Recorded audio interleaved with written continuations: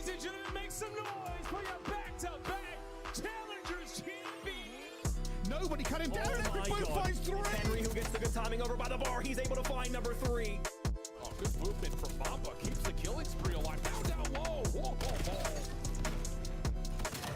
Lost for a minute, but I'm back. Now I'm at the top, baby, at where I'm at. Ladies and gentlemen, hello and welcome. This is Challengers Elite in the EMEA region. We are in stage 4 and on day 2. Our groups have already shaken out pretty much along the lines we thought they would, but it is patch day. A lot of changing in the meta here, but what will happen with our teams, Ton? Yeah, patch day is always an interesting one for a couple of different reasons, but we shouldn't be seeing too much of a change up from what we've seen so far, at least anyway. But we're excited to get into day 2, where some of the media matchups are really starting to come into play. We've got some bangers to kick things off here in EMEA today, Brycey. No, we certainly do. It's where we kind of start to find out exactly where everybody sits. But let's have a look at our schedule for the games we have coming up. Of course, kicking off on Alpha, we're going to have Omit versus Project 7, a game that is guaranteed to be good. Then on Bravo, Rock versus Rock, but Ascension versus Esports, AtlasLions versus Team France on Charlie, Ask Esports versus Exceptional Gaming, and Orgless versus BTD. And last but not least, Lin versus Treaty 1 Gaming. We'll be covering all of these, but focusing on that Alpha game, Ton. Yeah, some really interesting ones to kick things off. As you mentioned, we'll be kicking it off with Omit up against Project 7, which should be very, very interesting to say the least. We've got the Rock Derby as well on Bravo. So, yeah, that's why it's on Bravo, because I wasn't casting 2 teams called Rock. Also, on top of that, Ask Esport up against Exceptional is a really big game in their group as well. Let's see how things go there. Every single game is going to start feeling bigger and bigger, and the reasons for that you can tell by the groups. For Rock Ascension, AtlasLions over in Group A, must-wins have to come somehow, some way. Team France alongside them sitting at 0-2, but Lin and Orgless have been kind of cast aside somewhat as well. For a lot of these teams, okay, the first 2 games aren't necessarily the end of the world, but you need to start winning some games now. These groups are not far away from being decided. No, they certainly are not. And you are right. I mean, some of these games are very important in terms of who might get into that 4th slot. Both groups looking a little bit different from each other, though, but we'll see how it all shakes out. And it's not just who comes into the top 4, but also who walks away the winner, Ton. And for us, that may be one of the kind of key indicators of not only how we get into our playoffs, but how for the rest of the season everything shakes out. You would think so, but on most occasions it has been a bit topsy-turvy after these group stages that we've been going through. I mean, what, Rock hadn't lost a map or something along those lines for about 3 stages in the group stage, and all of a sudden they were then falling out in the group stage in a bad spot, and then went on to win the EMEA stage 3. Look, there's so many different ways that these things can play out, but we'll see who tops these groups, and then we'll see what happens actually in playoffs as well. We certainly will. Well, let's move on to our first game then, because these might be some group toppers.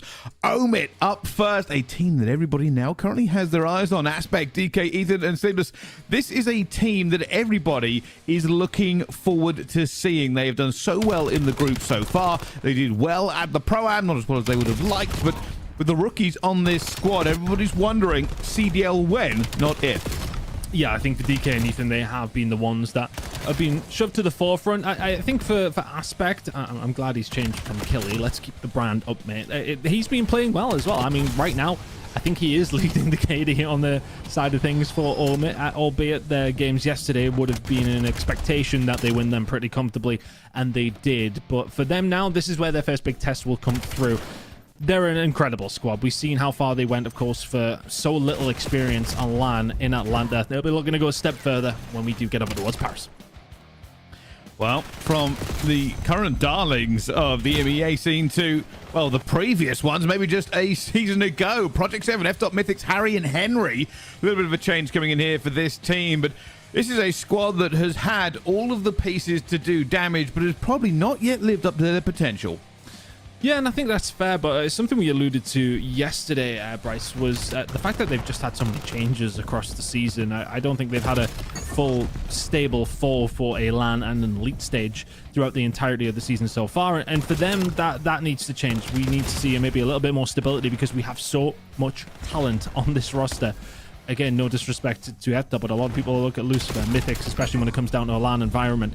Absolutely incredible players who've been putting up some serious performances. I don't know if they'll necessarily agree, but I think for us, Brycey Lucifer has probably been showing some of his best Call of Duty we've ever seen over this season.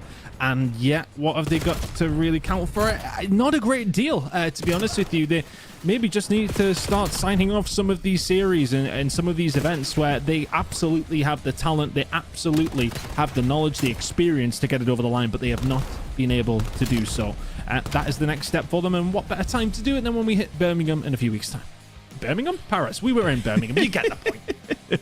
They're basically the same place, but Yes. these are the maps that we're actually going to.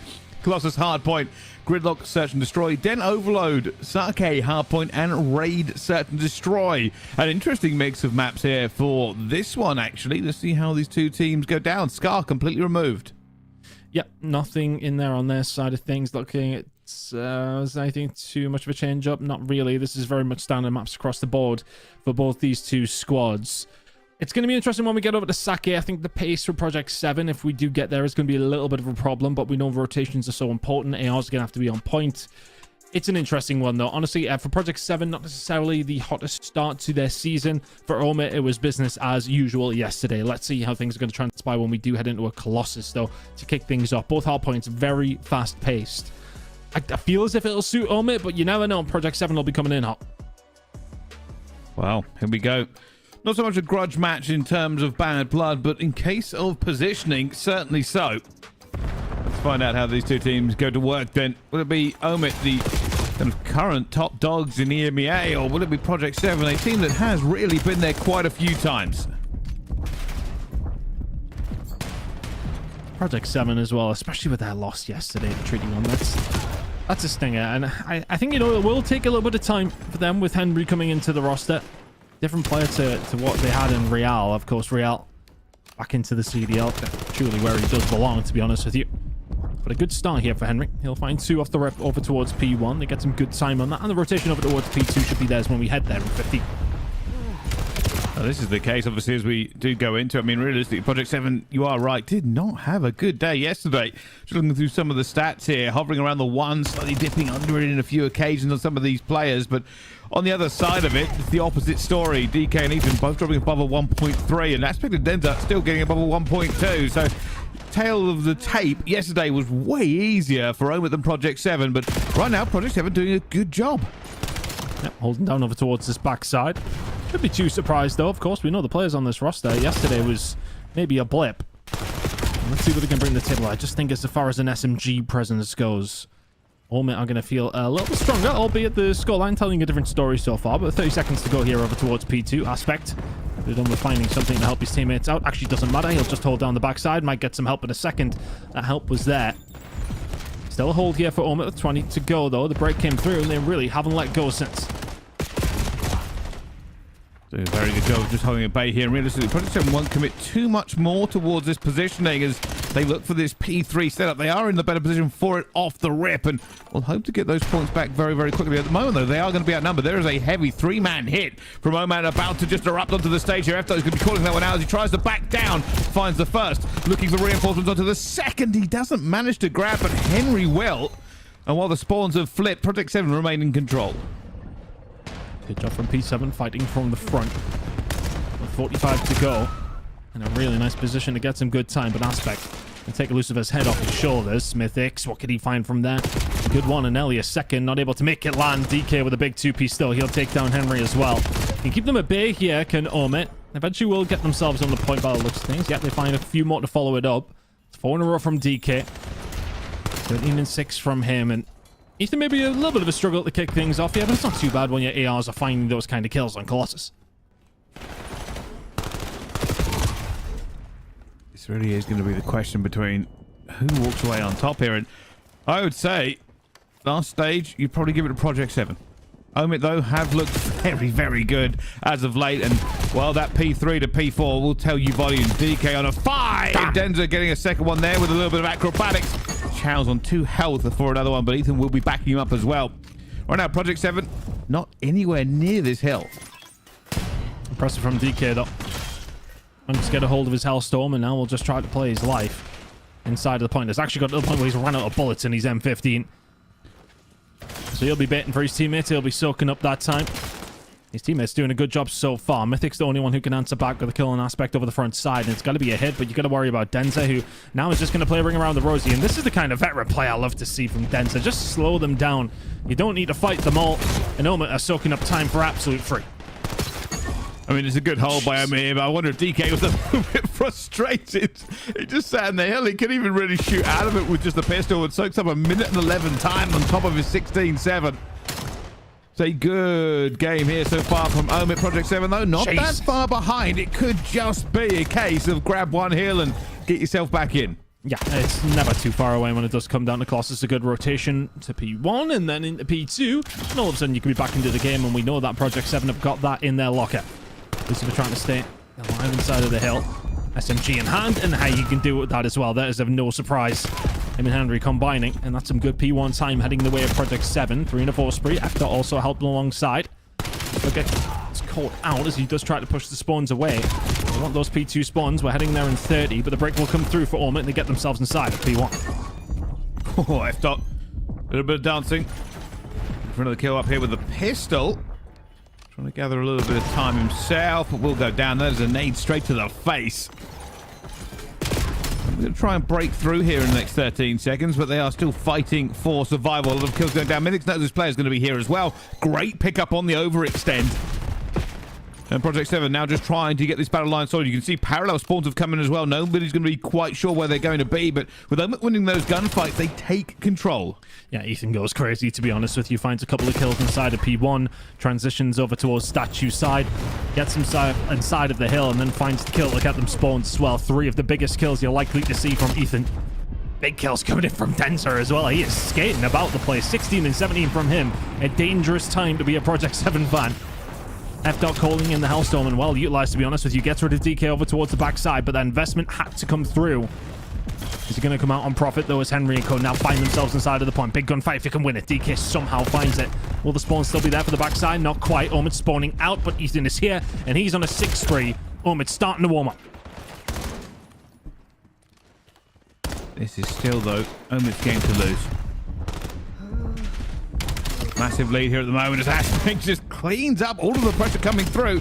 Big kill from Denzer if he can make it, stays alive. Going to be incredibly weak at the same time. Reinforcements will be here for him. It's DK on Overwatch, but that stun takes him off. And now you are really unsure who's going to walk away with it. It's still making plays in towards it, and they are going to win this rotation just off of numbers alone. As they double the score of Project 7, and it is going from bad to worse. What have they been feeding Denzer today? My word. He's not flying around like he's been around for 18 years. He's flying around like he is 18 years old. My man, putting up the 2 pieces left, right, and center, and you love to see it. The rest of the team just filling the gaps where they need to. But this time around, those gaps have been filled by Project 7. They'll find a way through. The spawn's over towards the backside. Maybe a little bit of an overzealous push. F-Dot thinks nothing of it. Denzer dealt with, but DK is there to pick up the pieces. Now can they find a way through? Not quite. Henry with another 2. He's having a good game, as is F-Dot. The problem is for them is that scoreline is just not resonating that whatsoever. 70 seconds is the difference. And again, look, we talked about it a few hills ago. It's one good hold away from them bringing the game back into some realm of contention, but it just hasn't felt too likely. One good hold, though, is all they need. And as mentioned, they'll be back into this game. And they were hoping maybe he can make a couple of kills. They get his team into the close spawns. That has not happened. Only going to be F-Dot out towards the back. Will they call this out? Will they know he's out here yet? They're going to know something. They haven't managed to find him, and they shut that one down. And, well, Project 7, they find themselves on the outside again of a P4. Looking to get a little bit through here. Aspect diving all the way over the top. We'll see several players. Surely not going to win the gunfight, and does not. But as all this happens, all this occurs, it's Omit still soaking up the time. And Zach can't find the last one. The rest of the team here to pick up the pieces. Big kill coming in from Lucifer, but Aspect there to find the trades. It's just felt as if like the end of trades have always been in Omit's favor.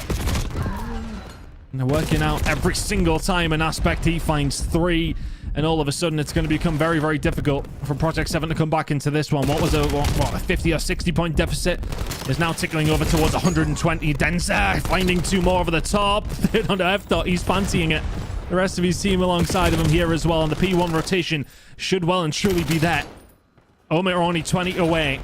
And it has been a hell of a performance from them so far. Well, everything's just going super well, but I didn't expect this much of a difference. I just did not expect a potential 100-point club, but Project 7 have just about got out of it, Ton, and now the question is going to be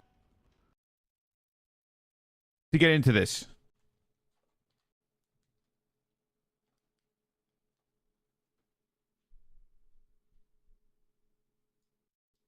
Well, a little bit of a technical pause there. I'm not entirely certain what happened at the end of that game.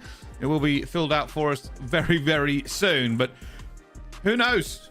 Let's find out what the score was. I think it might be Omit win. I used all of your Call of Duty brain to make that assumption, Brycey, or are we? Yeah. So hopefully we're all right. I think it'd be pretty safe to say that Omit had that one closed out, but we'll get it double confirmed to see how things did actually play. I think it was probably our end. I want to hope. Yeah, well, I think it might have been an observer issue, but never mind, because we have many observers and they are in many games. Let's jump into Rock versus Rock and see how this one's going. Yeah, Rock Ascension up against the mainline Rock Esports roster. And Rock Ascension need to find themselves a win very, very quickly. Lingering towards the bottom of Group A. Rock Esports, well, very much at the top. New roster, somewhat, for Rock Esports at least anyway. Clocks has come into it, and it's been a bit of a shake-up, but one that Dom is maybe having to get used to. One of the only days I actually seen him go negative ever, to be honest with you, yesterday, as far as their stat line goes. And I know that's not important for the most part, but Dom is somebody they would always rely on to be putting up those numbers. And, well, maybe there just aren't as many kills on the map since Clocks has arrived onto this roster. But a few things maybe to iron out for them. They'll be heading into the rest of their group games, though. Incredibly confident, and I'd imagine going up against what would be dubbed their academy team, you would expect them to find the win here, Brycey. But a tight game to kick things off on here on second. And this is probably not what I was expecting, but don't get me wrong, Rock Ascension still a good squad. But Rock Esports, with a name to be feared for basically 3 stages of the Elite and the Majors. Thing is, though, Ton, I still won't put an awful lot of credit into it. We've seen them basically go to map 5 every series, and we've seen them also lose their first 2 games in the Elite last stage. But yeah, it is an interesting one. They're a strange beast to really try and assume where they're at. I think it's really difficult, of course, in the EMEA region. It is a large region when it does come down to Call of Duty. There are large spaces between some of these players. And online is sometimes not indicative of good or bad performances. I think, you know, take that with a pinch of salt at all times, because I think that is always a caveat to any online match to a certain degree. But when it has come down to land, that is really where they have proved to be a very, very solid outfit. Top 6 placement for them in Atlanta, though. We're going to be chatting about them a little bit later. We're going to have their second game here on broadcast on Alpha. But a top 6 placement for them is something that has installed a change that they wanted to make. Clocks is going to come into this roster instead of Rixold, who was their utility man, so to speak. So I think it is a bit of a change-up. Some things to be maybe worked on for this roster, but they've definitely gained some pace, which is what they felt they were lacking. But for them to make a change after a top 6 placement and 2 top 2 finishes with a, of course, EMEA Stage 1 win as well, or Stage 3 win, I should say, and a win in Dallas. I mean, look, it's a hell of a kind of stat line for them over the season, and for them to still make a change shows really where they want to be at, and that's at the very, very top consistently. No, I couldn't agree more. And, well, only time will tell us, Tom. This is kind of now an interesting question about Rock is what happens at Major 4 for them? At the moment, this is still a very, very even game, and also some more information coming through on that game we were just watching on Alpha. Omit 250, P7 159. So a little bit of an upswing there for Omit for P7 at the end, but certainly not enough to get things done. Yeah, screams of a P1 to P2 rotation, doesn't it? Yeah, it really does. Get a hold of that, but I think with Omit so close, it was always going to be really difficult. As mentioned, it's not like we needed to delve into the deepest, darkest realms of our Call of Duty brains for that one. All held out by Omit. Rock Esports find themselves in the lead here, though, on Sake. Rotations have been, well, a bit of an issue here as we're over towards P2, and that's a nice collapse by Rock Ascension for 40 seconds and a clear out. And Rock are going to have to try and get themselves back in and amongst very, very quickly. These 2 players over towards the backside are the ones going to have to be making the move. I'd imagine that Dom's going to probably try and get in amongst control over towards boxes. And they haven't really done a great deal of either one of those things. Good gunfights coming through for Rock Ascension, who are going to have themselves a 20-point lead by the time we head over towards P3. Yeah, this really is going back and forth. This P3 hole will be telling. Rocky Sports very much set up here. We'll be looking to catch some of these players on the rotation. See already a bit of map pressure, but look at that spawn out by Kicks. He is a million miles away. Oh, Domex is behind all three. He's going to have to call this one out. He's found the first. They've lost the hill controller, but he's found the second. Not going to get the third here, but this is now turning into a bit of a gunfight inside the hill. Sway gets straight into it at the same point. Kicks goes down as well, and somehow Rock Ascension have just run from P2 straight into P3. And that's all on Sway. Finding the two inside of there just means the rest of his team need to trade out, and it's in their favor. Rock Ascension do a brilliant job and then immediately lose it. 35 seconds to go. Rock will find themselves inside of the point now. Realtron will find another kill, though, so they can keep this pressure on if you're Ascension. Sway is definitely having a good game, though. Minute 14 inside of the hill, 23 and 17. And finding plays like that with the SMG. There's another one. Maybe break things up. Kicks, though, he can find two on the outside. That's a good, well, a couple of big kills coming through. Spit my words out here, Brycey. But Rock Esports do find the break back, and pretty much a tight game by the time we do head over towards Rock. What we seem to be seeing as this game continues. Well, there is an outspawn there for Ascension. Rock now firmly in control of this one. They're looking to Faisal, and Faisal, well, he does manage to find one here. He can find a second. It would be magnificent. The rest of his team now arriving into the gunfight. Kicks finds one. Kicks finds two. Kicks, you're going to shout for the third. We already know it, but no! Dad manages to just drop down in time. The rest of the Rock team managing to get there, though, and pushing Ascension out. Sway again. Nade over the top. Domek's going to have to stay alive here. Just couldn't keep himself still. A couple of different directions to look, and Sway again finds 3 kills, but it's Kicks now with the Hellstone to call this one in. Just such a long call time, though. And yeah, okay, it's going to be brilliant for this side of the map. Absolutely it is. They'll find one, maybe the second as well. Can't quite make that stick, but in the end, the break will come back here for Rock Esports up against Rock Ascension in map number 1. And a close series by all accounts. We'll be keeping an eye on how that one is going over on Bravo, and you can too. youtube.com/challenges. But back to Alpha we go. Omit with the lead into Search and Destroy over on Gridlock. And for Omit, can you keep this one up, or is it Project 7's opportunity to get something back on the board?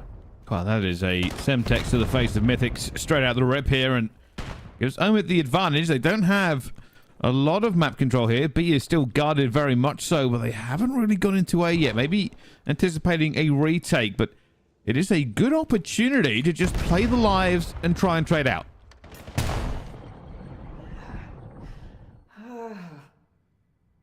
Slow and steady and winning the race here potentially for Project 7 as they find their way over towards A. At least the bomb carrier does. At least they're just trying to maybe throw a little bit of a red herring over towards this side of the map, but he's been punished for his efforts. It is wide open though, and Henry could get this one down. Just wants to dot his I's, cross his T's, make sure nobody else is in and around this site, and he's in danger of putting himself in a bit of a sticky situation here, but he'll find the gunfight over towards the back side. Knows A is completely clear. F-Dot's got his cross. This bomb will go down. A 2v3 scenario for Project 7 to try and defend. Can he grab this one? Oh, this is all about timing, and that's an easy kill for Ethan. F-Dot now in a 1 versus 3. Somebody will turn. They've got the numbers here ready to just guard every single entrance against him, and that's what's going to happen. No easy way in. An easy round 1 there for Omit. Yep, nicely done. It was a good effort from Project 7, though, and they were really trying to put a lot of pressure in over towards this B side as Henry made his way over towards A pretty much unscathed. When you find that opening pick over towards the other site, and it does help you try and have that little bit less pressure to get this bomb down. It goes down, but just a little bit of bad timing on those gunfights doesn't work in their favor on either one of them.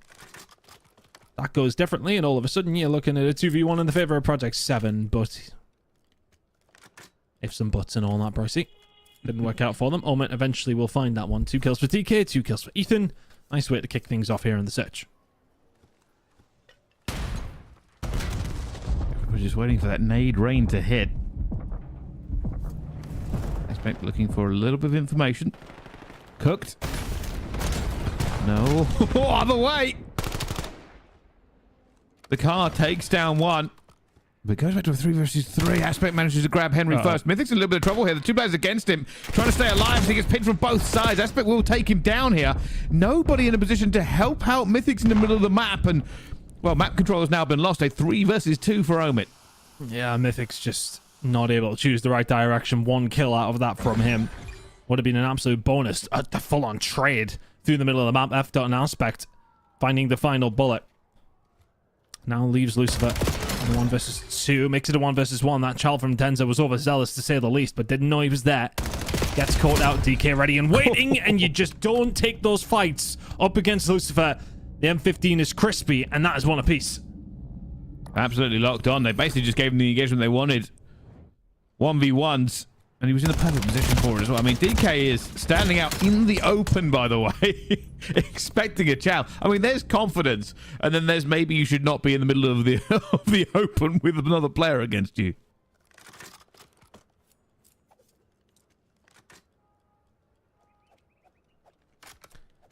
You knew DK was challenging that anyway. Yeah, oh no, he 100% would have chowed him. I mean, it's very much confident. He had to get the bomb, but just sort of stood out there and went, all right, let's just square up. But he had to pick the angle. That was the issue. If it was a case of, yeah, he's definitely coming back here, I would agree, but you got to believe in the snap here. But there's the snap from Ethan. Oh, gets 3, but could be a little bit worried. Aspect trying to clear it up for him as well. We know Lucifer's going to be a bit weak. Oh, what bad timing. Bad timing and a bit of a dead slide by the looks of things. I think he may have just actually ran into the pillar on the other side. Denza now left in a 1v2 up against Lucifer and Co. And it's another kill that will fall Harry's way. I believe that might have been... What was it? All 4 for Lucifer potentially? It was definitely 3. Finds the closing one on Denza, but it all happened so fast. But irrelevant of that, Lucifer, I believe, did manage to get himself a Hellstorm on the back of that. So he's had 2 big rounds, and all of a sudden, Project 7 in a phenomenal place. Not quite the Hellstorm, Bruce. Not quite. Close enough, though. I mean, we've spoken before about Lucifer, right? And Harry to most of us. But truthfully, just been on such a good run this year. The only thing really losing them is kind of more plaudits at the majors. But the consistency of which he has been playing in the elite stages is something to truly be witnessed. In a 1 versus 2, players both against him here. There's just so little you can do in that situation where you don't know where the next chow's coming from. Just an all-out hit over towards the stage side. One that you will take all day long, especially with Lucifer finding that final kill. Edging closer to that Hellstorm. Yeah, Omit, maybe a little bit rattled. A couple of occasions now that just don't work out in their favor. Not quite the Hellstorm for Lucifer, only 7 spree, but you're 3-1 down in the blink of an eye.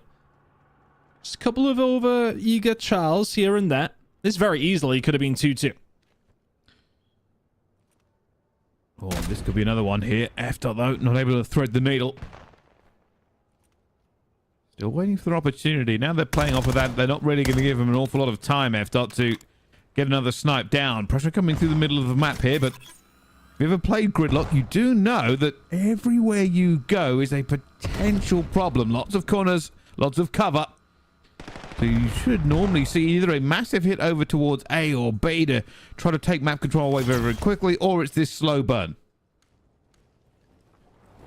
Seems like a slow burn over towards this A side. FDOT with sniper out through mid-map. Oh, Mythic's tagged. And has to be careful. Was expecting the chart to come through. Does not. So he survives. A little bit of utility used by Omit. So something else that Project 7 don't have to worry about. But what Henry's going to worry about is this push that's coming through. But Lucifer cannot be stopped. It's 8 in a row. Hellstorm now fully in the back pocket in a 3v2 for Project 7. In a phenomenal position. What can DK and Denza do about this? Or is it 4-1 P7? Good job.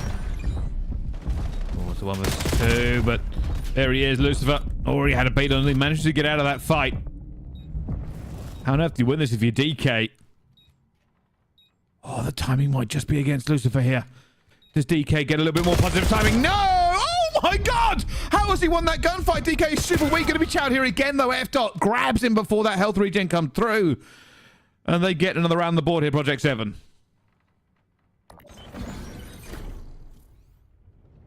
So many occasions that DK wins gunfights up close with that M15. You just don't expect it to happen. FDOT is there to pick up the pieces, but he had to. But ultimately, That is now a 4-1 lead for P7. FDOT getting in and amongst the mix. And Omit now will be feeling the pressure. Let's see which way this one continues, because there has been a couple of very, very close moments. Those two 1v1s go the opposite direction. You're looking at a 3-2 scoreline for Omit. So, still a close game, although the scoreline tells you P7 are in control.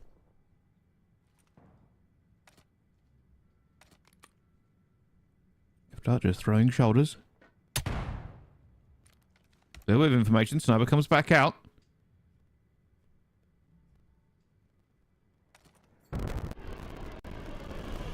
Here comes the Hellstorm. They've already put themselves into cover here, so this is just a call-out simulator. Mythics has said, alright, I'm making a move. He's got through because of that timing. Technically behind them, but Ethan finds Henry first. This is all on Mythics now. Oh no! Obliterated by Denza! I mean, it's just not a gunfight you would have expected if you're Denza either. Mythics may well have had some sort of a read on them because of the Hellstorm that came through, but which way is this one going to go? Ethan will find one, but FDOT found two, and FDOT will get taken down. Omit find that one back, as well as the Hellstorm used by P7. That's a round you absolutely take if you're Omit. Well. Managed to get it done. They keep winning some of these insane gunfights. You'd expect this S&D to be a little bit closer than it currently is. A lot of it based off the fact that Lucifer's shooting very straight, so is FDOT. Is there any adjustments Omit can make here to get them into a better position? I mean, I imagine it's still going to be a slow burn, although saying that, both teams might have just counterplayed each other. Here we go. Denza's going to be the first one to see something. Mythic's on the outside, but Ethan, he finds the pick onto Henry, who was also making his way through. That was over towards this B side, and Henry was the bomb carrier. The smokes will get P7 out, so yeah, okay, they lose Henry, but could have been a lot worse. FDOT and Co will circle out of this one. First point of contact is more than likely going to be DK, who is probably going to make his way inside of A very, very shortly, but Omit quite happy to take their time here. They've got the numbers. There's no need to unnecessarily throw something away.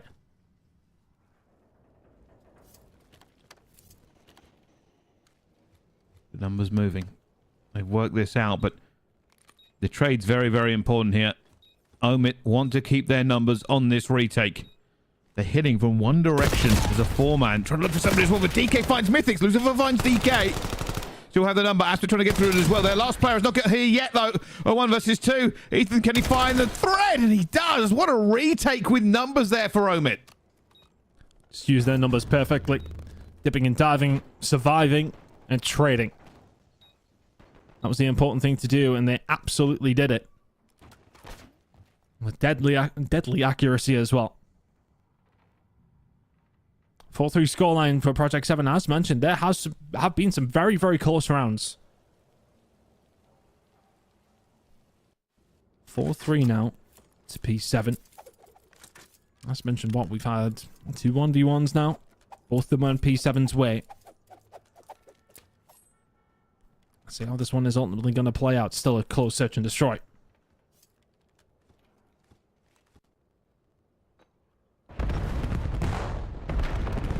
A little bit of weight there. Mythics playing mid-map one more time. So far, a little information gained. A lot of tacticals and nades thrown. And Omit are going to go for B here. Will Ethan get the right timing? No, down he goes. Mythics grabs one. They're going to go for the trade, though. Does go down. Back to a 3 versus 3. FDOT ready to catch somebody. He'll want to get this and stay alive. Bomb goes down, though, so he's going to be under a lot of pressure. Has to be careful not to give this one away because he currently doesn't have anybody who can make a trade, but they get so aggressive onto Lucifer, who manages to deal with one. They're just not going to be expecting FDOT in this position, but they manage to get rid of Lucifer. DK will take him down. Dance's going to be quicker and finds nothing. FDOT with a big, big round. So much patience. And the patience pays off. P7 now 1 round away from tying this series up. Just when you thought Omit might be starting to run away with it and come back into this S&D, that momentum is shut down, Ton. They'll be unhappy. Got the bomb down, got into a good position. Post plant just did not work out for them. for Project 7. One more round will give them the tie in this game. And you wouldn't put it past them to do just that.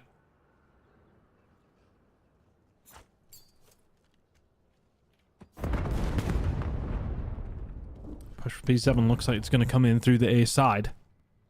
Omit with a lot of presence through mid-map. Uncontested presence as well. Ethan doesn't know that he would have had pretty much a freebie around behind at showers. Essentially a pick through the middle of the map. Not going to happen as this bomb will go down. Ethan's going to try and make a move here, but he's in a bit of a sticky spot to do so now. That's a free plant. And this is the difficult retake.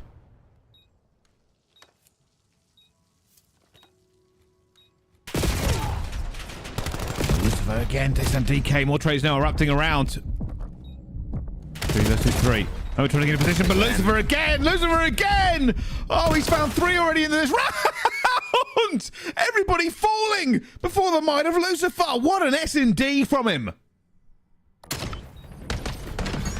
14 and 5 on your forehead. A big game from Lucifer. And look, we were gassing him up at the top of the show. And he's been bringing that kind of level all season long, and that kind of level gets them the search and destroy. What a performance from Harry across the board there on Gridlock. And it is a map where an AR can thrive. An AR like that will be given the opportunities, and he absolutely took them. Incredible game from him. 2 first bloods alongside 14 and 5. Had as many kills as the rest of his team did, Bryce. Incredible showing. I mean, over and over again, right? Just saw him just absolutely hammer people. An 8 streak, 1700 damage, a 14-5. And Omit just seemed to want to challenge him. And it's just not happening. He was winning all of the gunfights. When you get a performance like that, you absolutely want to win the S&D. Big game. Big old game from Harry. The Gridlock search and destroy to go their way after Omit pretty comfortably deal with them in map number 1. Orgless up against BTD, and Orgless 1-0 up and 2-0 up in the search and destroy. Orgless in dire need of a win. BTD, well, I've been looking pretty good, to be honest with you. Right now, though, not necessarily looking too hot. Orgless 3 to the good. I was just actually looking through some of our other games as well. Right now, Exceptional up 2-0 against Ask. We've got Rock Ascension that did win that game against Rock Esports, that first map. Team France up 1-0 over the AtlasLions as well. So a couple of games going the way we thought they would. Of course, Trinity 1 Gaming up against Lin. So yeah, nothing too surprising apart from maybe Rock Ascension taking that one against Rock Esports ton. Yeah, I would call that a surprise. Absolutely. Keep an eye on how that one does play out. But it was close when we left it. Oh, good snap. You find the pick, and Orgless now in a fantastic position. Whalers 5-0 from him. Snipes being found. Kind of cruising in this game right now. BTD have only got UH to actually thank for some kills. We're in around number 4.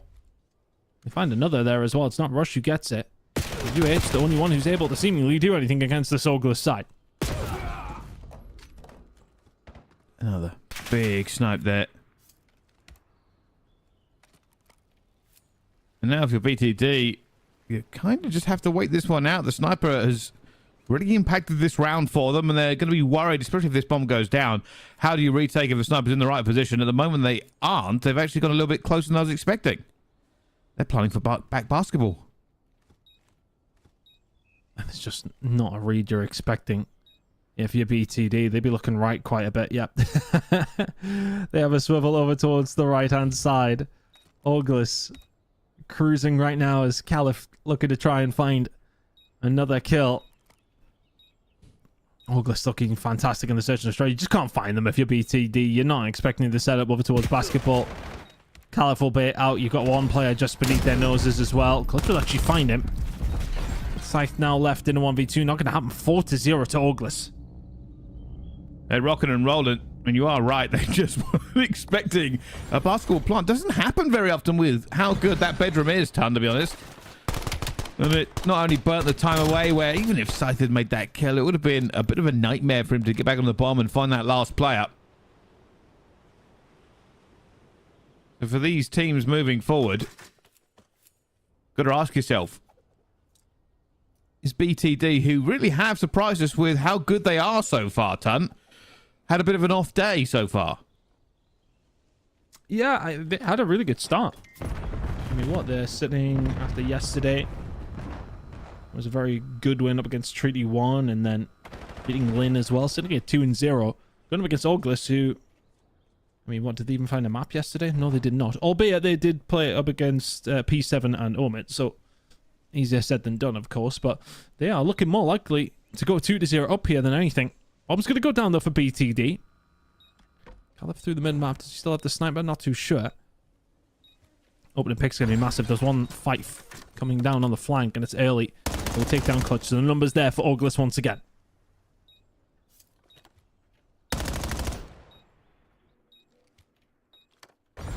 This is a bit of timing going through rush, though. Finds Miracule. Caleb trying to get the sniper out. Isn't going to work out for it as well, but fights erupting all around the map here. But what a retake by Orgless. It was chaotic, but it's more than good enough. That game will continue, of course, and one of the other streams for us was we do have the Overload, Project 7 and Omit tied up, and we'll be heading there next. And also, just as we are leaving that one, I don't know if you saw that top right, Rock Ascension up 5-3 on the S&D ton. That's a scary one for Rock. Gotta be careful. But we know how they be. They may well, even if they lose that Search and Destroy, win the series 3-2. That would be of no surprise. Maybe a surprise to see them 2-0 down, though. Lucifer trying to get something going here on the Overload. Shots coming through, not going to land. Aspect will take down Lucifer, as Lucifer does take down his teammate, unfortunately for him. So, P7 with the pressure here to kick things off with 2.5 minutes left to go. So now trying to find something for Rebuke over towards the rooftop side. Always find anything that's over the rooftop side is just a bit of a nightmare to get moving. Seems like these teams are having a bit of a similar issue.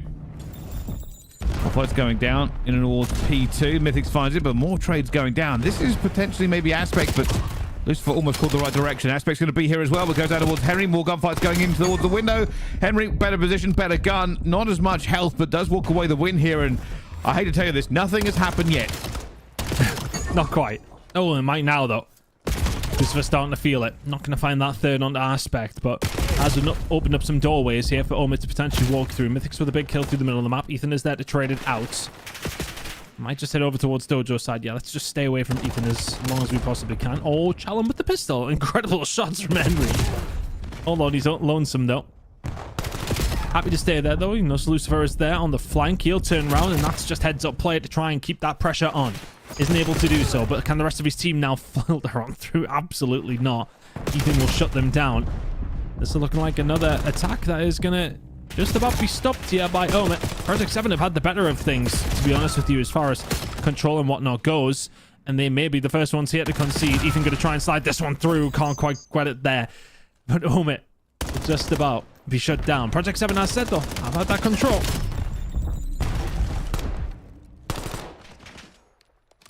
And we've been talking about this map before, right? We talked about it yesterday, that it almost seems like defensive masterclasses from the teams now that they've kind of realized how to play this out.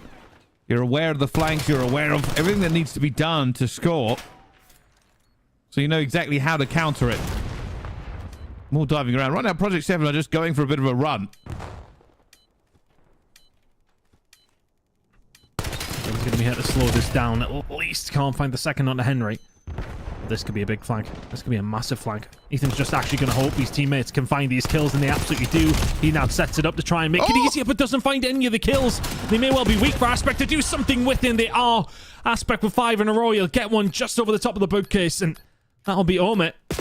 More than likely with a lead heading into that second half. And after all the pressure that P7 were putting down, they don't land anything, and Omit steal one away.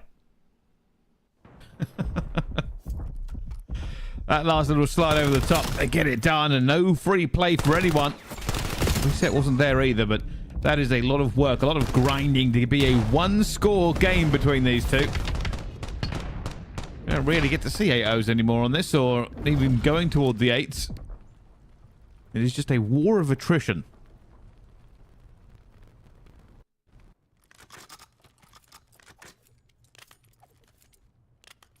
And that was one of those heads-up player that you love to see, especially from a young player who's new to the scene.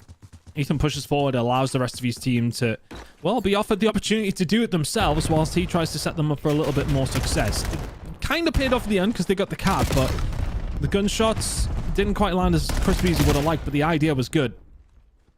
Sound to say the least.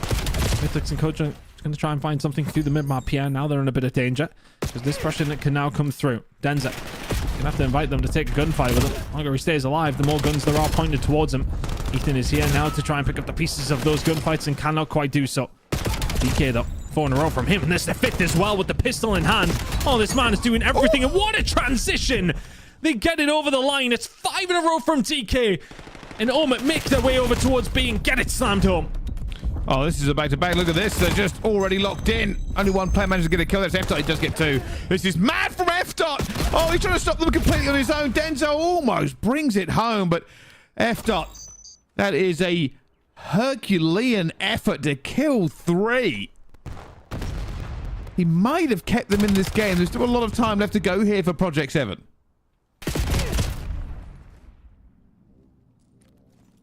Henry with an opportunity here. Rooftop gunfights are being won. And he may just transition this over towards A. They've actually went for the wrap over towards this B side. It's so well worked once again. The playbook being thrown out. And every single one of these players is bringing something different to this overload. Big kills being found though. Aspect somehow just takes down Lucifer in the blink of an eye there. Now a little bit more Rooftops control is going to be completely denied. FDOT keeps that pressure on. Project 7 once again seem to be in the driving seat, but they have themselves behind.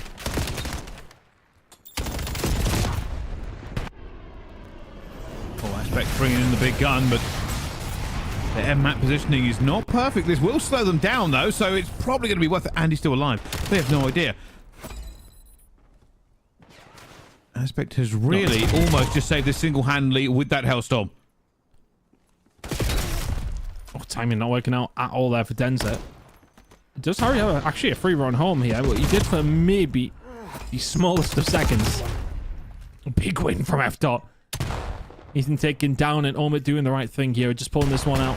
Heading over towards the dojo side of the map. Denza putting the pressure on through the middle of the map. Ethan will find one more as well. Nobody can stop this. Omit will bundle this one over the line. And after Project 7, you just need to find some sort of control. Give that one away. But DK is going to put this pressure on. Lucifer was ready and waiting for it. Well fought out from their spawn. But they need to find 2 within the next 2 minutes, Bryce. Turn it up a little bit here as well. Oh my goodness, that player had to have been weak. It is still alive. Health now coming back. For more of a fair fight that has been pulled out towards the middle here. Aspect trying to help his teammates out before he gets away. Ethan does go down, but he might just be able to get this on DK. Can he get across in time? Looks for the gap and manages to slip it through. That's 4-1 to the good. And they are really turning up the heat here. The respawn seems to be Omit's playground. Running away with this one. Again, though, I think... with a minute and 40 to go, you'd like to think this one is done. I know we like to sow the seed of potential, Brycey, but I think even the most ambitious of us will not be expecting this one to be turned around, especially the 5th that's just been slammed home. But Project 7 have had control and they've had opportunities, but they just did not take them, and it feels as if Omit had those opportunities time and time again and just was so efficient with them. Ruthless, to say the least.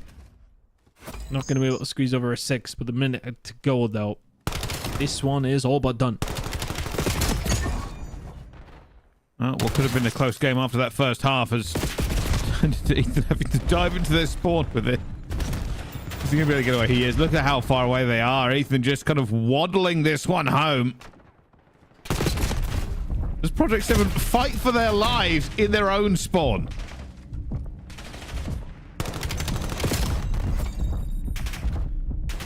Oh, can they manage to maybe do something in map number 4?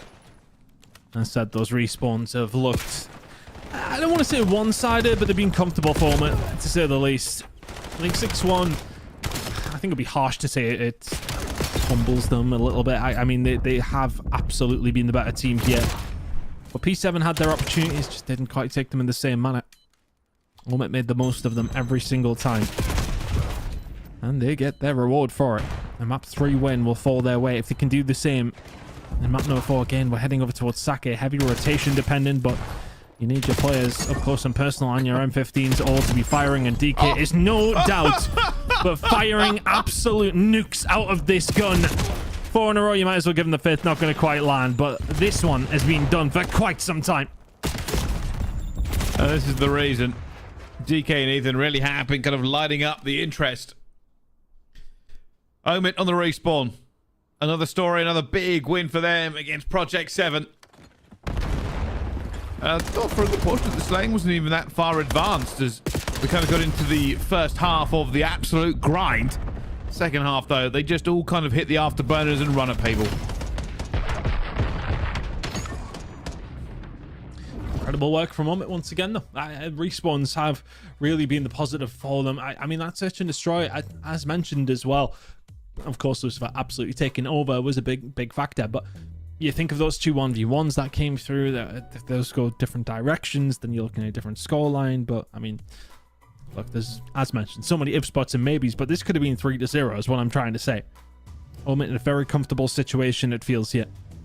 Lucifer able to put up the most damage in the lobby, but just not for a great deal. Kills his carrier from DK's 3. I expected that to be more, to be honest with you. Seems very proficient with the pistol, to say the least. This is what I was saying. As I was kind of looking through as what was happening. I mean, just Project 7 still seemed to kind of be in the fight, but at one point that fight was in their own spawn, and that was the issue. Respawns do seem to favour this Omit squad. Wonder when it goes on to Sake Hardpoint, will it be a bit of a reversal? Is there a chance here they can steal this and get it to map 5? But while we wait for this one to keep on going, let's have a little look at some of our other games. Here's Rock. At the moment, Rock Ascension are 2-0 up as we go into this overload ton. The first half of this overload. And okay, Faisal absolutely frying them. That's 1-0. Rock Ascension are looking to 3-0 there. Well, I was going to call it their elite team, but who would actually be the elite if Rock Ascension went on to win this race? Well, that would be a question for the fans and maybe their coach. This is obviously not having a great time for them. Just trying to sit back here and get the position, but almost gets the kill. Doesn't matter. Should be good enough to get that one in. Touch up 1-1. And while this match still continues rocking forward, we've got a couple of scores coming in across the games here. On Delta, we have exceptional 2-1 against Ask Esport. Of course, we're watching our Bravo game on Charlie. Team France up 2-0 against the TheAtlasLions. Orgless still 2-0 against BTD. I expect that game will be finished very, very shortly, one way or the other. Treaty 1 Gaming on FOXTROT have sent off Lin Gaming, and that will be a 3-0 ton. As expected for Treaty 1, I suppose they've had a really good start. Speaking of, Rock Esports have had a very quick bounce back to this one. Managed to relay to pretty much along the line very, very quickly, and they'll find themselves in the lead here against Rock Ascension in map number 3. As mentioned, I think it's just... Do our eyes even blink at this stage when Rock go down in series? Especially 2-0? I mean, I'm kind of just like, well... I mean, it's par for the course, really, isn't it? Alright, Sway. Can't quite find the third. Good gunshots do come through, though. Looking to try and get another one over the line, but first of all, the big kill on the Clocks. I am curious, though, for Rock. Obviously, it is a big change-up for them. Clocks coming in for somebody in Rixel that had been there from the very beginning for this Rock team. So it's a big change to have to try and make, but if Clocks keeps doing things like this, I'm sure that change will be accepted very much so by the fans of Rock. And a good start here at 14-8, and Rock trying to get a third one over the line. 59 seconds left to go. They can afford to slow roll this. In fact, here it comes. Trying to make the kills off the back. Oh, and only one gotten, but that might just be enough. You see them now all raw forward, trying to get into it. The kills going down at the same time. They have the opportunity. Clocks will have this. Nobody going to be in position to block. That's going home. It's 3-1 here now to Rock Esports. And Tom, I think what you were saying is correct. This is screaming of a traditional Rock game where we go map 5. Yeah, it's very rare that they are clean throughout their wins. But we very well could be heading to map number 4 between these two by the looks of things. This is another cap going across the line. And I think so often the barometer of a good team is how good your overload is, and I mean, Rock really showing the skill gap here up against the academy team, so to speak. 18-8 for this player. I think it's clocks. It might be kicks. It's clocks. Just check. This is curious. Do Rock Ascension find themselves in one of those positions where a reverse sweep is a possibility? They looked really good when we joined this game. But being 4-1 down at the half says, well, maybe Rock Esports have finally shaken off whatever was slowing them down.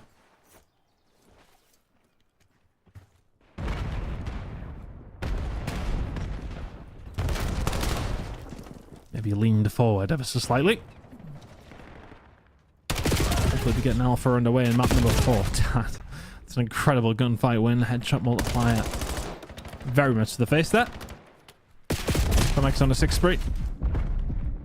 Okay, and I'm just curious on the adaptation for the squad. Tom has looked a little quieter, I want to say, since Clocks has come through, but a lot of the season yet to go. Clocks finding 2 more.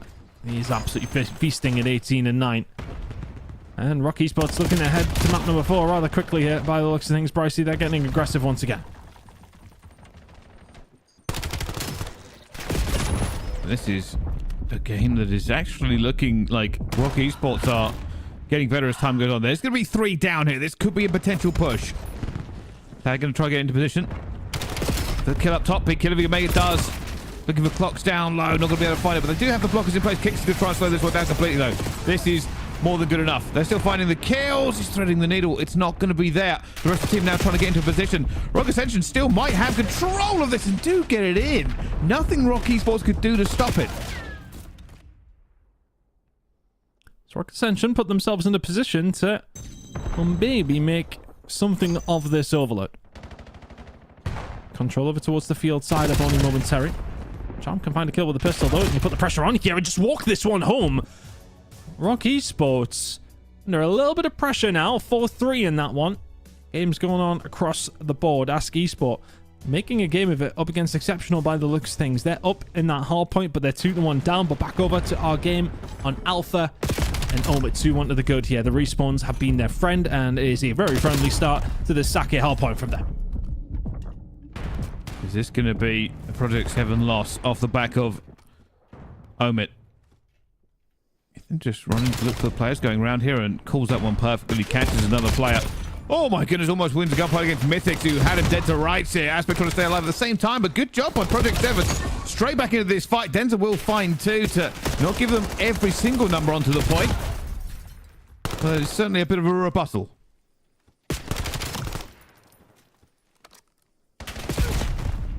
Seconds to go here before P2 starts to come into the equation. Lucifer will get shut down, and that's the kind of man you want back there.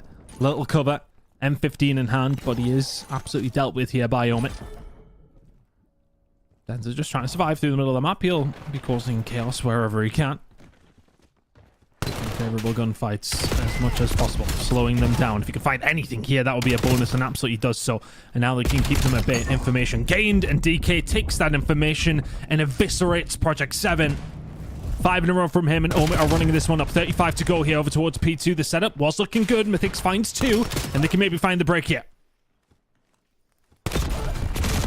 Oh, Aspect trying to fight 2 different directions at once. Hasn't quite Nice. managed it. For Project 7, this is a good rotation if they can hold it. And then look to maybe just push out into the P3. A little bit of time coming back to them. Oh, Mythics gets caught a little bit there onto the jump. That scrap time should go. Even saw Ethan not really bother looking into that P2 for that scrap time. He's gone straight past. And we have control of P3. Project 7 get to pick up the scrap time. And a player actually spawning out in Ethan. Aspect's got a big job to do with the roundabout. Can't even find one. Mythic's big gunfight win. DK there to potentially try and pick up some pieces. Spawns, where are they going to lie? Well, it's not going to be with Henry anymore because he's just had his head taken off its shoulders. Ethan now just going to flank around as well. This is nice for a moment. Got so many players who've been able to expand out and are just playing the corridors of Sake very, very well. Hard for Project 7 to get near with 30 to go. If I can, nobody actually could be into the point here. I think they're going to be staying out, trying to get a couple of bullets through the wood here at the same time. And well, this is so far looking so good for the push here. Aspect is the player learning to be the hero, and he finds one. Looks for the player who didn't see him towards the back here, and Aspect finds a second. Just when you think Project 7 have broken through, rejected, and now they're late to the rotation. Oh my word, it's just working out so well for Omit in every single facet. TK will get taken down though. Is this break going to come on through? Henry puts himself in prime position. And the hold should now be there. Spawn out for Omit actually might help them here, but keeping an eye on those respawns where they're going to come through here for the side of Project 7. They'll start to get an understanding very, very quickly. But Ethan over towards this back side. Oh, there, just hasn't spawned in for quite some time here. I'm just checking exactly where he did spawn, but the kill's coming through here for Project 7 anyway until Denza finds 2. Omit just keeping this pressure on even when the gunfights aren't going their way, and the breakback will come through. 25 to go. Oh, they're still hammering them here. It does seem like Omit have pretty much perfected this very fast style of gameplay where they just do not allow themselves to be pinned down at any point. The rotation could potentially be in F.Dot's hands here, or doesn't know who he's going to be. Has backup at the same time. Ethan looking for a little bit of a tickle one way or the other. Still managed to pick up the kills, and well, that is not what you want to see from Project 7. They found nothing. And they're struggling to find a great deal of anything, to be honest. The M15s for Omit are absolutely singing. Nail your big kill found from Ethan. Denza can't find anything. Big gunfight win from Henry, who potentially could get himself involved. DK obviously challenging that. He's an egotistical bloke, this DK, but you don't want to calm him down, because these gunfight trials he goes for, usually he wins them. Henry inside of the point, though, can find the break for P7. 30 to go. Over towards P5. Can this be the hill that really gets your Sake hard point going? Still fighting back and forth here, and they are just not winning all of the gunfights they want to as well. F.Dot thought he might be able to pick one out of the sky and hasn't managed to find it. At the moment, the story is that Omit are just better on respawn than Project 7. We go back into P1. It's going to be almost a 100-point gap again. It just feels as if they do have the read on these hard points. I mean, yeah, okay, they're out slaying. It's not by a plethora, but I suppose for Project 7, you look at where they are out slaying, and it's Lucifer that is really struggling.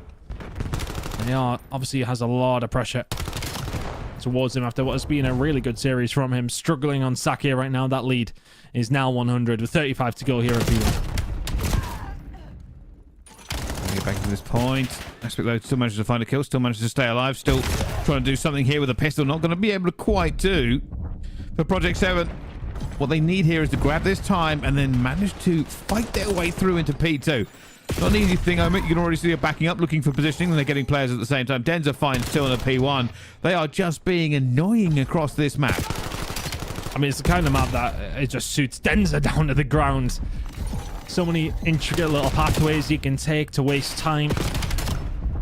So many different moments where you can just disrupt, slow teams down. He's not there to be the slayer for this team. They have enough of that, absolutely. But he's putting them 19 and 13.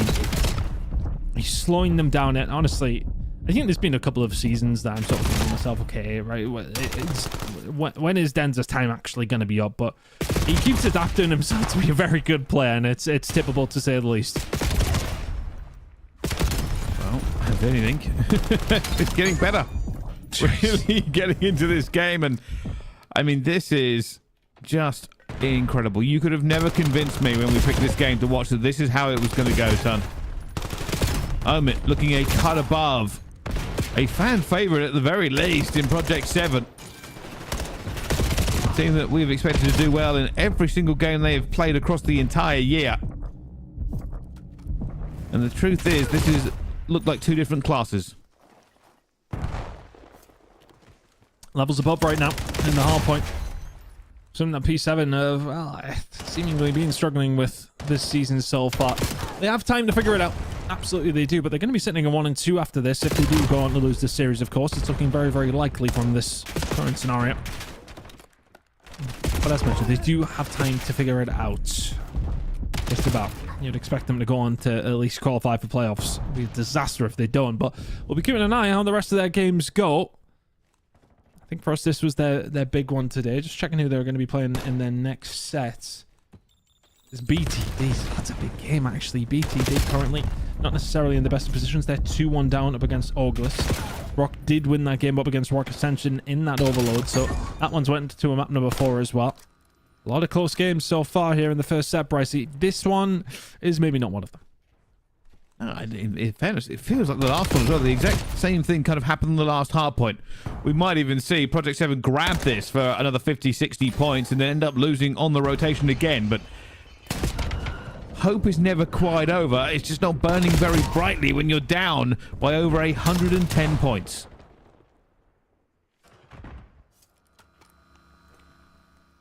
Not like not a lot to write home about, is there? Ethan over towards his backside, trying to find a break. Over towards the garden point. Kills being found here, though, from Project 7. You get this 30. Within, well, I wouldn't call it spitting distance, but throwing distance, I suppose. Maybe around 60 or so away if you can hold this down. Set to shut that down. This has been a good hold so far from Project 7, but it may well start be unfolding right now.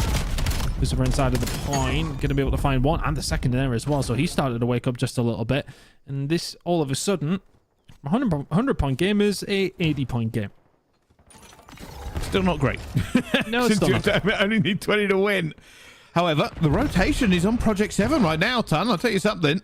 That's a little bit more soothing for the soul if they can somehow hold this again.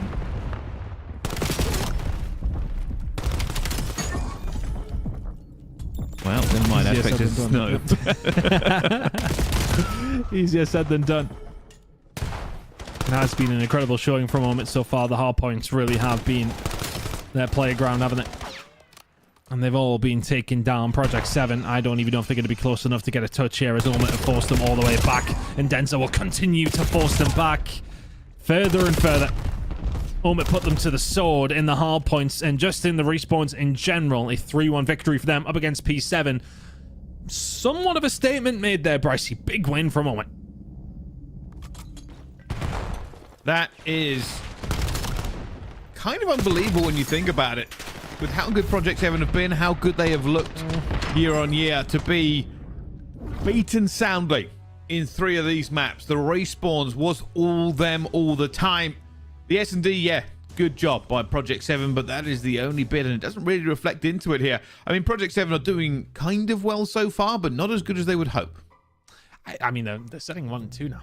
So I think for Project 7, they have to sharpen up pretty quickly. Look, very, very tough game. I think a lot of people will put, especially after some of Rock's performances and their roster change, I think a lot of people will probably put Omit as the top team here in EMEA right now without it being necessarily proven. So I think for Project 7, that was always going to be a really difficult game after what was a bad end to their Wednesday yesterday. Let's see how things do continue on for them. As mentioned, they've got a tough game up against BTD. But on the flip side, for Omit, that is pretty much for me, should be first place. Very much secured. Brilliant performance by them across the board. 22 non-traded coming in from Ethan. The objective kills there for Denza. Doing the dirty work, picking up the time. And if Denza's dropping 29 in your forehead, that's usually an indicator that you're going to lose the hard point. Omit 3-1 to the good. 6-3 in the search and destroy, which, you know, even as mentioned, if we're going to give some credit over towards Omit, there was 2 1v1s that went P7's way. They go the opposite direction. You're looking at a very, very different scoreline.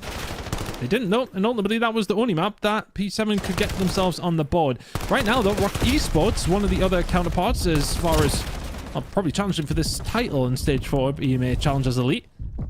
They're finding themselves behind here, Bryce, against their Academy team. They are 2-1 down and down in this half. Well, it's not unusual for Rock, being honest here, to be down in any of the series that we've seen. They are pretty much map 5 merchants in every stage since we've been watching them for the entire year, and right now it is certainly not done for them. It wouldn't surprise me to see this one go on map 5 either, but for Rock Ascension, bit of blood in the water, might be able to try to get this one done if they can just get some good rotations in. Oh, Tom.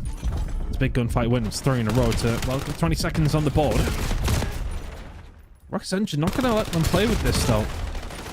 Such a fast game. I mean, look at this. They're absolutely flying at each other. There's no a sentiment of take your time and try and child this together is one by one from both these two teams. Ultimately, in the end, it does work out for Rock. They have themselves a lead now, but rotation over towards P4. They start coming on through. Real Charm can find one. Kicks around the backside, though. Does have Dom for company. Can't find the gunfight. Tad. He's been relatively impressive, to be honest with you, when we have seen Rock Ascension. And that's another big gunfight win that's going to come through. Time and time again, Rock Ascension are proving that they very much belong in this challenge as elite. Oh, that is an unbelievable play as well. Doesn't quite get his health back in time, but still continues to run around and do so. A lot of pressure coming in from Rock Esports out towards the back, but it is going to be Rock Ascension in the better place. And with that player pushed all the way out, Faisal, they're going to know exactly where they should be coming from. Sway in a brilliant position himself. So much pressure deflected. All the kills going down for them. 17 seconds is going to go into their pocket. And they have the advantage against Rock now. Faisal was also trying to get the spawns for next. Look at this all the way, but will be caught. Down on 5 in a row. Ascension trying to put themselves in the shop window here. And EMEA, what is that from Tad? Was the NPC being buffed? I surely hope not. 8 in a row. They're going to try and make it 9. And honestly, the Rock Esports players are just fodder to this man right the second. Hellstorm in the back pocket. 50-point lead. 9 and 10 in a row from Tad. He'll eventually get shut down. Rock Ascension can't quite win it here at P1, but they got the rotation for P2. They've got to be feeling good about their chances to close this one out in 4. They're going to try. Rock Esports need a bit of a miracle. A little bit of time, a little bit of tickling. They do have the P2 rotation as well. Sway grabs one. Sway doesn't grab the second. He's been very influential in the games that we've seen him in here, Sway. They try now to hammer through. They've got to spawn. They've got to spawn. Sway is out there, out towards the back, but I think he's alone. He's still alive. They're looking for him, and he finds the first. Sure enough, going to be the second, and almost gets away. The bounce not favouring him. Opening. This is an opportunity for Rock Ascension to get themselves in, but you got to defend if you possibly can, and you do so if you're Rock Esports, but Real Charm still here. Spawns over towards the backside. They have to just fully invest inside of the point. They're losing the gunfights as well. It's only Clocks who can find anything, but he's found 2. He's found 3. How on earth is Clocks doing this? It's Dom in the end. I hate you, Codcaster, but irrelevant of that, it's all 4 dead from Dom. And Rock Esports stay alive. Oh my goodness, that might be one of the biggest highlight plays we've ever seen. Dom has just killed all 4 in a P2. They had to hold. That would have been game if he had lost any gunfight, but hasn't happened. They gave it wrong on our kill cam, but Dom, unbelievably, keeping Rock Esports in this game potentially. If they win it, put a crown on his head and give him a parade. I mean, what on earth was that from Dom? I said we haven't necessarily seen the best of him so far. He needed every single ounce of that best of him to just keep Rock Esports in this game. It's now a 7-point game as we head over towards P3. Rock Esports are probably going to have one stab at this as Ascension now have set themselves up. Rock Esports need to be perfect. They need to find a way through. Already got one. Trade's going down there. It's only going to be one player left. Tad again and again finds the kills here, and now it's a hard break. It is 10 seconds for Rock Esports, or they will lose this map. They're going through the directions. 2 through Dojo, 2 to the middle of the map. Trey's not going their way, and everybody down, everybody out. Rock Esports lose against Rock Ascension. Oof. Oof, indeed. That is not ideal for the side of Rock Esports. One that you would like to take away is the... I mean, this is... that's absurd. The fact that Dom pulled that off. They actually go on then to lose... That might be one of the... That's genuinely one of the best players I've seen this year. I can't believe he's done that and they've lost. It's not even that, Todd. It's not even that. He's done that play and Clocks is getting the credit. Wait, the Codcaster has portrayed it. It says Clocks all the way through. Even in the best play, it says Clocks. It's not Clocks, it's Dom. Dom managed to pull that one off. Yeah, finds all 4 kills in a matter of 2 seconds, and you are right. Still couldn't break into the P3. Oh. It is a terrible ending. It's a terrible ending. There's no other way to put it. But it does mean that Rock Ascension overcome Rock Esports in that game. Ugh. Well, we haven't actually finished things off yet in our first clump of games because Ask Esports and Exceptional are now into map number 5. I believe this one was a 2-0 lead for Exceptional, so this would be some way to throw it away against Melko. Excuse me, against Melko, your former teammate. You don't want to get reverse swept by him. Well, nade's going in here. Oh, Cobra's going to get caught. They're looking for the play out towards it as well, but a little bit of a trade goes through, and that nade means that Cobra is weak. But he's going to try and move forward here as well. Can they find another pick here? He's already fighting out towards the mid-map. Somebody's going to challenge him, surely. Mighty finds Alpha, though. 2 versus 2. Mighty finds a second.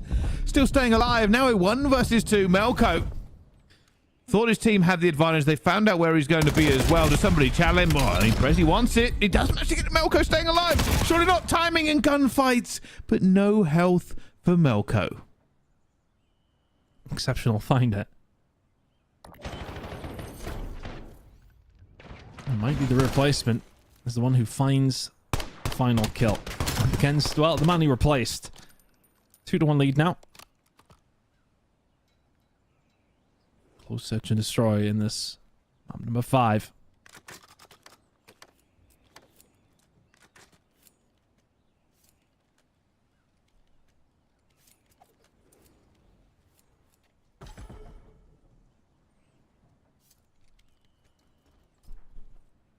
Oh, here we go. Mighty trying to thread the needle. Doesn't see anybody quite yet. So be a nade check in. Then hope with somebody moves for the sniper. Not going to happen. And right now, Mighty is the player that they are looking to either make a pick or get the information. Sees Melko. Nade going out. Almost grabs him, but that nade is good enough.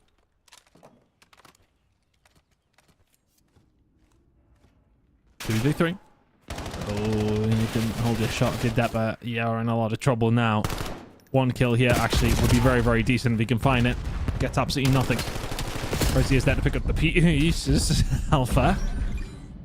Making things a little bit more precarious than he maybe would have liked, but Cobra is all of a sudden in the middle of a 1v2. It's broken down for Exceptional here. Alpha going to go for the child. Cobra has eyes on, and Cobra wants to chal it.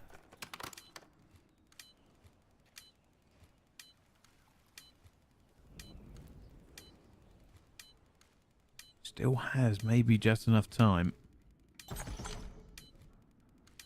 Scoops. Goes out. Oh, the timing is diabolical. Oh, Alpha. It's easy. Oh, my goodness. The easiest coup ever made in your life. There we go. 2-2.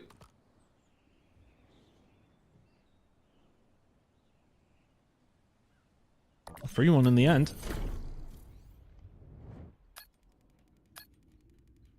Good job there from Alpha, taking that one down. Cobra in the midst of that 1v2 could not quite get it done. I was saying this was the final game, Bryce. It actually isn't. Orgless up against BTD. That might be going to map number 5 as well. BTD looking for the comeback. Well, I mean, that game's still going on. Obviously, there must have been a little bit of delay over there if they've not managed to get through it yet, but we will catch it no matter which way it goes.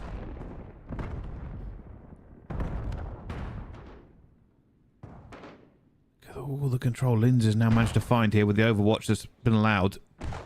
I think he slipped the net. I don't think they are aware. He has. Look at this. Out towards the back. It's Linz. Oh, no! Oh, Melko! Buy yourself a lottery ticket tonight, son, because that is about as lucky as you're going to get.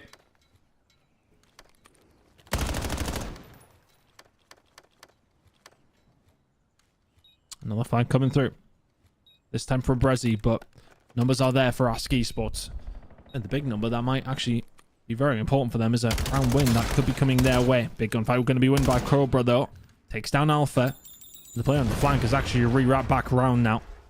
So Melko's sitting there watching it. The rest of the players here for Ask Esports just trying to keep an eye on this bomb. It rips. Get better if you're Cobra. Might have had a little bit of help, but Sykes is there to take down Mighty. 20 seconds, 2v2. They're going to push out here. They're going to look for it at the same time. Sykes gets it. It's a 1 versus 1. Cobra's looking for it. Pistol out. Pistol out. Pistol out. Cobra, run. Seconds to go. Grabs it. That is in time. That is in time. Cobra on a 4 streak himself. The defuse will be good. And 3-2 up. Must be the ace from Cobra. Absolutely rips, I believe it was Alpha off the heady. And in the midst of that, found the first blood. And then the 2 to pick it up. It's an ace from Cobra. Is exceptional, and now find themselves back into the lead in a big round that they needed. That was a 3v4 retake. A far from easy situation that Cobra just took into his own hands.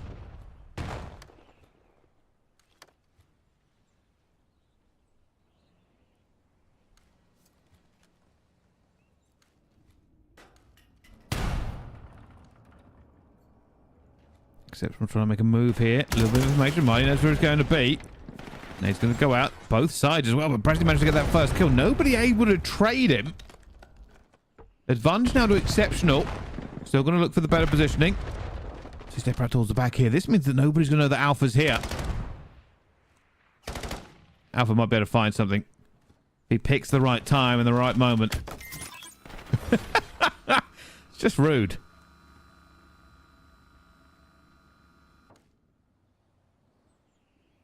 Cobra trying to keep this streak alive. Planting towards A seemed to be the option. Are they rewrapping this background A, or are they just going to go straight over towards B? Yeah, it's a freebie. Oh, and Cobra's just so well positioned for this. Didn't realize the other 2 members here of Esports pretty much are about to line up for him. Oh, he's going to get another freebie in the middle of the map. He'll take down Alpha. No problem. Melko there waiting on his former teammate to see if he can find the pick onto him. But he may be the one that the pick is found onto. Wasting his time. Melko's going to have to make a move. Do you stick or you twist? Well, you're dead. Exceptional with another round. I love that transition from A to B. So seamless through the middle of the map. The door was open. They waltzed straight through it.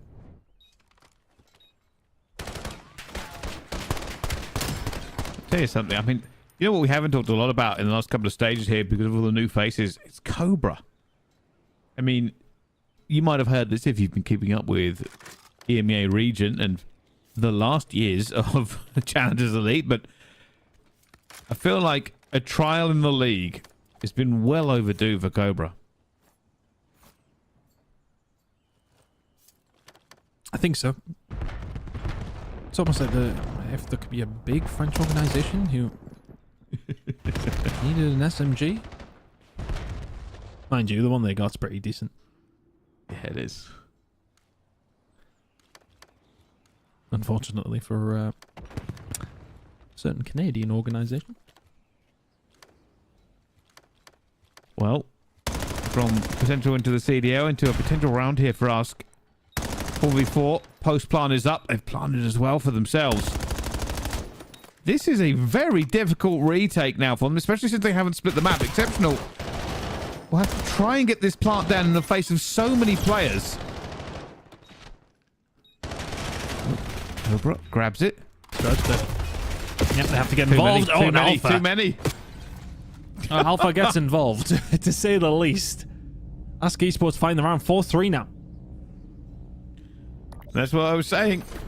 That's what they've planted for. They've set up for it. And as soon as Cobra went onto that bomb, they just dived in and took everyone down.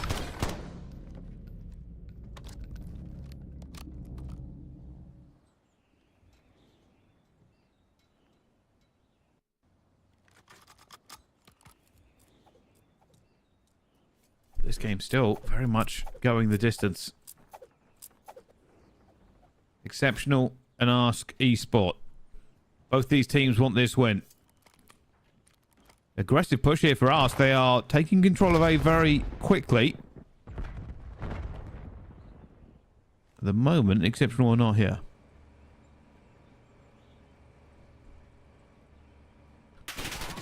It has been the playground for the most part, and one that Ask of...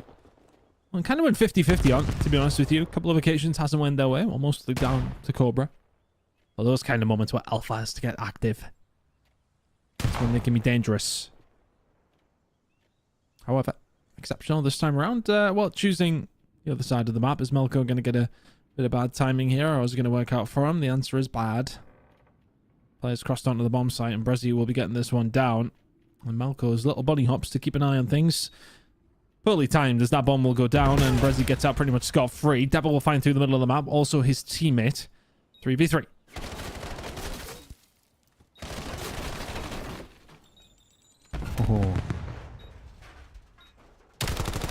Oh, finds one! Not the second. Cobra does come for the trade.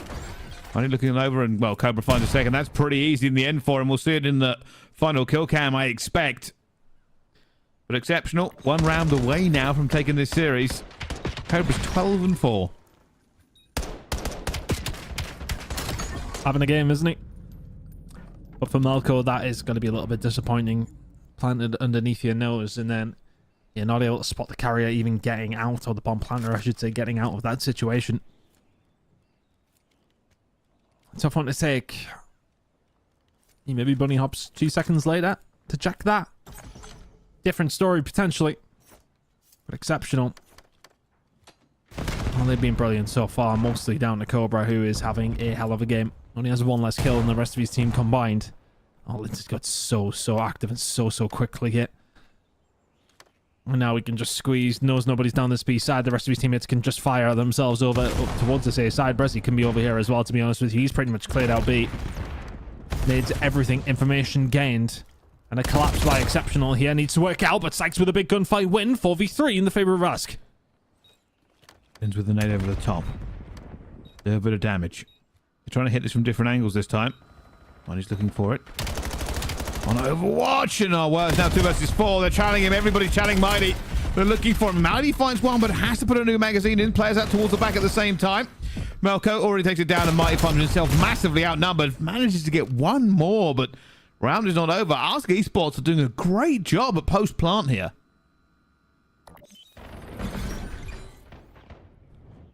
Lovely stuff by Alpha and Co. And honestly, I think when I seen Linz wriggle through the middle of that map there and find that flank and just be able to cut off B entirely, you think to yourself, all the information, the knowledge is there for Exceptional to close this series out. But as it goes, we go another round. 5-4 Exceptional. Ask will find one back.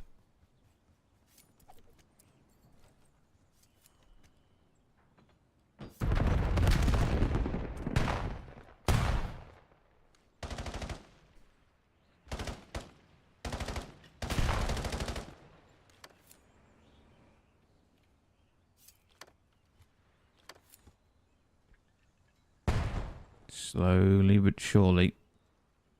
Exceptional getting into position here. How good is their post-plan? That's the question. Still hasn't gone down quite yet. Head in from Sykes. Trophy catches it. Sykes gets one! Melko gets a second! What? The bomber has not gone down from Exceptional. Just a reminder, the NPC did not get nerfed today. Absolutely shotgunned him across the corridor. Is there going to be any heroics here from Exceptional? If it's anybody can do it, it's Cobra. Absolutely not. Round 11. That's where we're heading. That is an incredible retake, if you like, from Ask. How on earth Sykes was able to find that to open things up? I'm not quite sure, but irrelevant of that, they close it out. Oh boy. Round 11.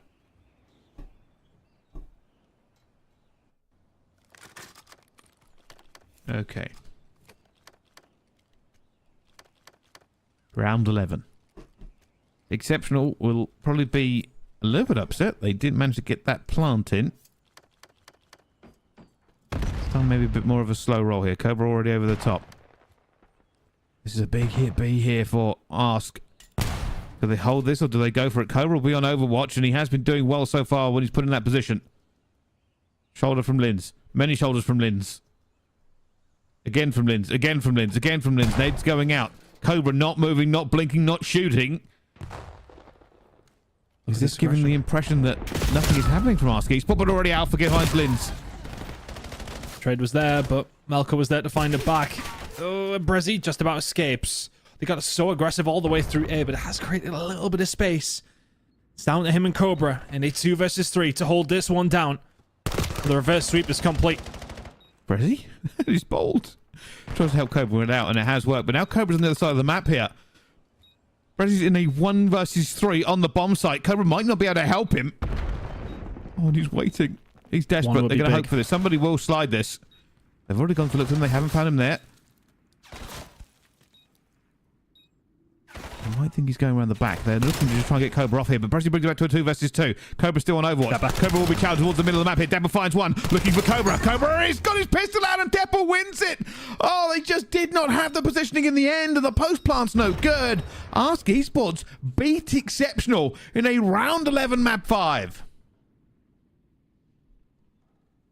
Huge win for Ask Esports.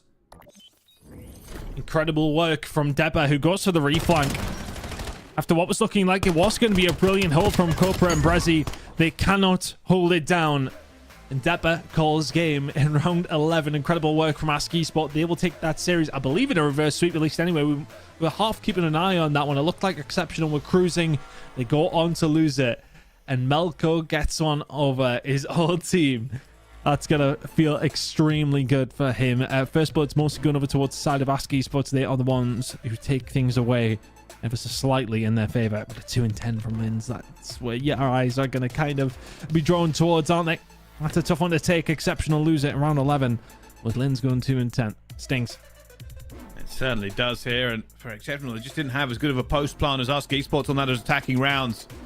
Head it down to a science. It walks them away with that very crucial win in this stage. That is like, that is an absolute shotgun he's just done here. That was a round that Exceptional will not be happy with. Absolutely ridiculous. There was occasions though where it felt like Exceptional were just going to walk away with this one. Cobra was, he had the weight of the world on his shoulders on occasion. 13-7 he ended. Deba with 3 in the final round though. We'll take a lot of the plaudits after what was a slow map from him. And a map 5 win will go the way of Ask Esports. Big wins found though, Brycean. Plenty of very close games to kick things off across the board, but enjoyable ones to say the least. Oh, 100%. Everybody really putting in the best Call of Duty they possibly can with the maps that have come in. Well, not this season, last season, of course, but good adjustments from everybody on board. It does heat up a little bit with some of the big teams still not getting the results they would like moving into our groups, of course. But yeah, Ton, I am looking forward to seeing how this one all shakes out. I'm still not entirely certain who's going to make it to the playoffs. No, I don't think it's certain across the board, to be honest with you, Brycey. There's been a couple of upsets in this round. And that has caused, well, maybe something to be looked at before we head into the next game, just to try and get an assertion of where everybody's looking at. Well, let's just have a little look now. Project 7 at 1 and 2 is the big one that stands out to me, to be honest with you. But I think another big one to stand out is Ask Esport, the only team right now undefeated in Group A alongside Omit at the top of Group B. That is not a team I would have thought would be at the top, at least not in a 3-0 fashion. I could see them maybe contending, but for them to be in that situation now, Rock Esports losing to Rock Ascension, that's a bad loss for them, but a massive win for Rock Ascension. This one, honestly, looking towards these groups, could have a very crazy end. It looks like TheAtlasLions and Lin are pretty much being cast aside at this stage. It's not done for them yet. They absolutely could still make it through, but yeah, it's getting juicy, to say the least, throughout the middle of these groups. Oh, it certainly is, and we're going to find out how the rest of this group does shake out. Before that, we're going to go to a quick break. Don't go anywhere. More action here at Challenge Elite after the break.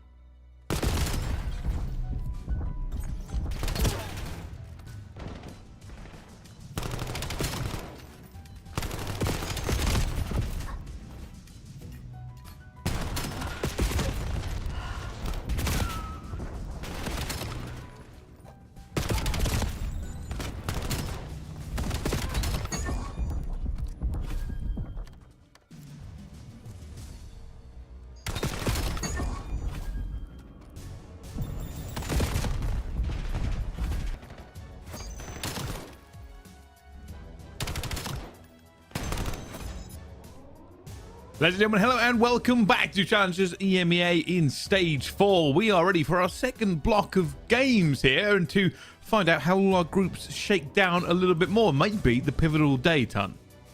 It might be, honestly, with some of the results that have come on through and how many surprises we've already had today. Yeah, it is very much a pivotal day, a bit of a moving day for some of these teams, Bryce. It's going to heat up, isn't it?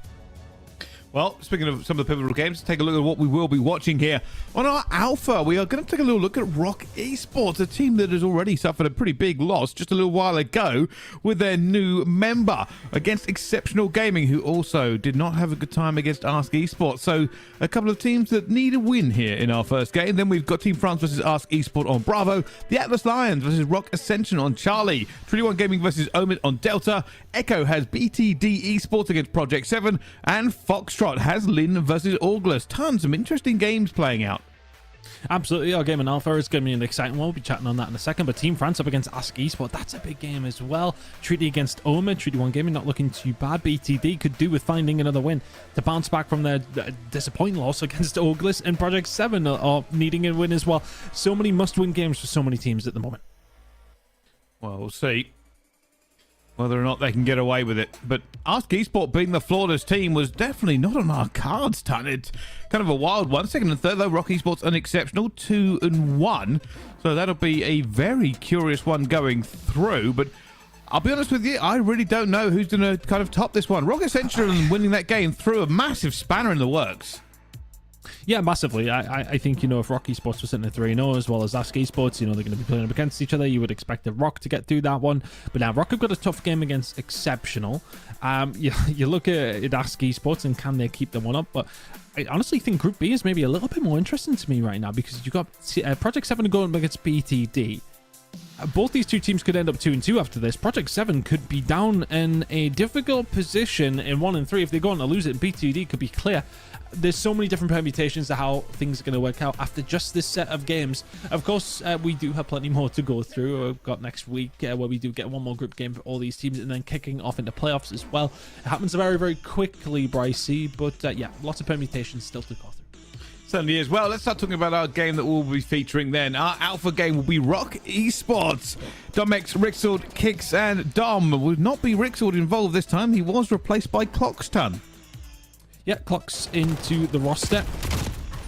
And for this team, I mean, look, he has been good so far from what we have seen, but the results have been wanting just ever so slightly. It hasn't been quite as much of a plain sailing ride as ROC Esports probably would have liked, but it will take time. As mentioned, Clocks is a very, very different player to Rixel. The pacing will have changed for the team. Certain other players will have to fill gaps that they wouldn't have thought they had to do previously. Rixel was there to do so, but they may also not need to do as much in other aspects as well. It's a curious one. I think ROC Esports will get better as the season goes on, but so far, a little bit of a shaky start. Well, we'll see how they continue on. Exceptional, though, I mean, that is a bit of a shaky loss that they've had, but Mighty, Brezzy, Cobra, and Lins, it's a good team. We expect them to do well in a lot of these ones here, but after that last game, they are looking for a little bit of a morale boost. And yeah, let's see if they can find it. I mean, that's a really tough loss, to be honest with you, especially considering I believe they were 2-0 up, going up against another French team and losing out up against a teammate who, well, I think he pretty much retired for a second and then came back to play. You replaced him with Mighty, who also played with some of the other players on the opposition, and then to go on to lose that in the fashion that they did is a tough one. But a potential bounce back against a wounded Lion in ROC Esports here for Exceptional. Let's see if they can manage it. Well, we'll find out. This could very much determine who takes the lead into this group and moves forward into the playoffs in a slightly better position. And if anything, this would be a massive win for Exceptional. They have not been lighting the elite stages on fire, unlike ROC Esports, who we've been holding to a very high standard all the way through. But who knows how this will go. Exceptional did take down Ascension, but Ascension did take down ROC. So is it rock, paper, scissors or something else?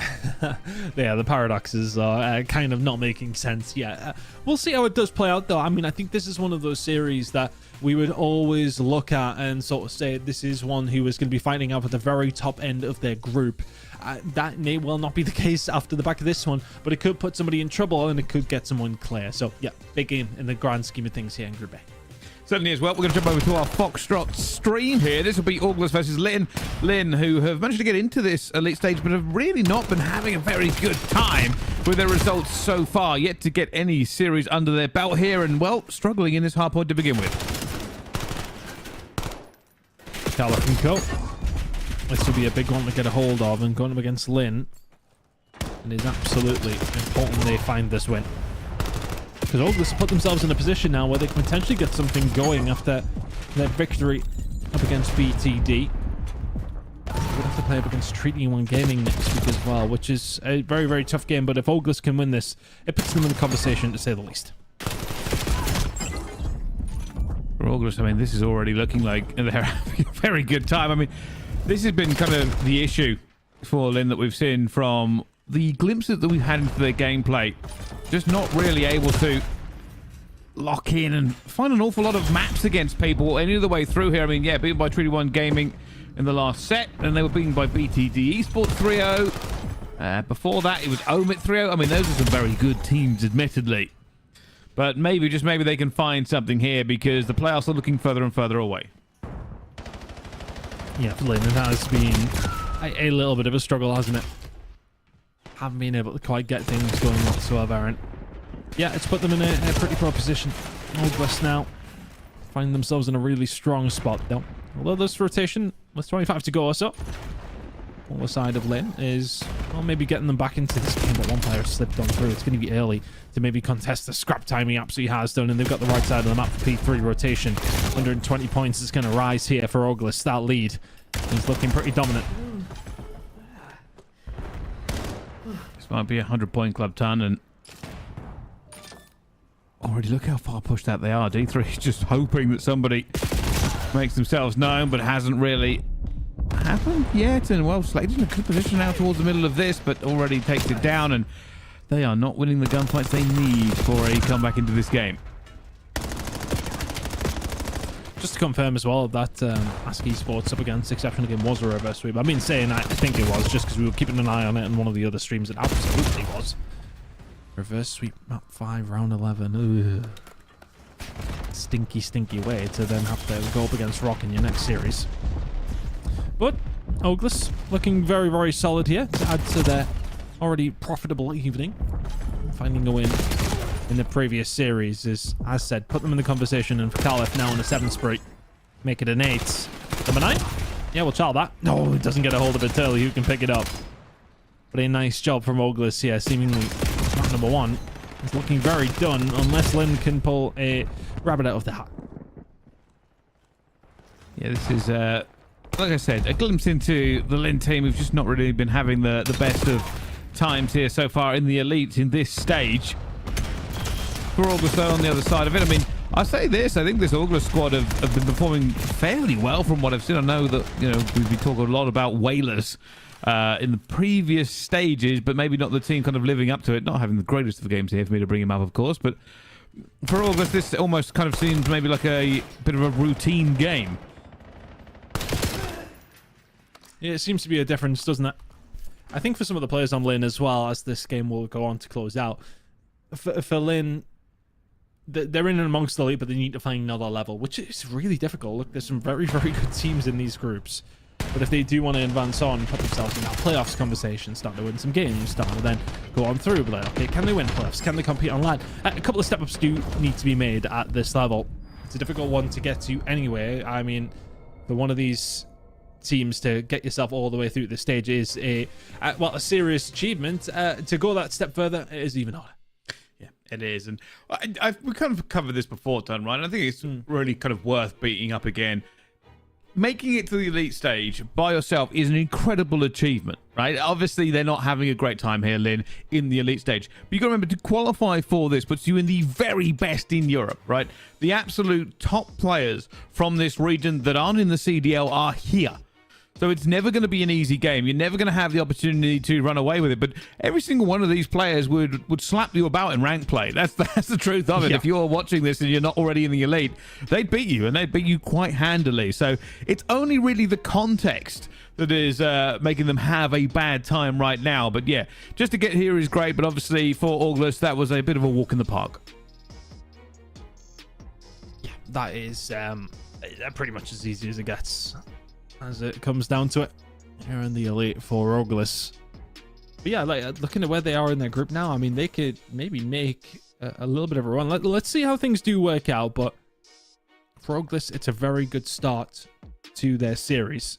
I'm going to look at some of the other games that are already kicked off. Omit already 1-0 up against Treaty 1. And over to Delta we go into that game. Treaty 1 Gaming now. 1-0 up in the Search and Destroy. Could do with a comeback very, very quickly. Team Ace across the board for Treaty 1 to kick things off. It's never a bad way to start a Search and Destroy. Oh, Denzer. Have a little look there with the sniper. A lot of dancing about here. Information. I don't know if we saw that player maybe pushing up into here. As Treaty 1 Gaming start to take a bit of A control. I expect we'll also be very key in this push.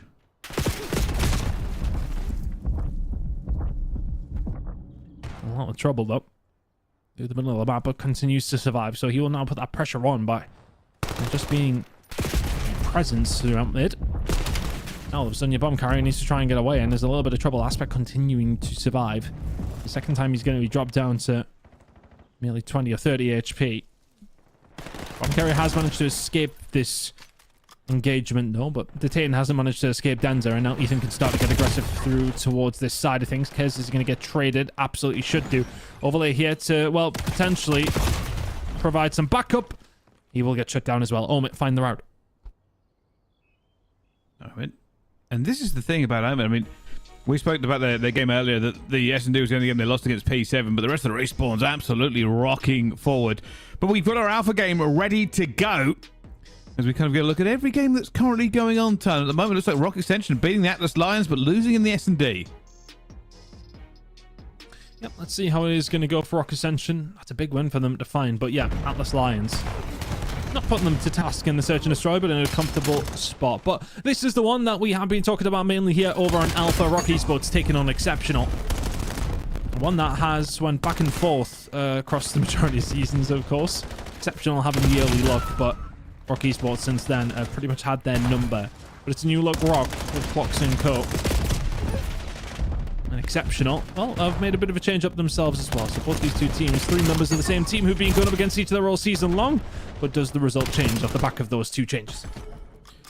A good little wipe there for Rock Esports. It puts them in a great position at that time for P2. You already see Exceptional are trying to get around the sides here to get back into this. You don't want to go through that middle if you don't have to. You get picked apart from a couple of angles. Blue already looking like going to be taken, but Clocks is there on the defense. Linz will take him down. A fight now for P2 will occur. Domex does he get the right timing, or missing Mighty grabs him in the end, and it's good for Rock. 26 and Ryzen and Motel controllers here. Shut down on the push as well, just a little bit on his own. And I think for both these two teams, I mean, when do you kind of want to face up against them? Both of them coming off the back of some tough losses. So how do you answer to that? For Exceptional, you've just been reverse swept by your fellow countrymen. For Rock Esports, you've just been, well, beaten by your fellow countrymen who are under the same organization, but to a lesser degree. So, I mean, who would you rather be on at this moment in time? I'd rather be on the team that have got Domex going on a 7 spree. 20 seconds to go at Motel. Rock Esports under control.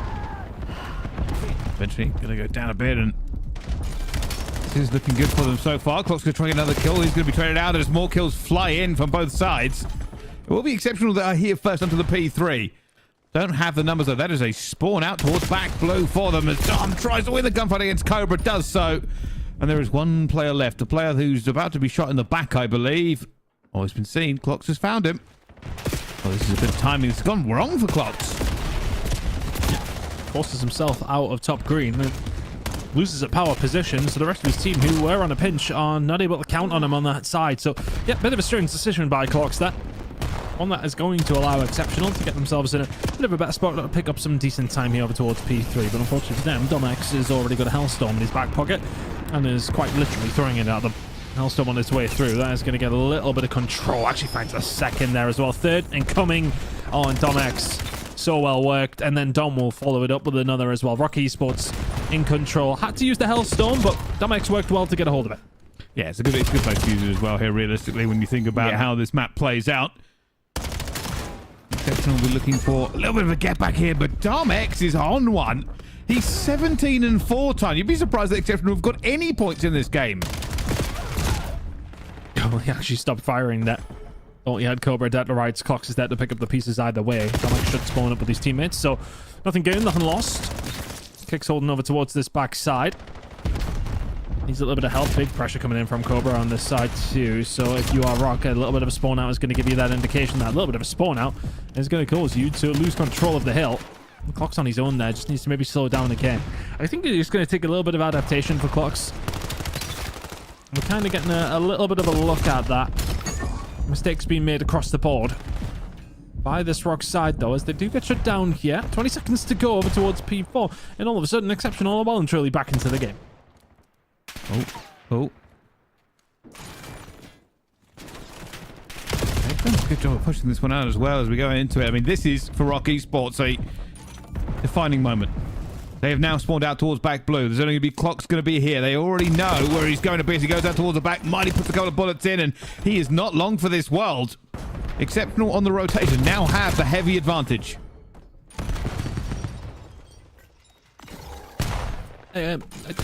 Just to detract from what's going on right here, I didn't realize the Omit Treaty 1 Gaming scoreline in map number 1. Omit beat them 250 to 16. Oh my goodness. Well, we said that Omit are pretty good at respawn. That is a 16-point club.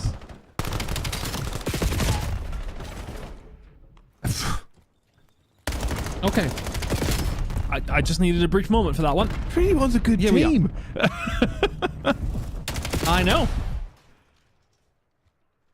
Right. Well, we'll digest that one as it goes. I'm still digesting it.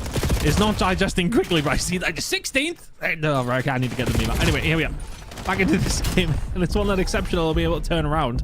The last 30 seconds, whilst I've been waffling about a team only getting 16 seconds, Exceptional managed to get themselves 30 or so over towards P5. And made this game more than achievable. Clock's finding 5 in a row, though. It's now for Rock Esports a little bit more. Oh my god. Okay. Clock's trying to show exactly why he should be on this roster.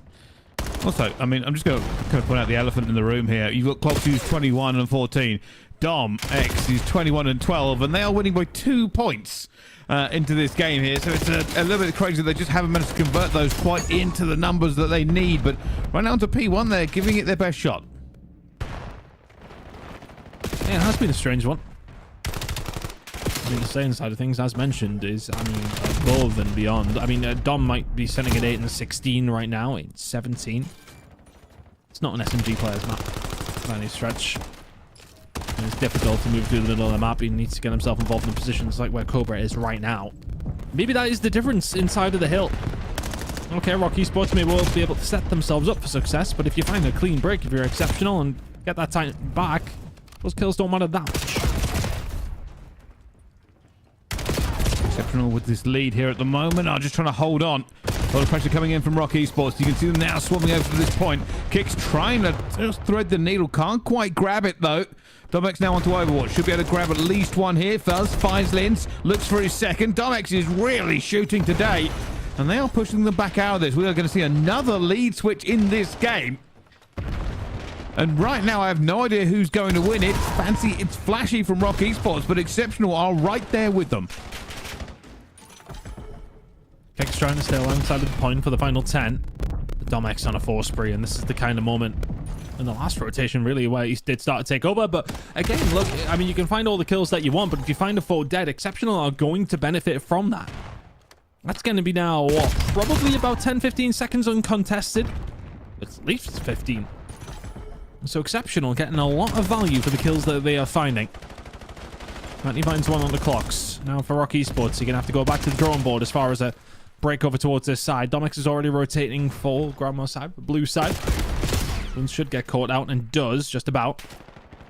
Domex will now put the pressure on from behind, but that's 30 seconds uncontested that Exceptional have been able to hold down there, basically after that 4-man line. Clocks. The big gunfight. Like I said, they are just looking so dominant in these fights, son, but somehow still not really managing to get it done. And here comes the rotation. And it will be Exceptional that do manage to win it. They're going to grab a bit of scrap time as well here. I thought we were about to see a lead change. We have not. Exceptional in the lead. We'll have control of this for a second. Linz just gets the worst time you can possibly have as Kicks breaks through. Exceptional still with that ever so slight lead. 10-second game.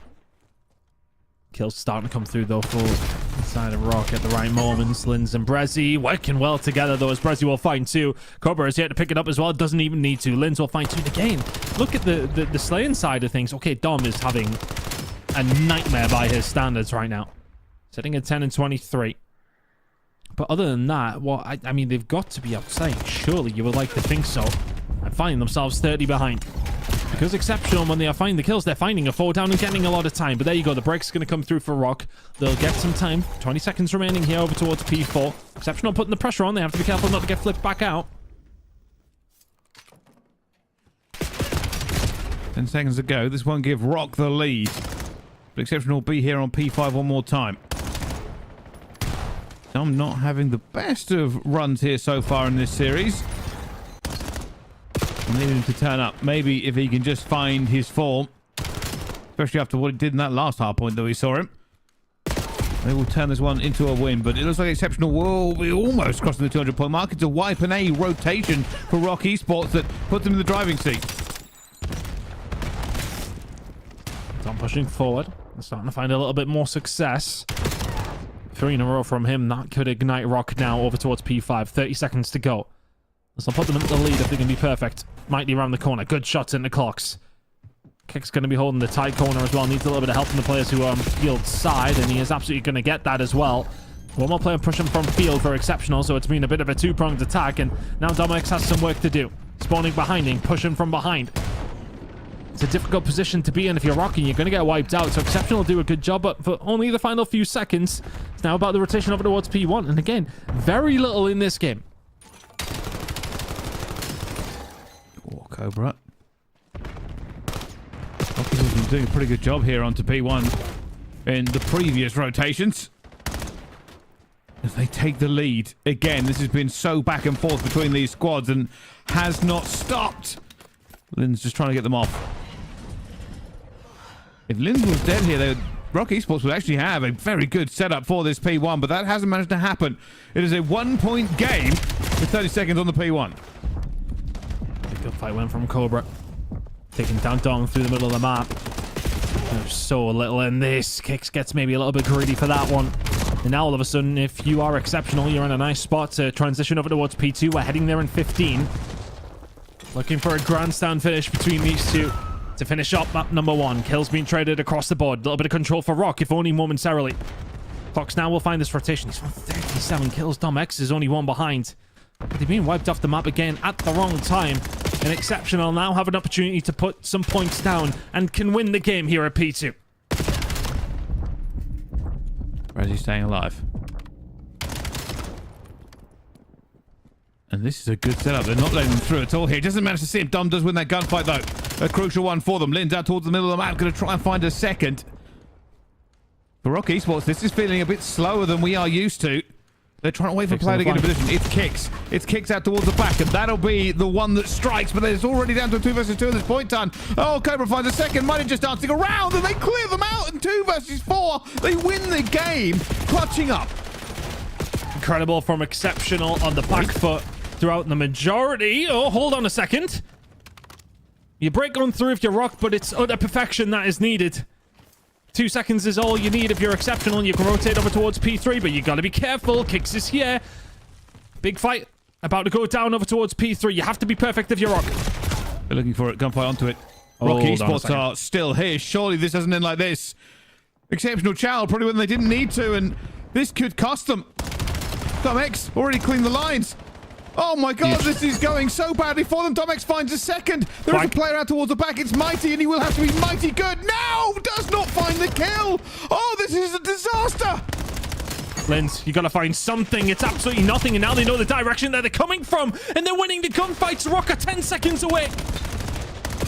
And every single body going through. Prezi finds two. Nades going into this one as well. Here's Linz now fires forward. Surely it's Domex to the rescue once again. He goes down. Another trade onto the point. It's going to be Rock Esports who get here first. Prezi into the action again. Kicks finds it down. Way. And Rock Esports find the magnificent comeback. How on earth has that happened? Production, take us back to P2.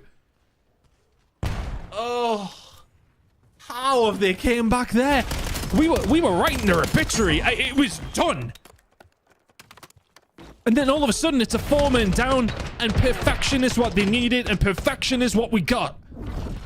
Clocks for 46 to close out map number 1. Rock with a massive comeback. Oh, I mean, if there's ever been a hard point that strikes as an exceptional side of things, honestly, we probably need to go back just a smidge further, to be honest. What That P2 at the back P2? end. Honestly, they found a 4 down out of nothing. I think it was a mix of utility and whatnot. But then from there, okay, they've still got a lot of work to do here. You need 25 seconds pretty much uncontested. Mighty finds a gunfight through the middle of the map. He goes for the flank. He's taking his time about because he knows they only need one good break, but Domex does a lot of good work here. There's 2 kills found, and now Mighty, you think he's got a bit of timing. He did. Good snap from Dom, who arguably had a very, very slow map by his standards. I mean, he really did. 20 and 33s here at this moment in time. But then from that side of things, exceptional then. Spawning over towards P4.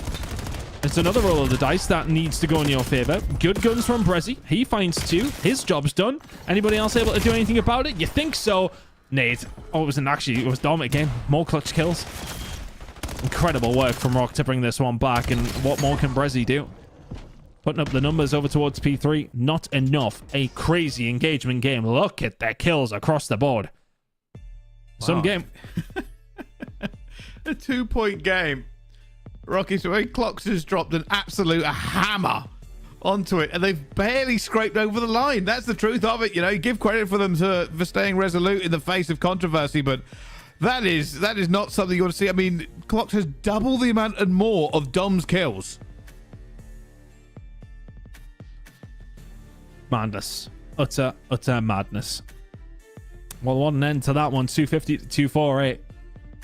We were calling it. I honestly was calling it. I was doing that thing towards the end of the game where, you know, you gas up the team that have been winning. You kind of put a little bow on the game. I was doing it. I was kind of dotting my I's and crossing my T's, Pricey. That game was done. As it goes, it was not done. Then Search and Destroy now incoming. And Rock Esports somehow have a lead in this series.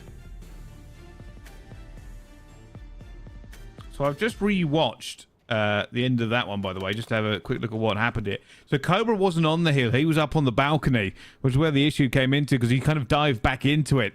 But yeah, nades and pistols, they just didn't have enough bodies around the hill. And even finding 2 more off the respawn ton, it just didn't work for them. It's unfortunate. Back into another game, though. P7 up in a very crucial matchup against BTD. I think we're about to be up in the Search and Destroy as well, especially if F. finds one. Yeah, nicely done. Project 7 working extremely well together. Great teamwork to find that first round here in the Search and Destroy. Project 7 as well. This is a very big game. We'll throw a little bit of a spanner in the works here as this group is still very much in contention. But they won't be happy after what happened against Omit. That's probably like the biggest shock to the system that they've had. Omit basically ran over them. I mean, that's unbelievable. 16 points, you know. It was the Pit who tweeted out. I need to look at the scoreboard. Good old Pit. Ethan went 25 and 9. Wow. I mean, to say 25 seems low, but then you realise the other team hasn't managed to get an awful lot. Yeah, I mean, 10, 21, 12 and 26, 11 and 20, 17 and 25. Yeah. That is... Looking at the scoreboard. Hill time. 4 seconds. 7 seconds. 1 second. 4 seconds. Oh, God. That is a tough one. I think we can safely say that game's probably going to be the first one done. But on the other side of things here, for Project 7, this is a pretty big win if they can find something. Mythics with the shotgun up close. Doesn't get anything there on the side as everybody's trading now into this round of S&D as it goes down to a 2 versus 2. And now a 2 versus 1. UH Or does he get timing? A little bit. A little bit. Not enough. We're going to go back over towards Alpha on the back of that one. You can watch that on any one of our wonderful streams that is operating today. As you see, all the games are kicking off. Ascension and TheAtlasLions have tied it up. Omit are currently 2-0 up and 3-0 on the overload. But back into this game, Esports pulled off an unbelievable catch-up in the hard point, and now we're going to the S&D. If you're exceptional, it's time to screw your heads back on. They firmly would have fallen off their shoulders, no doubt. Ugh, Domic's aggressive angles with a sniper in hand. And Cobra, what chance have you got, mate? Mighty now going to have to try and find this 1 versus 3. He also has a sniper. Unfortunately for him, there's 3 players on the rock side.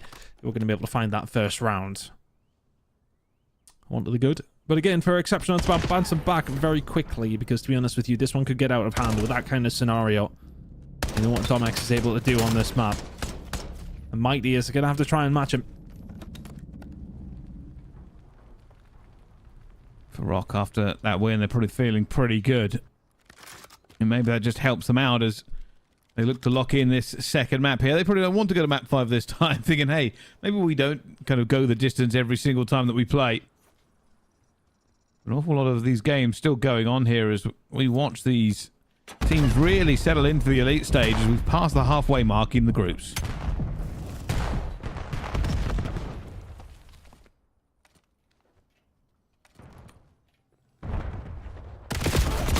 I'm excellent to try and find Pick with a pistol. Lynn's aware of it, and Lynn's surviving on 8 HP. The Jaeger nearly doing its dastardly work. Very exceptional, though. You got a little bit of map presence here. Push over towards B is about to come through. Clocks. Okay. Doesn't get out without being spotted, though. So, information gained for Exceptional, as well as plenty of room over towards this B side. This bomb will no doubt go down. It's a 3-man hit through Dojo that has to work out here for Rock. They found the first one. 3v3.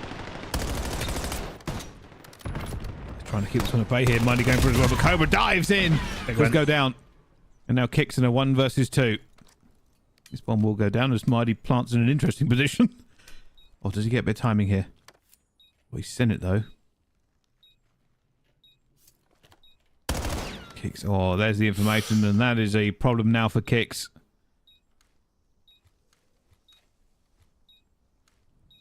Any angle that will benefit him, he's hoping for. I think he's on as well. There's one. Oh, doesn't win the gunfight! NPC and Lynn's better at close.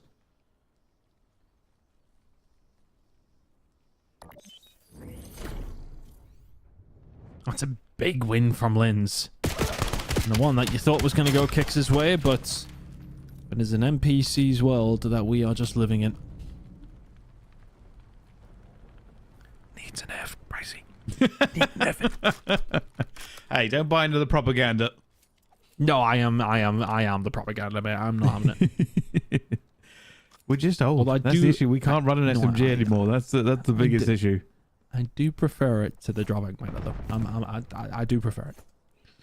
Then what are you moaning about? Anyway, let's get back in this game as Domex gets a kill onto Mighty, who... He needs nerfed. Yeah, gave him a little bit of an easy kill there.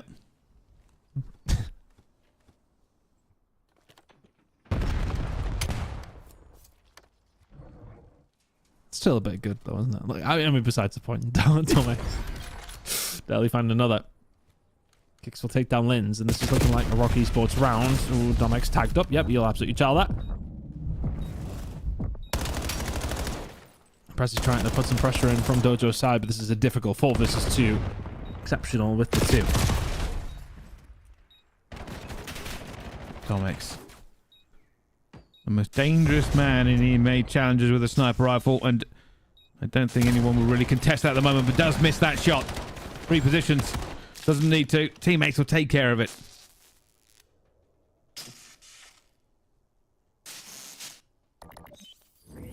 Doing the good, working off the back of the sniper from Domex is a crucial part of not just Rock's S&D game, but honestly just their game plan overall. It's such a powerful tool for them to use so consistently across the map set.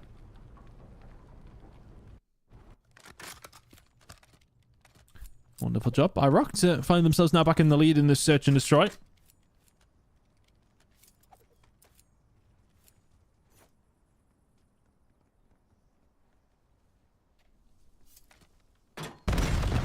this time with a sniper. Domix finds Cobra already. Mighty trying to do the damage, and he does. Snipers both opening up proceedings here on the S&D. Mighty, I mean, he tries to go for it. Hasn't managed to quite get it here, but it does go down to it. 2 versus 2, point blank. Dom wins it. Dom sees Linz as well. Says, I'll have a little bit of it. Linz now has to back off. Doesn't have bomb, doesn't have position, doesn't have teammates.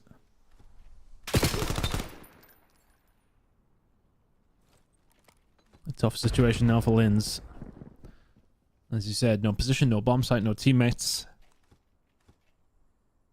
And information gained by Rock on exactly where he is. Domix is on his way around to help out his very similarly named teammate. And Rock Esports will find another round. More than good enough.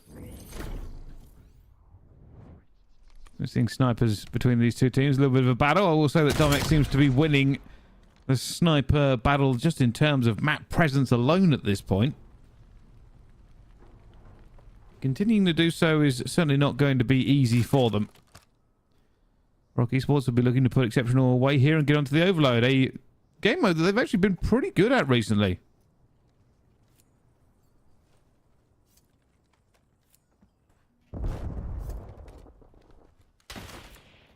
Domix will try and find something over towards the rooftop side, but it's Kix who finds the info.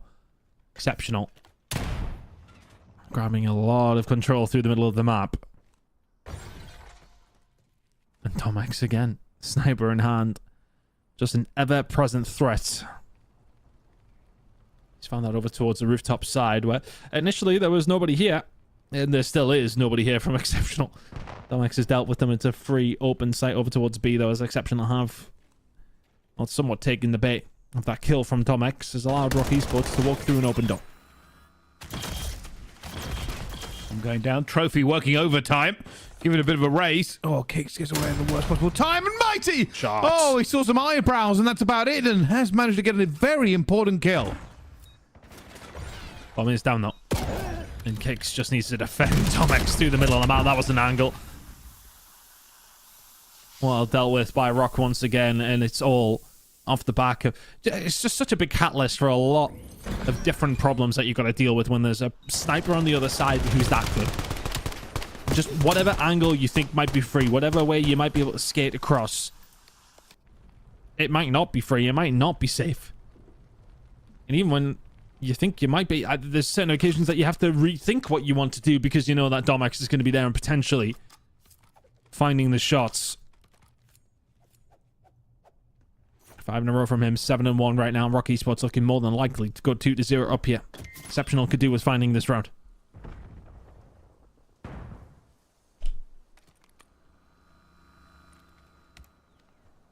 Domix. Oh! Every time, man. It's so good, and I feel like I'm actually sick of glazing it at this point, but let's be honest. Every single Why time, a menace. Just On a stay away. 7 streak. 8 streak. Yep. I mean, I genuinely will never forget it when, of course, for the side of P7 Notorious, and it was Esport Josh I spoke to, actually. And I was chatting to him and Afro after the finals in Birmingham, and they were both like, those S&Ds are impossible because Domix is a joke. I mean, I genuinely mean, look, I do think he's the best sniper on the competitive level in COD. I've said it for a while. And again, it sounds like glazing, but the actual, like, I don't know how to quantify it, but he literally, I don't want to say he carries them in Search and Destroy, because I think that... No, I think you kind of can. Their entire S&D is built around him. Yeah, but like, that's what I mean. It's built around him to succeed in this manner, right? It's not like the other players need carrying. He just forcibly does it. He's actually now put it away. Him guessing. Maybe he thought it was too easy. Collectively, there's a 14 streak between Domix and Dom. Oh, Mighty. Misses that one. Incoming. Might find one through Dojo. Yeah, Mighty in a lot of trouble. Oh, and finds one through the middle of the map as well. He got a little bit overzealous for that push coming through now. 4 versus 2. Brezzy can find one back. Dom with the beamer. Might have had to put him up number 1. That one is dunzo. Rock Esports with the Search and Destroy prowess once again. casual 16 streak between the Doms there, by the way. just casually in an S&D. A casual 16 streak by the Doms in S&D. What a disgraceful game that they've just played of that one. It is unbelievable. But yeah, that is a domineering performance for Rock. And now they go into the overload, probably on Cloud9, after what was the closest of hardpoints. Yep, that is as convincing as you could possibly want. 5 first bloods falling the way of Domax. The thing is, it's not like he was in one particular spot every single round. He was flipping between both sites, different angles. Doesn't matter. I'm just gonna put this out. I said a 16 streak. The way the game counts them is that technically the Hellstorm doesn't count. If you do count the Hellstorm, it's an 18 streak between the Doms, which is just ridiculous on S&D. Anyway, as we go into this one, we see Ask Esport looking to try and take down Team France here. As this is crucial, 3 versus 3. Oh, Alpha! Gun was not up. It was indeed not up. Double looking to try, and even the odds cannot do so. Legend. Damn, a great time, to be honest, in the search and destroys here for Team France when we seen them yesterday. But Melk goes on a 5 spree. The 1v3 is not an easy thing to get over the line. But I tell you what, he wouldn't mind another kill. I think that might take him over to that Hellstorm. He might just be a smidge off.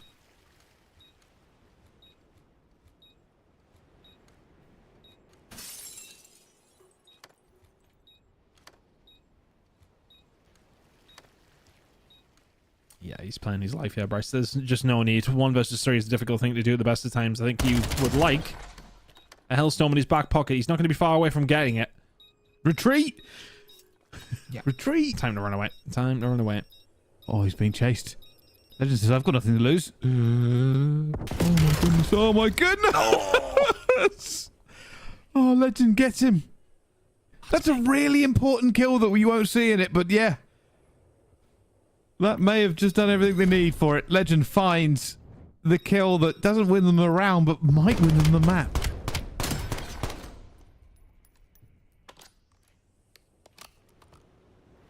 Oh, that's a biggie.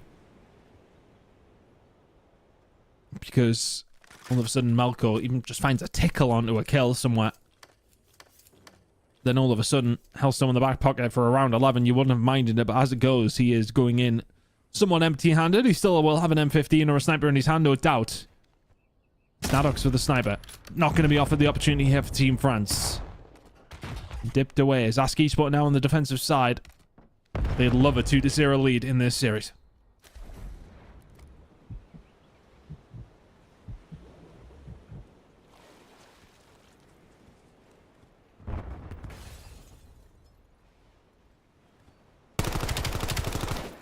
Oh, how far does manage to find it.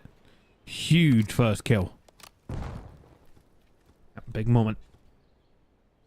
Alpha 11 and 5. Plenty of presence over towards this B side. You've been pigeonholed over towards A if you're Team France. Checking it. Oh, you got to be careful if you're that bad. Don't offer yourself up here unnecessarily. They're not going to. Utility was on its way over. Blade may well be tagged up. That's why we maybe haven't seen him drop it. Bomb could go down here. Ask Esports are sending it here, Brycey. It's a stack. It's a stack. Everybody in. Everybody go. Slice one's now. Then it tries to hold them back in. Now play for them. 7-1 versus 4. Too many bodies. Not enough time. Ask Esports with another one here against Team France. Done. This team is looking to go flawless. Incredible work from Ask Esports. Putting themselves in a phenomenal position. 2-0 up in this series now.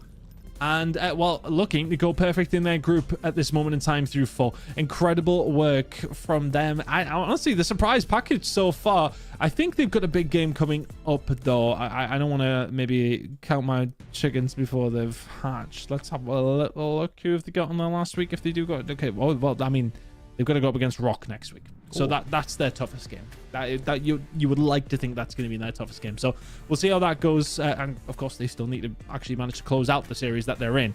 They're 2-0 up, but so are Rock. After what was 2 very different maps, Bryce. You know, Doubt 250 to 248 in the hard point. Hell of a comeback from Rock And it feels like Exceptional, well, weren't there for the final 40 seconds of map number 1 and weren't there for the full, well, 7 or 8 minutes that we've seen of the Den Search and Destroy. They're going to have to be here for Scar, though, as we head into it. Oh, they're about to get 3-0. Well, we will find out. Rock Esports, I mean, like I said, an unbelievable win on the hard point, but also kind of unbelievable just how good they were on that S&D. For Exceptional, going into this overload, is there anything they have left? That's a good start from them. Start to get aggressive and start to put this pressure on almost immediately. Dom's the only one who's managed to find a kill. They're going to have to find a couple more. There is going to be a score here. Yeah, they've just worked this so well. Oh, Brezzy, you maybe could have got that one over the line without the shots. Lin to the rescue. Lin to the rescue. Kill and grab and run, but no. Turn and burn. Clock says we are out of here, and they are all running. They're all trying to get out of this one completely. They do have control of this side of the map, and even the players on the flank aren't going to be able to get here in time. Kicks is setting up. Dom X is set up. The player is not going to get out of there. Cobra with a stop. That's a huge moment. Oh, they're going to find everything else as well. Exceptional clutch up. Felt like the perfect counterplay from Rock, but they couldn't quite get it over the line.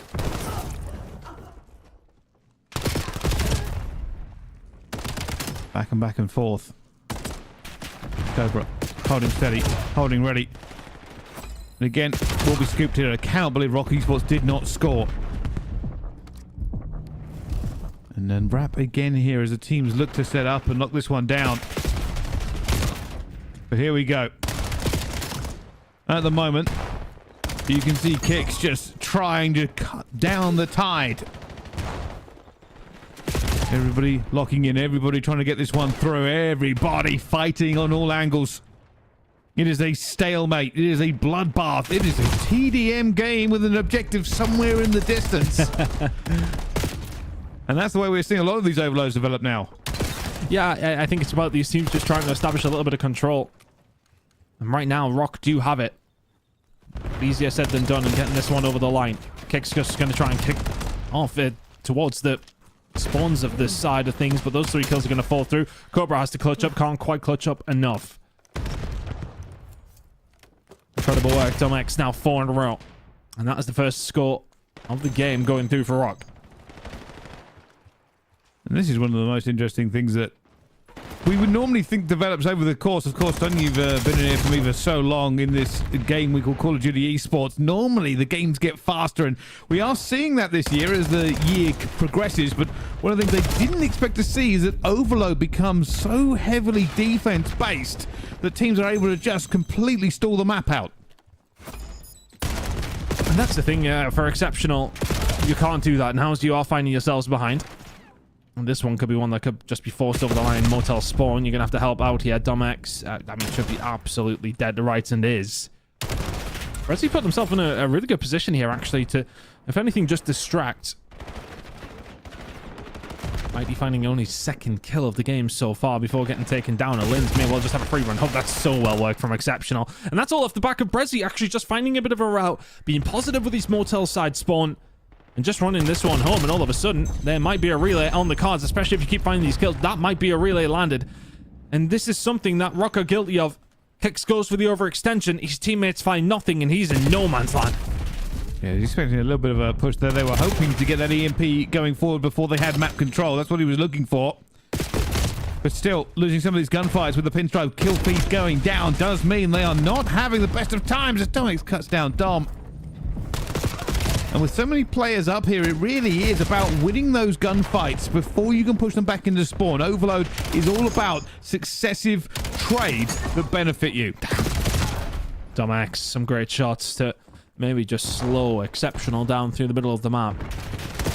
With 2 players on either side, or 1 player on either side, I should say, having a bit of a stinker in Clocks and then Mighty on the other. Kind of having a 3v3 here, Brycey. Exceptional trying to get this one over the line. Good shots coming in from Linz. This is a bit more like it from him. Linz for 3. Exceptional's 3rd. Incredible work from the young Frenchman. That's a little bit more like it from him. 4 in a row from Linz has set Exceptional up for success. Rock again here now with another setup, but it's going to be a stop. Potentially, no. They win every single gunfight. All right, for Rock Esports, they bring it back to a 1-point game. The reset's on the wrong side. The reset's on the wrong side. This could go straight back against them. Dom manages to find what could be the most important kill of this last couple of minutes. Dom X needs to take him down. Does. That's a huge kill by Dom X. A second big kill by Dom X. It holds that EMP in limbo before anything more can be done. And oh, does manage to stop it. Nobody gets it in time. No free play, but a 1-point game. Yeah, Rock will feel happy that they got one back there. Because to be honest, throughout the first half of that half, if you like, first quarter, Bryce, maybe we'll just use the right terms. It was pretty comfortable for Rock to a certain degree, and then as soon as he kind of got one around the corner for Exceptional, they kept that pressure on and were able to do a lot of damage with it. But now their lead is cut down to 1 after that late player from Rock comes through. Domex 17-9. He's having a series, isn't he? Wow. Superb is what we've spoken about before with him. And I mean, I feel like we've been accused before of overhyping some of these players, but we've watched them in probably 100 maps now, if we're being honest. Just do this consistent. Oh my god, that has gone in fast. It's an 18-second cap, by the way. Wow. That was very, very quick. Oh, and Kix is going to try and keep this pressure on as well. Awkward gunfights, and yet Lynn's not challenging just as quickly as Kix probably would have liked. And Dom has been cleared out as well. So well done from Exceptional, to be honest with you, because that could have resulted in a little bit of a sticky situation. And it might result actually in a bit of a counter play. Dom now stuck in a really horrible spot, and this one may well get ran through field. They're waiting on Cobra coming around, but to be honest, the opportunity may well pass them by and has done. Gunfights do not fall their way, and Exceptional left with their hands tied behind their back. In the position here, we're looking for at least 1 kill out of this. Not going to find anything though. Does end up going down. You can see the rest of Rock Esports react to it. They don't want to move forward. EMP now. Where do you go? Dom is just going to try and hold off a bay for as long as he can. That is an impossible situation with just a pistol. And now for Rock Esports, they've got to regain control as Lind is in the backfield. Yeah, he's found a way through. He's been the pincer, but his teammates have been cut down through the middle of the map. Lind's doing the right thing, but he may well have just left a bit of an open gap that Brezzy is going to fill from the other side of the map. Brezzy's done so well. He plays that advanced position brilliantly. On a couple of occasions, he's been in massive catalyst for Exceptional, getting some points over the line. And Dom now trying to do the exact same thing on the opposite side. Kicks, putting 1 down. Can't find the second. Exceptional in control of the EMP, but can't seemingly get out of their spawn right now.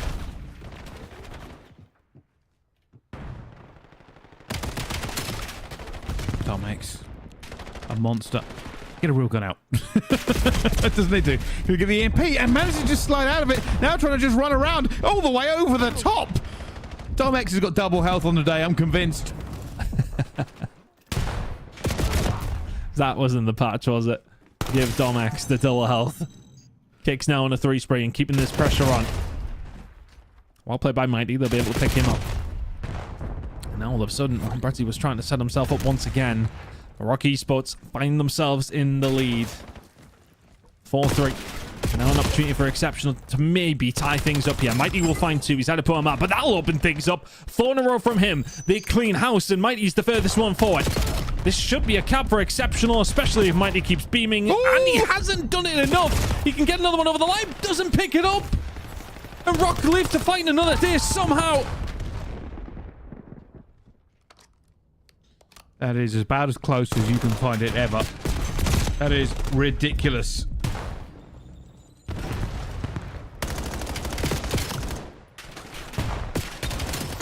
Back into it they go here, and for Rock Esports, the goal line stop into this much aggression as Kix gets through again. 5-3. Sometimes you the luck, sometimes you the gun skill. Rock have everything in abundance. Kix find an easy 3 as well. He's on a 5 streak. The relay is now very much under the cards. Exceptional are on damage control. Minute and a half to go.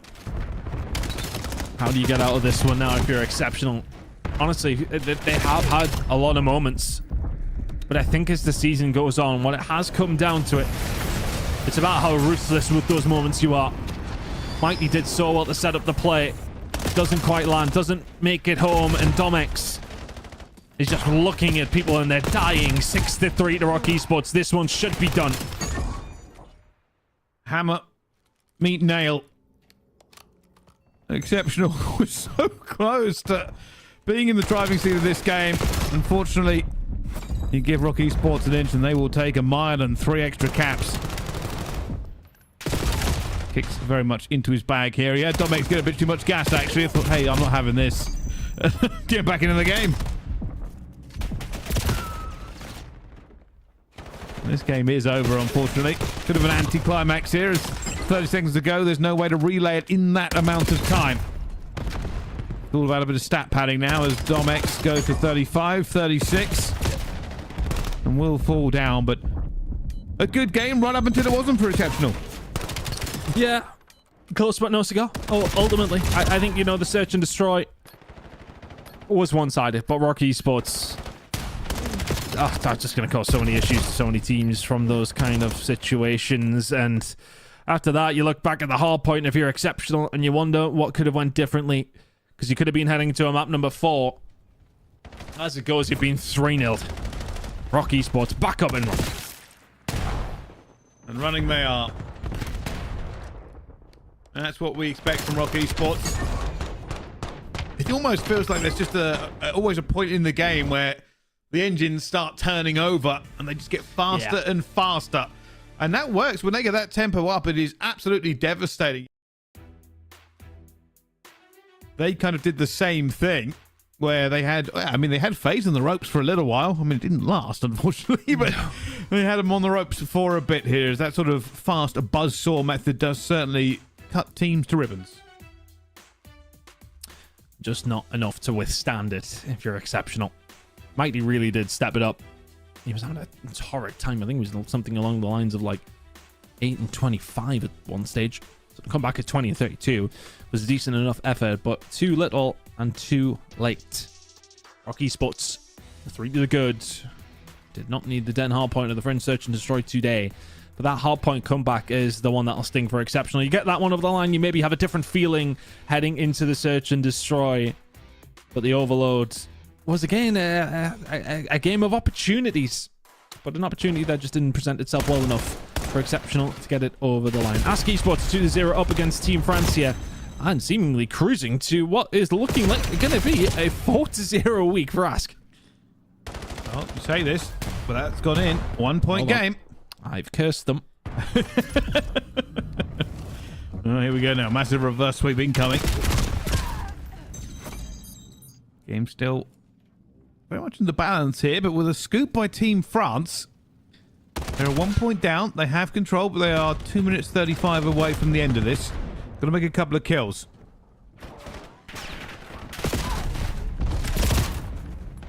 Don't get anything going. We'll see for Team France. I think this moment in time, need to try and turn things around as far as your opportunities go in this group. Doesn't feel like this is going to be the moment. Or can it be? Legend trying to find a way through over towards his backside. May well have been an opening. Blade trying to be the spear. On the tip of it, I should say. But that's not what Sykes is going to try and do with 2 minutes to go. Nade not well placed. But Ask Esports can take their time. That Nade had gone through. He might have won that gunfight. But this is still a stall. And a stall is good for Ask Esport. A minute 45 left to go on. Obviously, a 1 point game is never comfortable at all. They are trying to hold this one down and still getting a couple of kills. If they can push this one forward, they will have an opportunity. They rewrapped this back through Motel, and honestly, the opening was there. It was such a quick 3 down. You maybe could have ran that through mid-map as it goes, though. Not able to get it going. Legend has done really well to find the first, and then he may well have actually got a hold of the second. Sykes will slow things down here. Nice rebuttal there from the side of Team France, and well weighted as well from Danny. Baited out the players who are waiting, and that is well worked. Opportunity here for Team France to maybe try and tie things up. Trying to get into it, just take a bit of a nade to the face here, but still good. On a 5 streak, grabs the EMP. On a 6 streak, he's trying to get this one home. It's basically been a hero effort by him, and he ties the game up with a minute to go. Incredible work. Pocket. Oh, and here we go. Send it. I mean, it's towards the field side. This might be in before you can really do much about it if you're Ask. It's not going to land, but it should slow them down. It's going to land on one, I should say, though. Alpha will get taken down, and the map is going to be in a little bit of a weird state, but the callouts would have been there. Ask can find the gunfights, and Ask can, well, unfortunately for them, put themselves in a really tough position. It's Danny and Co. for Team France who can maybe get one over the line. They're getting the bodies into it. Sykes, last player left alive! Sykes grabs 3! Oh my goodness! The last player had to find everybody. Oh, they found 2. It's a 2 versus 2. Sykes just wants to stay alive here. Wait for the free play. You cannot lose at this stage if you don't go down yet. I think he's got it anyway. I don't think they're going to be able to grab it in time. Oh no, it's free play on the other hand. Oh, they've got this. They've got to find Legend. It's been found as well, and that will go down. Regulation draw, overtime. Oh, stressful one in the end for Ask, right? I mean, they were in a good position to hold that one down. They were 3-2 up. But in the end, you do an extremely good job if you're Team France to get one over the line and you nearly find another. Overtime we go. I haven't seen one of these in a little while. I enjoy the way that we eventually figured this one out. I mean, they've had a couple of changes. It's hey, Yeah, we've, sometimes- you know, sometimes throw it takes some a while things to at a get there. wall. Yeah, you know. That's the saying, isn't it? Throw enough stuff at the wall and sometimes something will stick. Yes, it is. Gummy bears, I believe that's about. Anyway, as we get into this one, I was speaking to a player about it the other day on overtime, and even in scrims, they take any opportunity of a draw to really play this one out to try and work out what would be a good break for them. And well, I'll say something, if you get 2 in towards shop early on, that is definitely a good break. Oh, he's going to find a third here as well. Blade's going to nail Melko over the top. Nicely done. Is this a cap? Gotta be a hero. Can't be. Psych shut down 1. Cannot get the second, and Team France set 36 seconds to beat.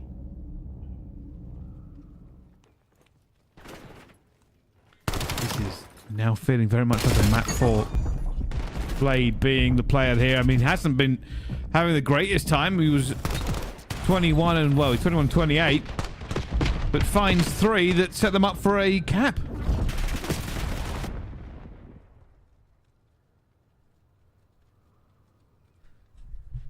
And now this is very difficult. Because the onus you have with being the team who caps first, you don't need to do a goddamn thing here. You really don't. You Bit of can TDM. play defensively. Put yourself in awkward corners. You don't need to make a move at all. Mind you. Uh-oh. Uh-oh. Oh, Danny! Had to go huge, and he did. But still, trepidation. Oh, Melko's going to try and do this on his own with 14 seconds to go. There's just no way. I was scared for a second, Brycey. What we go map for. Oh, devastating. Danny finding both of those kills, stop them dead in their tracks. And they can't do anything about it. They find 3, but not the 4th, who's burying himself at the back of the map. And well. Who knows? Who knows? A last second, a regulation overtime, and we get another map out of these 2, Tom. Yeah, and I believe it's the only game that is currently going on. I think every other series is finished up. Team France against ASK Esport is the very final series, and they send us to the map number 4, of course they do. Really, really good overload, though, between them both, and both really good setups. I think Danny has to find those couple of kills. As soon as those first 2 kills are actually found in the middle of the map, thereby ASK, you start to worry for the side of Team France, but ultimately in the end, it's Danny to find the kills to send us to this map number 4. Big game. Very tight one as well, Brycey. Seems like we've got a series on our hands. We most certainly do. Who knows who's going to walk away the winner between these 2, but what we're going to do while we wait for everybody to get back into this lobby for map 4 is go to a quick break. Don't go anywhere. We'll see you right after this.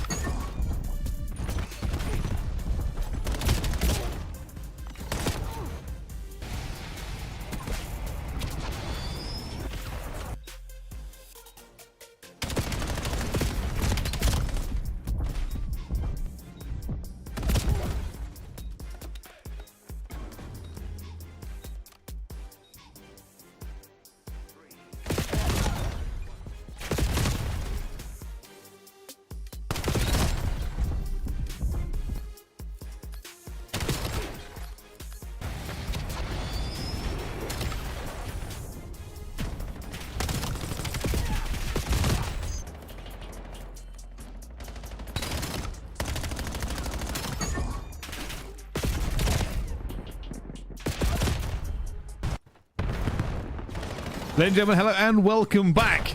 This game started before the timer has run out, so we do say sorry to anybody who's just popped off to the loo because they are going to miss the P1. Strong choice of words. As Ask Esport will kick this thing off very nicely indeed. Some good control over towards P1. They'll be wanting to force their way through. Players there potentially, well, die. Deppa picks him up. I didn't know that. I want to start this from Deppa. 3 in a row from him. Eventually will be shut down though, but it's looking like Ask Esport are going to be good for at least 30 seconds here over towards P1. Sykes chasing.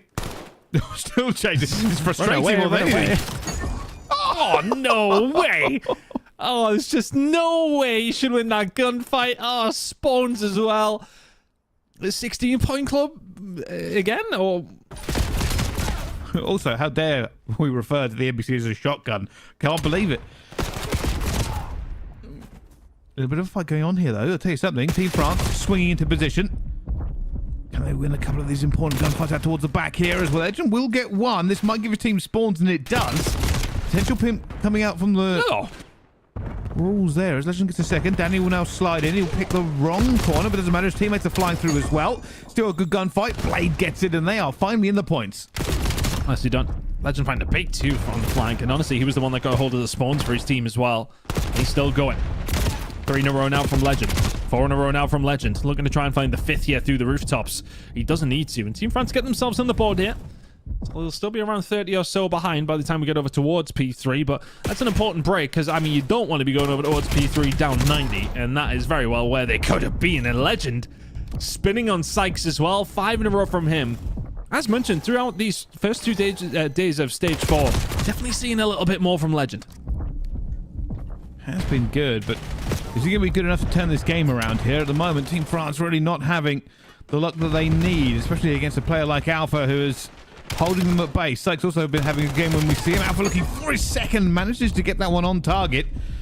And now the game is starting to get out of hand. Oh, could have got a little bit of a lineup.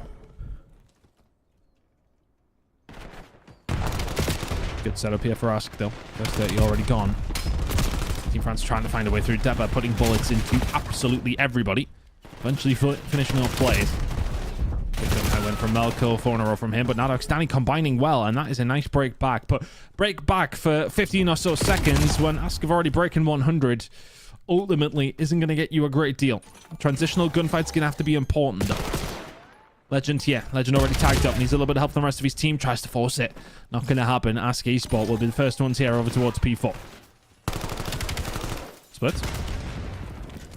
Parallels. Hold it there. I was trying to get in position for Chaos spawns. Blade is like, where is everybody? How has Blade managed to get into that fight there as well? Somehow rips this one out of the hands, but Alpha finds 2 more. Goes down to Nadox. Everybody now trying to reinforce, but it will be Team France in the driving seat. Nicely done from Team France. Spawned, honestly, absolutely all over the place in that scenario. And Nadox and Co will be the ones who get the advantage from that. Had a little bit of a pinch, and then a parallel spawn came through. It was kind of all over the place, but irrelevant of that. They found a way back into this game. 20 seconds to go here over towards P4. Elco's going to make it interesting. Who's going to end up picking up this time towards the latter stages? Looking like it is going to be Team France. Good for some more scrap time. And that is a hill that gets them well and truly back into this game after what was a very poor start. This really does bring it so much closer. I've woken up a bit here. Danny in a very good position as well. And, well, that's a massive full wipe for them. Time to soak up P1 as best they can. They're just trying to make sure they've got the spawns correctly. Now they move into it. They have got them. Danny now trying to pick up another kill for him at the same time and does so. And they are firmly in control.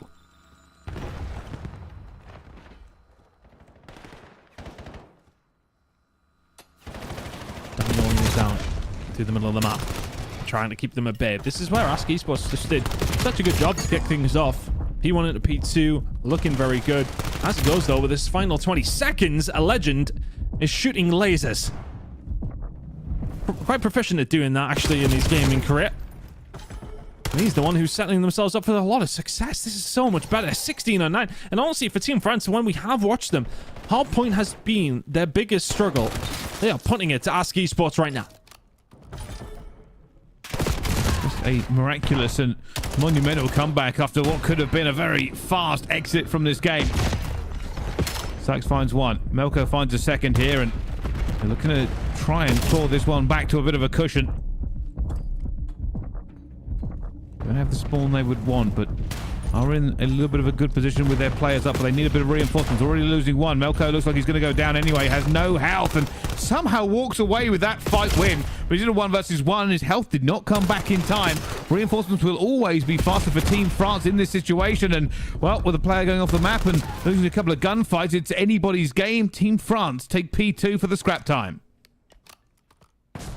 Scrap time that will find them in the lead. Esports, honestly, I think it's such a good start, and I quite often talk about this though, that those kind of games are just, it's sometimes not sustainable to be able to do that to squads, and they haven't been able to sustain that whatsoever. Sykes, he can't find the second, but Depper is there to maybe pick up the pieces. Not quite. Spawn out's going to come through, but Depper's still surviving. He'll get a hold of a little bit of control over towards this P3 side, and Ask Esports need some good time because they have been bleeding for the majority of this last rotation, to be honest, Bryce. Yeah, it's almost like they've managed to take their foot off the gas as Team France have found it. Now, if we're trying to get back into it, Legend just going for 2 as well. And somehow they cannot find a kill here, Ask Esports. This is a monumental turnaround, and you hyped up Legend earlier on. Well, get that hype train back going. 22 and 11 with a 5 spree at the moment. Blade getting 2 of himself. And I don't know what has happened, but this is a blowout.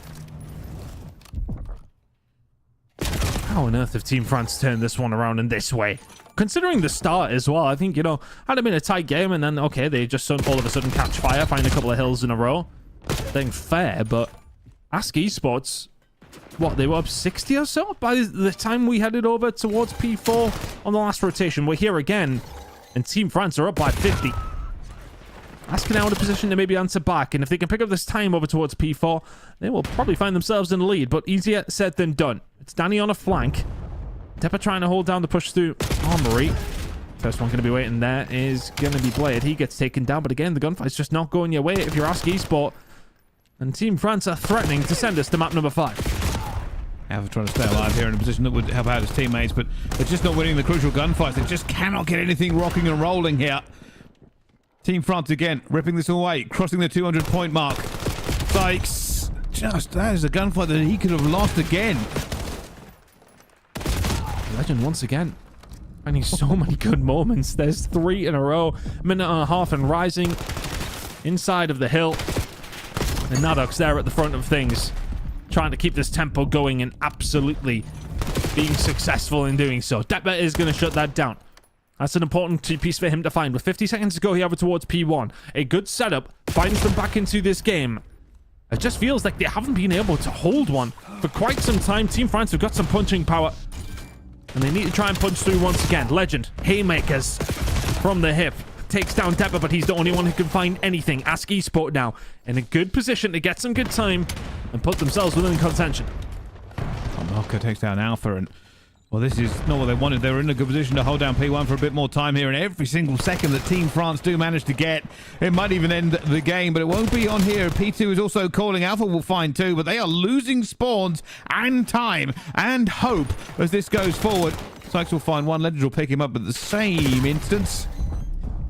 And it is 21 seconds for Team France to win. Ask Esport not only need way more time, they need a spawn. We'll try and get that now. 21 seconds for Team France to close this one out and send us to a map number 5. Ask have already been here today. They maybe fancy another map number 5, or can they find a break? Nadox, he's found 2. Depper has to answer back, and Blade's there with Nadox, and Blade is there picking up the pieces. 10 seconds away from a map number 5. Alpha finds 1. Looking for the second, but can't quite get it. As Legend goes back into the fight here. Danny trying to get another one to go through at the same time, and it will be Ask who hold on, but that is a big nade from Blade, and Blade gets his second, not going to be the third. Reinforcements still better for Ask Esports, but they have 6 seconds of mistakes to make, and that is not a lot. Alex finds 1 at the Sykes. You need somebody to be the playmaker here for Ask Esports. You need somebody to be the hero. Can it be Alpha? He can find 1, he can find a second, he can find a third, and is the hero there? It can keep them at bay. They will not be able to win it here, will Team France. Rotation has to be on. Alpha finds another gunfight to keep Nadox up to scrap time. These gunfights have to go Ask Esports' way. Oh, Sykes, that's a massive gunfight to lose. Oh, he's got a little bit of bad timing as well. They're looking for him, and he cannot find the kill. That'll probably be game. Surely they can't get back into this with everybody watching all of the crosses, and they can't. We are going to a map 5. That is an unbelievable comeback from them. They took off and never stopped. I mean, what a wonderful start it was from the side of Ask Esports. But for us to be seeing a map 5 after that start is bewildering. What a turnaround from Team France that was. And map 5 is on its way. What an incredible hardpoint that was. And honestly, just back-to-back maps where they've been so resolute, it seems as if they have a real spirit. Because they are fighting back from what feels like the jaws of defeat. Ask Esports were 2-0 up in this series. We are now heading to map number 5.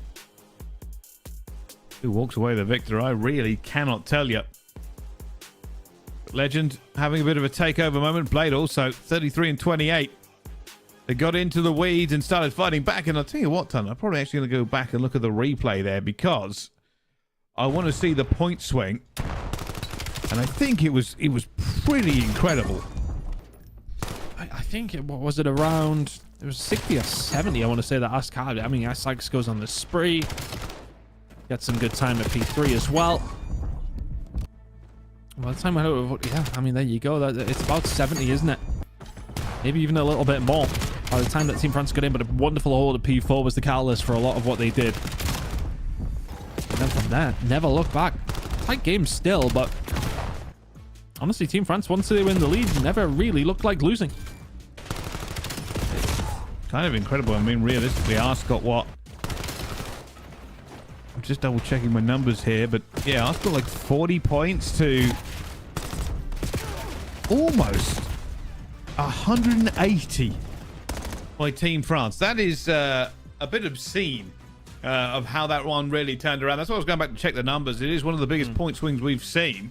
114 to 160 for them realistically. Yeah, it's just, I don't know what happened. Couldn't hold a rotation, couldn't get the gunfights going down. Just over and over again, none of the trades were working for them, and they were just bleeding hill after hill. And even the P2s, incredibly scrappy. Yeah, no, I think on so many different occasions that we've seen P1 be good for each team, to be honest with you. It was really the startup from the side of Ask, where when they start in that manner after heading on a map 4, we've seen how Team France have typically been dealing with hard points. I mean, the writing was on the wall for me that this one was done. It ain't, and we're staring on Den for a search and destroy. Snipers, are they going to be prevalent here? You would estimate, absolutely. But Ask Esports looking to try and keep their perfect record alive. Arguably, though, this is a much bigger game for Team France. If they can find it, they put themselves within contention. No matter what happens, this must end. Oh, legend. Patience of a saint. 1, 2. Oh, 1. He's damaged everybody else. There's the second one. Worked so hard for... Wow, that's easy. In the end, a little bit of a slip, and Legend finds enough to end this game.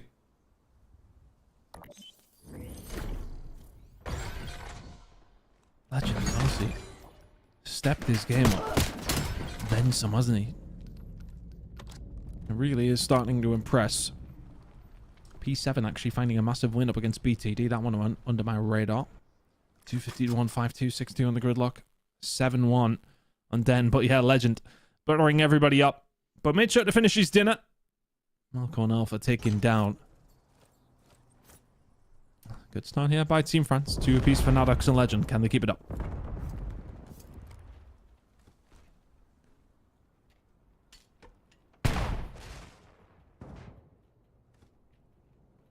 Control for Ask. Team France have left Danny. It's going to be a 3-man roof push. Milko should get at least one here. Oh, has to back off. Oh. Oh, movement almost gets him. Milko now has to pin himself into a corner. Watchout's coming through. Milko takes a couple of fights and, well, never mind. There's only one player left. It's going to be Sykes. He finds one, goes for the knife. And Team France with a retake.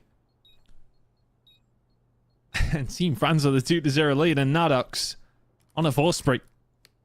And a bomb to fuse on top of that as well, and Team France are in a great position. I mean, Ask Esports did complete the reverse sweep up against Exceptional earlier on this evening. Are the COD gods answering back?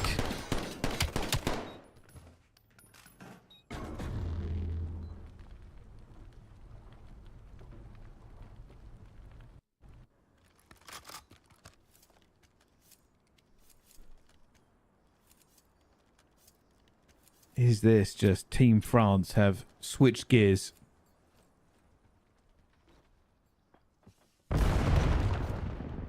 Oh, might be a bit of an issue here into the middle here. Now that's just finds himself wide in the open. Debba does manage to grab him. Danny has to back off as well. And now maybe a potential round for Ask. They've taken a lot of map control away here from Team France.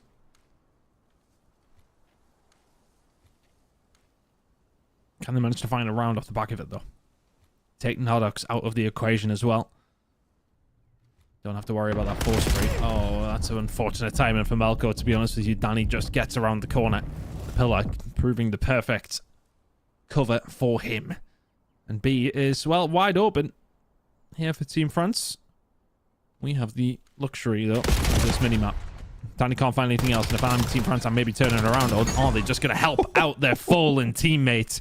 Blade with 2, Deppa left in a 1v2.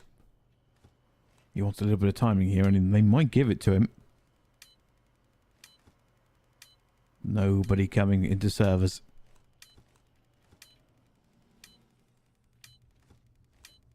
Just checking all of his corners, hoping that they're here. They are not. Now has 45 seconds to work this one out. For Ask Esport, don't take any big chows. Just play it as you're supposed to. The player's already flanked as well, and Devon might get it at the same time! Oh my goodness, Legend runs into a knife point. Still a lot of work to do, though. And we're going to run into each other here. Can Deppa find the 1v2? A sign of life for Ask Esport. As Deppa finds 3 to seal the deal. And Ask Esports finally have a round on the board. Well. This has been an interesting one. I mean, that was a case of play the numbers and get out of it. And realistically, Legend made the right call. He went round, could have got timing. You never expect to be knifed in the middle of the map. Oh, it was the nade that did it as well. Oh, the worst part is the teammate throwing that in gave him good timing. As well, he was just trying to, I presume, use the knife to get out of there just a little bit quicker.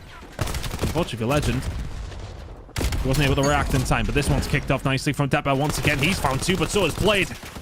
And Sykes now left all alone. All of a sudden in a 1v1 up against Danny. It's ships in the night. They went through and past each other in the smoke, and Sykes now doesn't even have time to change a weapon. Reloads his NPC. Danny runs away. What is going on? What? Oh my goodness. Sykes has taken this bomb and gone home.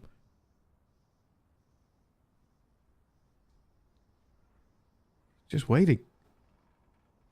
Waiting for info. Waiting for somebody to appear. Nobody has any idea where anybody is now at the moment. Oh, he's going to run into him. Oh, I think he's found him. Danny will have timing just about. Oh, wait a minute. Sykes turns, but it's not going to be quick enough. Danny gets it. What are these rounds? What on earth was that? A shake of the head. Honestly. That was... I mean, ultimately, it ends where it started between these two. How neither one of them just kind of went for the gunfight. I kind of don't respect it, but respect it at the same time. In that scenario, they're jiggle peeking each other and somehow don't meet each other for another 30 seconds. I mean, Sykes does well to find Blade. But look at this. We'll just have a little dance. Okay. But I'm bored of this. Get me out of here. Get out of here. I don't even know. Does anyone make it? I mean, it worked out, but sometimes you got to take the risks.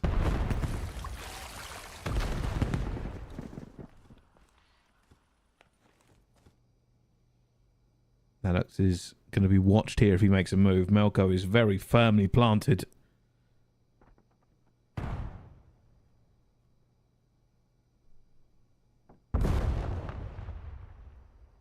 Team France have an opportunity to take A control.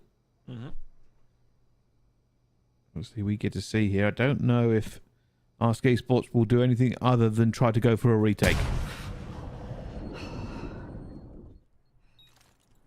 Bomb goes down. Ask will have to complete this retake. Well, they're going to go 4-1 down. Been some strange results this evening. Will there be another one? As Blade will take down Depper. A lot of these players played together many different occasions, and Nadox, could he be the one to seal the deal here for Team France? He will get taken down, but Legend is there to pick up the pieces. It's Alpha left in a 1 versus 2. Team France with another one. It's a free walk onto A. The bomb goes down, and the retake doesn't happen. Just couldn't get into it. Couldn't find all the players that had spread themselves across the map.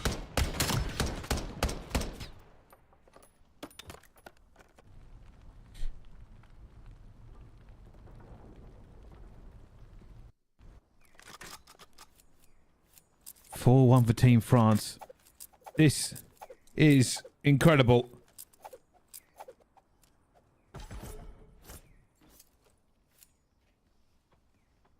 I mean, how on earth are Ask going to answer to questions that Team France are posing right now? Team France just seem they have so much confidence. Depper's gonna... Oh, did he see anybody on that flank? I'm not sure. He's watching it, but he's about to encounter 2 players on the flank. Depper could do with finding at least one, and he does. That's not a bad job done. Melko will find one on Nadox, and that's a little bit of control now. 2 versus 3, but in favor of Team France. In favor of Ask Esport, I should say.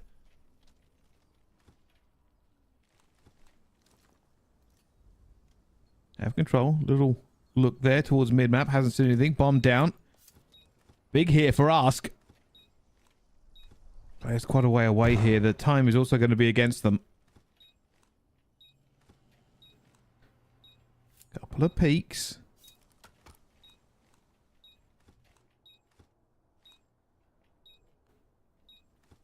Trying to look both ways onto it. Oh, Blade finds one though. 2 versus 2. Time is against them. There is just so little time to make this happen. But Blade tries to get it done. Looking for him at the same time. A 2-piece to end it for Ask. Oh, talk about going down to the wire.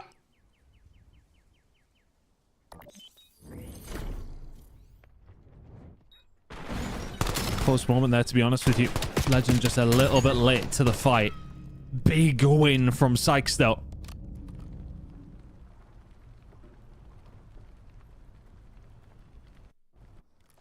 Close search and destroy. Well, close-ish. Ask Esports somehow need to find something. Melko really struggling, and honestly, this is a map I genuinely think that with the sniper in hand, he can be effective. I'm not sure if he's even been running it, put it that way. Middle of the map looks like a position the sniper would take up, but look at this aggression coming out here from Ask. Full of confidence, apparently it's still at 4-2 down, and you have backed Team France down, to be honest with you.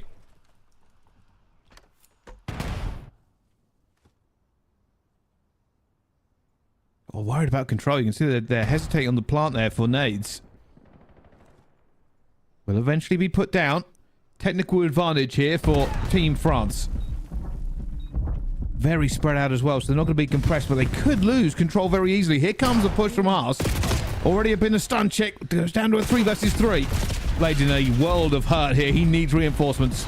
Backup needs to get here very, very quickly. Danny not at the races just yet. Depper dancing around. Alpha will find one as Danny will take down Melko. 2v2. They're in the mid-map. That's being diffused.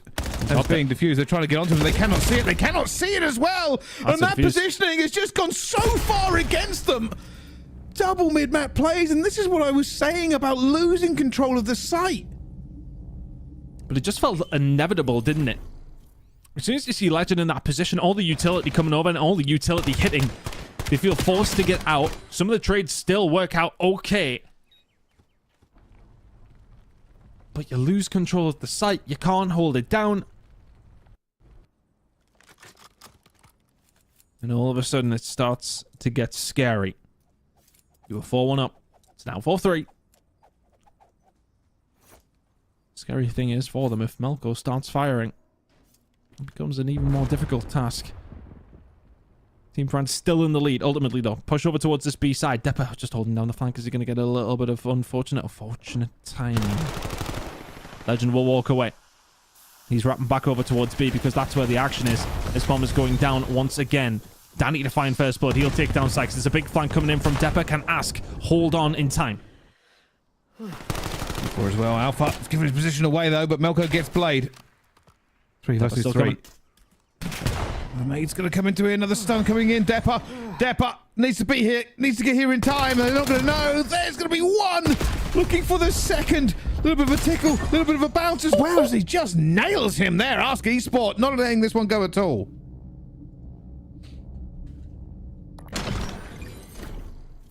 So well worked. And you could see that Ask were just waiting on Depper. He'll be calling out, I'm on the flank. He's making his way. And he's the one that seals the deal to tie things up here in the search and destroy. Ask have been in a reverse sweep already today. They've been in a reverse sweep that had a round 11. They were the victors in that one. They were the ones that completed the reverse sweep. Do they get another opportunity to win a round 11? Or are they going to be on the wrong end of another reverse sweep round 11? Let's see.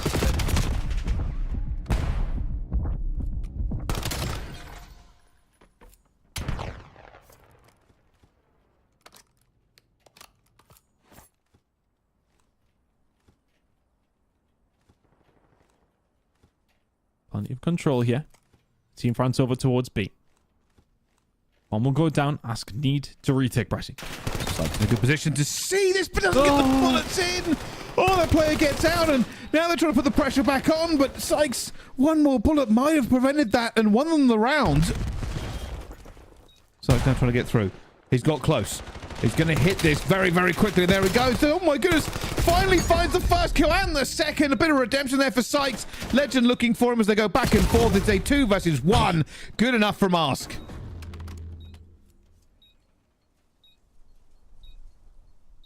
And they find it back at Sykes with a big 2-piece that ultimately opens things up.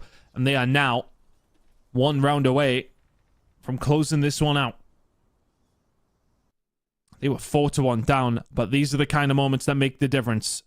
Doesn't kill Danny off the first end. Expects the child, gets it, finishes off somebody else's dinner, and then his own as well. And Legend from this moment. Honestly, the snap on the Melko was quite nice, but it's not enough to get it done. Round 10.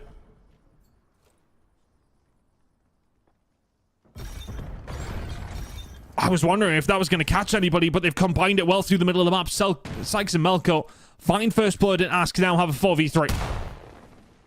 They're pushing into Dojo. They might be just trying to hit this with numbers, and everybody's in here. Oh, it's going to be point blank. 2 kills going down. Everybody fighting for this one as Ask getting another round. And that is good enough for them. Ask. They could have been reverse swept. They said no. They found everything they needed, Ton. And nobody could have predicted how on earth this S&D was going to go. What an incredible series. In the end, it is Alpha who calls game. It goes down to a 2v2. In the blink of an eye, it is done. Ask Esports will find it in 5. They stop the reverse sweep, and they will continue to be undefeated in their group. Sitting in 4-0 after the first week, it is a hell of an effort. First Bloods went over towards the side of Team France. They could not make the most of it. And Ask Esports will take that one away. Depper, big game from him. Well, locked in and ready to go. But they were worried about... I mean, you think about how those rounds were going, Ton. It's a bit of a nightmare, and maybe, just maybe, this 1v2 was everything they needed. Oh, I was going to say, forgot about the body shooting. Could have been a bit disastrous for me. But this was just a game that just went back and forth so many times. 1v1s all across the place.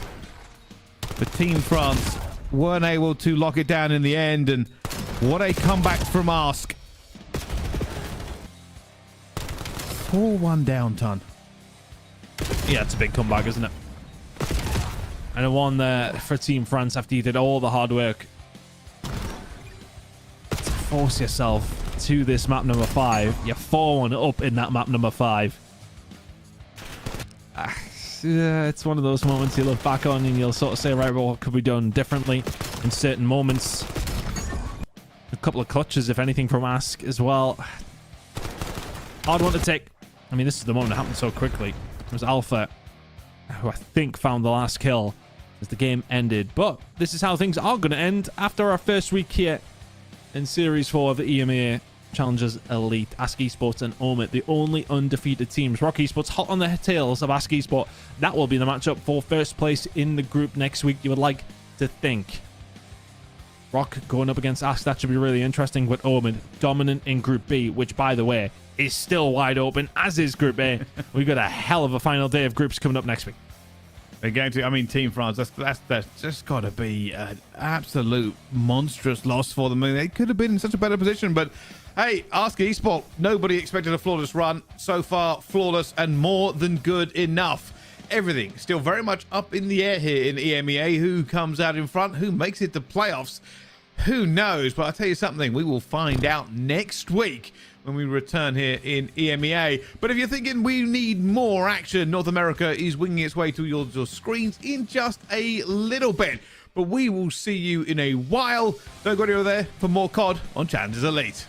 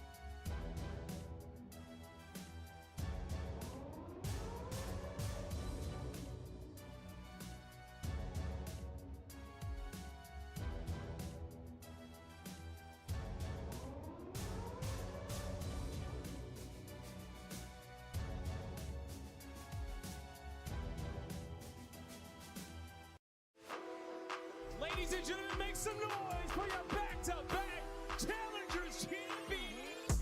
Nobody cut him down. Everybody finds three. Henry, who gets the good timing over by the bar. He's able to find number 3. Oh, good movement from Mamba. Keeps the killing spree alive. Down low. Whoa, whoa, whoa. Lost for a minute, but I'm back. Now I'm at the top, and baby, at where I'm at. What is up, all you beautiful people? Welcome back to Challengers Elite Stage 4. Wow. I mean, Jay, I said it on broadcast at the CDL this last weekend. Sitting there, I was like, dude, it feels like just yesterday we were like in week 2 of stage 2 of that long round robin. Yeah. How are we already at the end of the Challengers here, brother? It doesn't make sense, man. Time is just getting away. Sometimes if you have a kid, that actually speeds up the time a tremendous amount. But other than that, this year has just been flying, man. We're already here at Elite Stage 4, where obviously we're potentially going to crown a different champion, because I'm pretty sure in every Elite we've had a different one. Yes. Yes. Yes, I Yes. believe so. I believe so. Yeah. That's insane to hear. It's one of those things that, yeah, you're absolutely right, though. It's kind of like what they say, like the days feel long, the years feel short. That's kind of like in a nutshell right now. Let's take a look at our schedule, though. We're in day 2 of the round robin here in North America, and here are the opening matchups. A really good one at the top of the broadcast here for us. BitterSweet taking on P7 Notorious after they had a thrilling 5-map affair versus Huntsman yesterday. Keep your eye on that Bravo stream, though. CABAL had a 2-0 start. They'll go up against Bush, who also find themselves undefeated. And, of course, I don't need to read all the rest of the names out. You guys have eyes. You can read. You're very literate, most of you. And, Jay, anything else kind of popping off to you in, like, this opening match and this slate of kind of opening games? I just think it's the alpha one right off the rip, man. BitterSweet versus P7. P7 last Elite were one of the top teams, go to the event, obviously make it into the pro bracket, and then just get steamrolled. An unfortunate 5-2 upset versus Paris Gentlemen. Threw them in the challenges bracket, then you get top 12. So now you're on a redemption story. But I watched them yesterday lose a game 5 versus Huntsman. So going up against BitterSweet, a very inexperienced team besides Tyler, they should be able to bounce back there. But BitterSweet have not been no pushovers so far. They've only lost 1 match. I'll say. There's a little bit of bitterness maybe from Fellow not staying in the league. A little bit of sweetness with the young guns. See what I did there? Here we go. Group standings. Group A looking like, I would say, possibly like the group of death. I mean, Torn Esports last stage really impressed us with the youth that was coming and filling that roster. They had a really good start to their stage. FC Stallions 0-2. And then in the Stallions-Bush combination, a 1-1 right there with Omit Brooklyn. On the other side for Group B, I mean, things kind of listing maybe how you would have expected. Again, the big difference maker there was between Huntsman and P7 Notorious, and BitterSweet kind of doing what they needed to do versus, you know, some of the lower teams, if you want to call it that, getting a nice clean 2-0 start. And like you said, just really putting themselves in the conversation in terms of like really, you know, stealing the spotlight. Yeah, and for that Group B, man, teams like For Fun Esports sitting at 0-2, like, that's a bad day yesterday. This is the like sitting of like Yuli, Mac, Asem, Arcides. You're sitting at 0-2, brother. Like, we need to be able to get it out the mud today, because you obviously know you go 0-3, it's GG. Let's move on to next. Yeah, or you have to win out your last 2, and you've got to hope for a little bit of help, because getting 2 wins is not enough to get you there by itself. It had to be some sort of a tiebreaker situation. But let's kind of take a little bit of a deeper dive. I mean, you know, talking about this BitterSweet roster, it is one of those that, again, like you sit there and you see Fellow and you go, cool, sounds great. But we've seen flashes of what Nate and Peel can do. They look like they're really maturing at a rapid rate, have one of the more fun, I would say, challengers overall. And then on the other side, Proda, he's been kind of one of those, I mean, this has been like one of his most consistent back-to-back years. He's really enjoying these double Black Ops years to Treyarch. Yeah, I feel like Peel and Proto since the beginning of this game, alongside Vikram, like they were just flying and frying. It's good to see them back into the Elite and actually having some success, and that's what's going to happen when you add a veteran to the presence. We're talking about missing challenges in Tyler Fellow.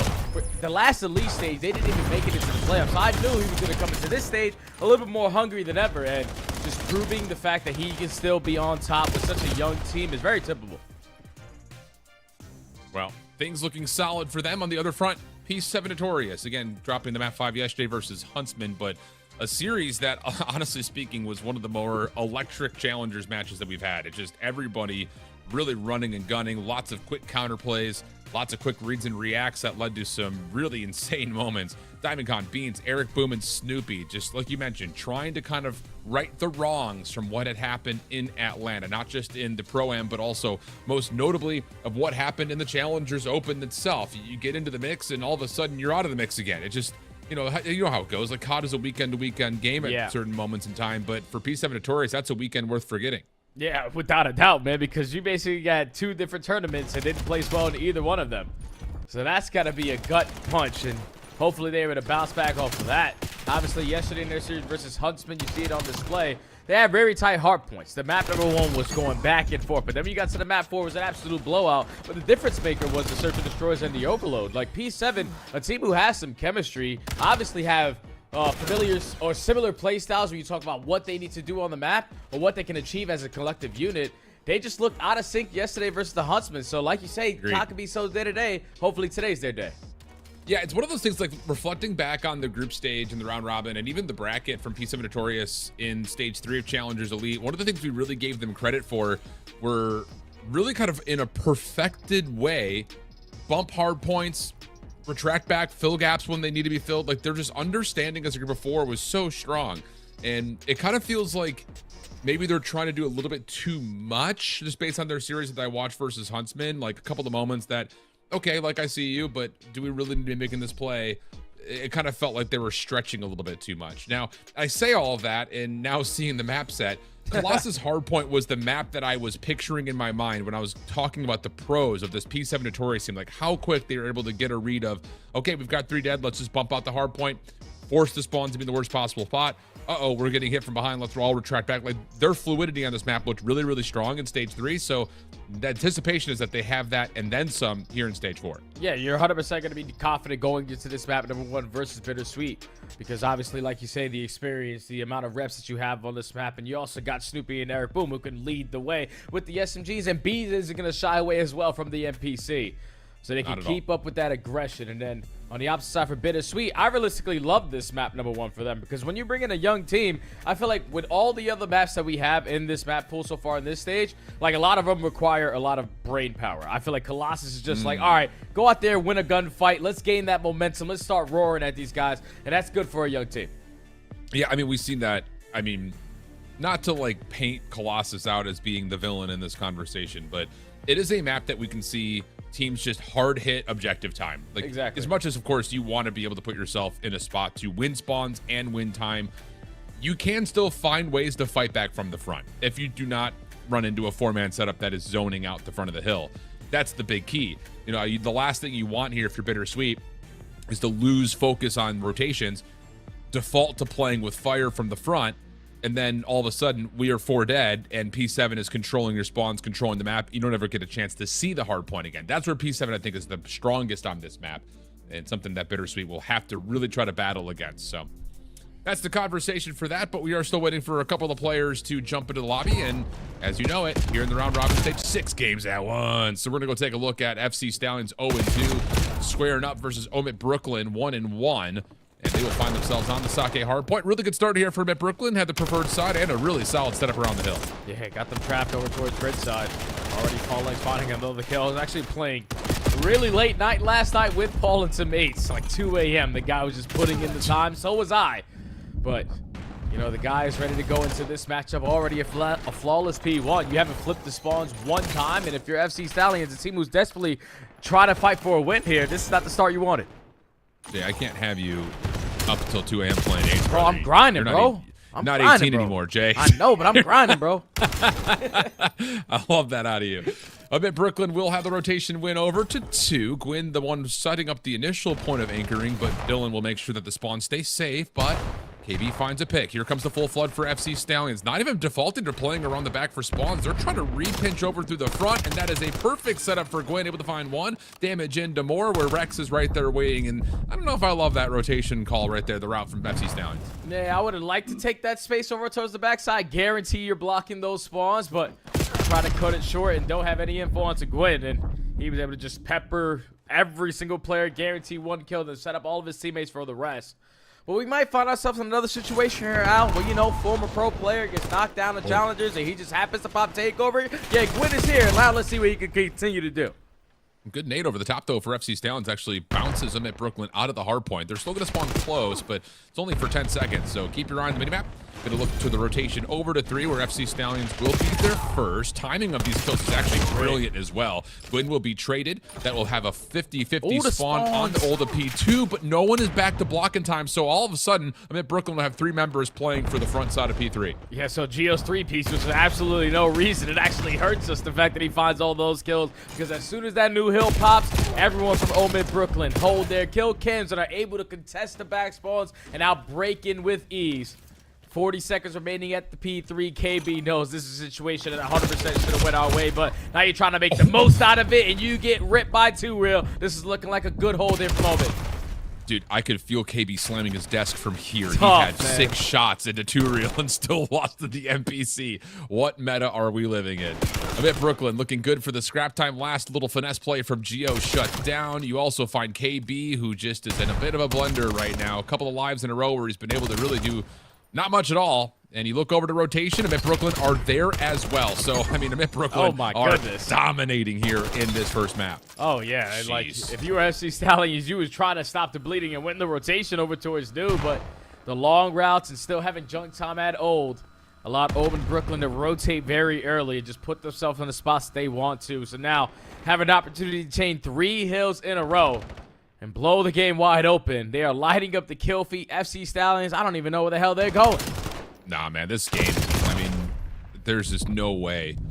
If Omit Brooklyn get this last 35 seconds, we're dealing with a 150, 160-ish game to 26 with Hellstorms in the mix. Yeah. Don't love the look of it. Archons will give you 1. 2Real blocks out the front. Back over to Paul. Good read. Goodness, the Paul is shooting right now. Follow-up is solid, but there is a little bit of a contest on the end here for FC Stallions. Not to be negated. Omit Brooklyn spawning close will just force the issue. Why not? They're shooting, they're gunning, they're absolutely frying, and it will be a 155 to 27 as we go back over to 5. All right, now if you're FC Stallions, how do we stop the bleeding? Win a gunfight off the rotation and don't let people slip on by, because the entire kill feed has just been dominated by Omit Brooklyn. If you are FC Stallions, you need to stand up. You need to stand strong right here. You know that they're all spawning over towards warehouse. We need to find a couple gunfights. Finally, they're in. Nah, dude. Omit Brooklyn could do no wrong right now. 1v1 to the backside of the play. The reach of Gwyn, not quite there. So spawns will stay stable for FC Stallions. Over the top of the hard point. A couple of kills will go their way as well. 2Real setting up a different pinch. And, ooh, he's been red. So now the hit from the front needs to start to find some success as FC are really just bunkered up on the hard point. But the first 2 kills are solid. Follow-up will be shut down by Rex. Almost able to find himself a double, but now eventually 2Real has to get into the play. And really, he's just stopping that zone forward for FC Stallions. So, good recovery here for FC. But boy, do we need a lot more of that if we want to get a close game. Yeah, realistically, if you're FC Stallions, you would be right into this game if that P3 situation didn't go down the way that it did. Yes, sir. That's a great hold at that P5 HP, but now going into the second set, gunfights need to start going your way. Already KB and Icons combining for 2, but Dylan Rex still slaying on the outskirts, just keeping his life, waiting for his teammates to get close, and they strike now at the right time. And this is something that I really give a lot of credit to Omit Brooklyn for. When you get these hard points like P1, P5, they don't play inside the hill. They're playing around to really force you to have to play in the hill. You just don't get any information. The SMGs are running rampant, and it just makes life a little bit easier. For the follow-up, 2Real almost gets the snap for 3, but the shutdown is there. And honestly speaking, this exchange has been fine for FC Stallions. The only thing they're missing is rotation to new. Yeah, because Omit Brooklyn haven't really gotten a lot of time here at the P1, so that's ideal if you want to start this comeback. But now we need to put these spawns in the final 15 seconds. One player still contested through bottom pit. 2Real is going to fall. So now if you are FC Stallions, you have an opportunity with this wave of gunfights you have before V3. Yeah, I'll tell you, FC Stallions turned it up. And I'll let that call out of you, Jay, just kind of reflecting on the P3. You take away 60 points from Omit Brooklyn, give it to FC Stallions, they're dominating. So see if they can find a way to get that one back. You can tune in over on the Charlie broadcast for that. And everything is going on at once. Uh-huh. Yeah, I saw that. Beans popped 3. Right yes, off the rip with Snoopy the following up. Oh, no, it wasn't Beans who popped 3. It's Beans, Snoopy, and DC all number 5. So every single player actually got a kill, but it was a flawless break off from P7. Okay. Well, we'll just ignore the names for the most part. Here we go. player 196 in the server. Fellow has broken the lobby. Broda, we think, has been able to find at least one, but this has been, again, one of those flawless starts for P7. And just talking about the continual congestion on the map that they put together, it's just how quick they are to turn things up. And Eric Boom, he had a little bit of a slower day yesterday in the respawns. He's got no instance of slowing up here. Huge start, 5-2.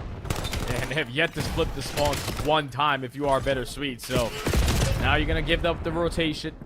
Fellow is able to fly on in and find the double. It's actually going to be peeled, but now everyone for their first attempt is going to go right through the front door. Trade, but the close spawn still here for P7 Notorious. Yep. That's the first wave shut down. And this is the play that I was talking about. You get 3 dead, and all of a sudden you have someone blocking out the front. So it's forcing BitterSweet to have to make late rotations into these hills, which does not feel comfortable. Beans shut down over the middle of the map. Snoopy will also drop, so an opportunity here to try to bully out DC, but he finds himself too. Eric going to fill the gaps. Spawns are still close. Now it's about recovery for P7. Can you still stabilize this time? And with Eric shooting like that, you would think absolutely yes, he can. Hit still underway, but the crossfire setup is good. Eric by himself, and eventually there's a contest and a point for BitterSweet. Yeah, make it 2. How about that, huh? Looking to get a little bit more in his final 10 seconds, but can no longer do that. Snoopy wins that one-on-one gunfight. Now off the rotation. Eric Boom already causing a problem. Wins 1-1-on-1, but doesn't find a trade on to Nate. So BitterSweet, this is where you got to stand up, get yourself a good hold, and get yourself back in the game. Just get yourself some points. We'll start there. Fellow, bold with the M15, but forced to take the engagement. Shut down. Over towards tunnel. Good response here from BitterSweet. And Nate, I think, yeah, he's thinking, all right, isolated 1v1 there, no problem. Has the benefit of sliding out and taking the challenge on his terms. And BitterSweet have done well in his first 30 seconds. Yeah, Fellow's going to lock it down with the AR. Just keep the long distance gunfights right in front of him.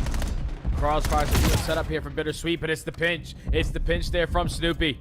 Able to find a double. That leads to 3 dead in the feed. The only player now still trying to value his life is going to be Proto, but DC's able to win that one-on-one spawns flip. And BitterSweet, even though they had at least 20 seconds there, now you got to start thinking about new.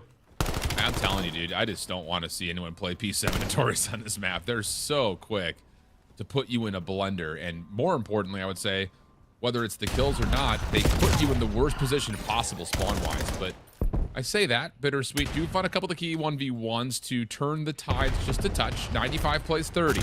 Nate's jumping in. Bean's able to find the opener. Now it's just up and off the walls. Good response, though, as Proto's going to find a couple from inside the hardpoint. Pardon me, that's Nate. Yeah, yes. Kill feed, lying to us, and BitterSweet's got himself ready to go. So now Nate's going to take his face open towards statue side, but your teammate on time actually is going to fall. So that's going to force you to play a whole lot quicker than you wanted to, and now Peel, less than a 1v3 to try to hold this down for his team, is able to find all 3 kills. Teammates spawn right behind you. This is looking like a flawless hold from BitterSweet. Telling you, man, Peel's POV, it just has that little je ne sais quoi where he just absolutely looks like he's got it. Proto over the top. First one's there. Second one will also drop. Nate off the regen. Nice up and over. Able to get some more damage into the final where Fellow will finish things off. Really good hard point for BitterSweet. Now looking to zone and rotate over to P1. Follow up is decent, and Snoopy dropping has BitterSweet with the numbers opening up this new hard point. Yeah, now going into the second half, we have some trophies to play with for these early contestants. Proto, his job is to try to lock down Statue. Give me that one-on-one as he flies on out. My turn to look over towards P2 side. He's reading the play. He understands where the pressure is going to come on in, but it's all about the timing. Now with Felony here to assist him, you should be able to lock down this position, but it's pressure for P7 on the time. Last 1v1, potentially over the top of the hard point, but Proto will be bullied out. Good response here from P7 after what was about a hard point and a half worth of BitterSweet, really taking control. Now things start to stabilize as we focus over not just on the hill, but over to what happens on the right side of the minimap. Good kills coming through for BitterSweet, putting some challenge on this rotation, but Snoopy's in the way, and that might be all you need. Lots of damage in. Spawns are still good for P7, and the follow-up for BitterSweet is stalled out, largely thanks to whichever number 5 is up top. Just laying down the shots for a Statue. Last one left alive is Peel, and he will fall. And Beans finesse so well in towards the ending of the P1 time. Just drawing attention towards the BitterSweet to say, all right, he's one shot. Let's go get that opening kill. But he kept on valuing his life, setting up his teammates for freebies, and still in control of the back B2 spawns. Because BitterSweet aren't doing anything spicy. They're just consistently hit button in the front every single time. I haven't seen a long route through tunnel or nothing now. No, nothing. I mean, and even just in that moment right there, BitterSweet could win on the old time at P1 to clear out the middle of the map, and then they all just jump down to the bottom, and DC says, thank you for the free flank. Shuts down the play before it really even happens. Now it's just down to trading out of the hard point, which so far BitterSweet has done well with. Spawns will move just a touch. Snoopy the last one left, though, and he is a problem that you need to find a way to deal with. And you're not going to deal with it. So Snoopy and P7 will secure the scrap time. They also have numbers here on rotation to new, where BitterSweet looks like they want to try to still finesse the exit at 2. They'll find a couple individual kills, which will manifest a nice rotation for them, but that was a risky call. Yeah, it is risky because now 2 year players fall, and you already know that Snoopy is going to try to work on this late pinch. So with 2 players literally coming off the respawn, are they going to be in a position to try to shut down this first wave? You do not. 2 kills go P7's way. Snoopy reads the 3rd player. Kill number 6 in the back pocket. He just needs 2 more for Hellstorm. Yeah, just chilling, just shutting down the rotation through tunnel. Dude, are we joking? Oh! He's different with the NPC. Absolutely different. So what was about a 20-point game is now all of a sudden over 100, and Snoopy's not missing shots across the map. 9 in a row, 28 and 15, and he's not done yet. And this is what P7 does best. They put you in a dangerous spot. Snoopy gets the read. Snoopy gets the kills. Oh my goodness, 31 and 15, 12 in a row for Snoop. And he's going to keep on going, too, because his teammates already have the rotation anew. He's bound to set up this late pinch, and even if he wanted to call this Hellstorm, and they could potentially add to that column. Snoopy having a takeover sequence here. Back-to-back hard points have yet to drop a life, but now he's in a 1v3. We got to be able to trade him now. Someone needs to pick him up to the CDL, bro. If their contract's not in the email box after this map, what are we doing?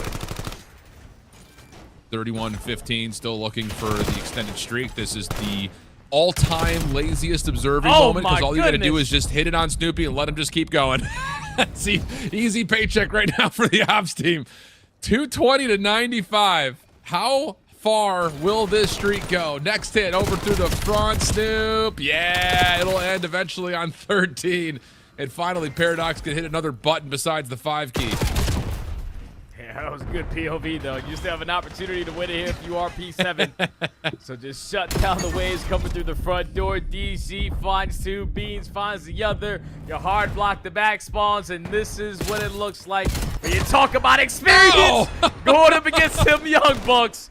250 to 95. Map 1 goes to P7. Oh my goodness. Sheesh. That was like a replay of the CDL TV clip that played from What's-His-Face, where he's just running with the knife at the end. Oh my goodness, though. I'm telling you, dude, all of the roster mania stuff that's happened in the last, like, 72 hours, how has no one contacted Snoopy, bro? This kid's unbelievable. Yeah. Still a tough pill to swallow if you are the Boston Breach, man. You dropped this guy 1 week before this meta change happened, and Snoopy still continues to do Snoopy things. He's like the frog. He's leaping again, Hal. Goes on 13 in a row. No, actually 14 in a row. 3,700 damage. Doesn't allow the other team to get 100 points. It doesn't get any easier than that when he's getting loose. Nah, man, that's just different. And the funny thing about it is, like, at one point in time, the game was like 86 to 100. Yeah, at the end of the first set. 95 to 250. Oh, I'm telling you, dude, P7 on this map is different. It's just, like, outside of the special moment that we see in the individual level of what Snoopy was able to do, you got to look at what the rest of the team does to allow that to happen, right? Like, they're so good at understanding when they find themselves in a 4v3, 4v2, how do we create the space, allow that SMG to go rogue, and wouldn't you know it, Snoopy just finesses, he quarterbacks the calls on when he's making his hits, and it works out absolutely beautifully. Raid Search coming up next. BitterSweet. Boy, they need something here because mercy, that first map. Woof. Yeah, and for a team that only lost 1 map yesterday, it's not the start that you want to going into today.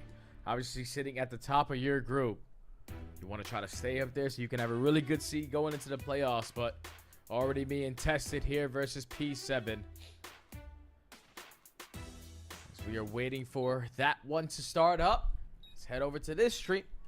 Where FC Stallions versus Omit Brooklyn on Charlie again. Obviously, we watched Omit Brooklyn just run away with it on map number 1. But if you are FC Stallions, a team that's desperately looking for a win now, you need this SD. Yes, you do. 2 real looking to play on the backside of this post line here at the Dylan needs to keep his life, able to find one. He gets a read that there's another player around him off the regen. A little bit of damage onto Rupert, but most importantly now for Omit Brooklyn, it's making sure they can find KB, and I believe 2Real has seen him. Yep, that's an easy follow-up. Last player, well, careful. Overchild just a touch, but there's not enough time to make a play happen. Paul will drop to Rupert, but the round will go to Omit Brooklyn. Yeah, that was just Brooklyn in their post plant setup, man. Just fully execute their post plant, spread it out. 2 people over towards Suchi side, everyone else back up towards 18. And when you're just pulling the focus from the opposite team on so many different directions, that time starts to get away from you. You get it down to a 1v1 there if you are Rupert. But Paul X knows the game clock is my best friend. Brooklyn up 2-0. Big. Omit Brooklyn, just to give you the reference, 1-1 in their group. They dropped a map 5 to CABAL to start off their group stage yesterday. So that's where things go. They had a 3-0 versus Torn Esports. And I would say, again, just kind of largely speaking, this Group A feels like, I don't know, maybe a little bit of a depth. Hard to say for sure, but see how Brooklyn can handle this next defensive setup. Lots of pressure over towards A. Defensive protocols, though, are solid. I believe they've gotten a good read from some stun checks behind this, too. So bomb makes its way on for A. Retake going to be required. Yeah, they're instantly here, too, though. For this retake opportunity, already showing pressure from the next side of Showers, but Icons gets the first. Nate is able to connect, so you're going to send it in, try to clean it up, but Omit are going to reset. A nice little back off by Omit, but now you got to work your way back through these choke points again. That's easier said than done. Icons throwing shoulders gets you the first. Off the reload, finds the second. One more on the backside. And yeah, there's just really nowhere for Rex to go. So really good there from FC Stallions. It looked like they were getting red on the hit timing, but follow-up nades, stop the contest, leads to a round win. Yeah, they just stand up and push them back, man. They realized very early once that bomb got planted that they were already going to be in our face. So the only thing we can possibly do is just win that first gunfight to give ourselves a slight chance, a slight edge. And that works out because Omit Brooklyn, even though they do find a trade, they reset. And then that gives all the info to FC Stallions. All right, we have them trapped here. They can no longer work on this long route. Everyone hold your free aim and win your gunfights. Leads to the first one on the board. With this setup, FC Stallions going to go for a 3-man hit down mid. The bomb carrier of 2Real would have to get the read on this. Not sure how much he's seen from the overpass. Lots of nades coming through. He does get eyes onto Rupert for a moment, but FC will back away, not going to commit to that play, and reset their defense around B. Oh, and just be a little bit of a Houdini act here. If you can just draw the attention on the opposite side, because Gwyn is in a perfect position trying to work this late pinch, but the bomb commits to the middle of the map. Now Gwyn is left in a 2v4, and he has no idea where anyone is. Yeah, and he has to play perfect timing here if he wants to get a couple. Oh, that's tough. That's not it. That's not it at all.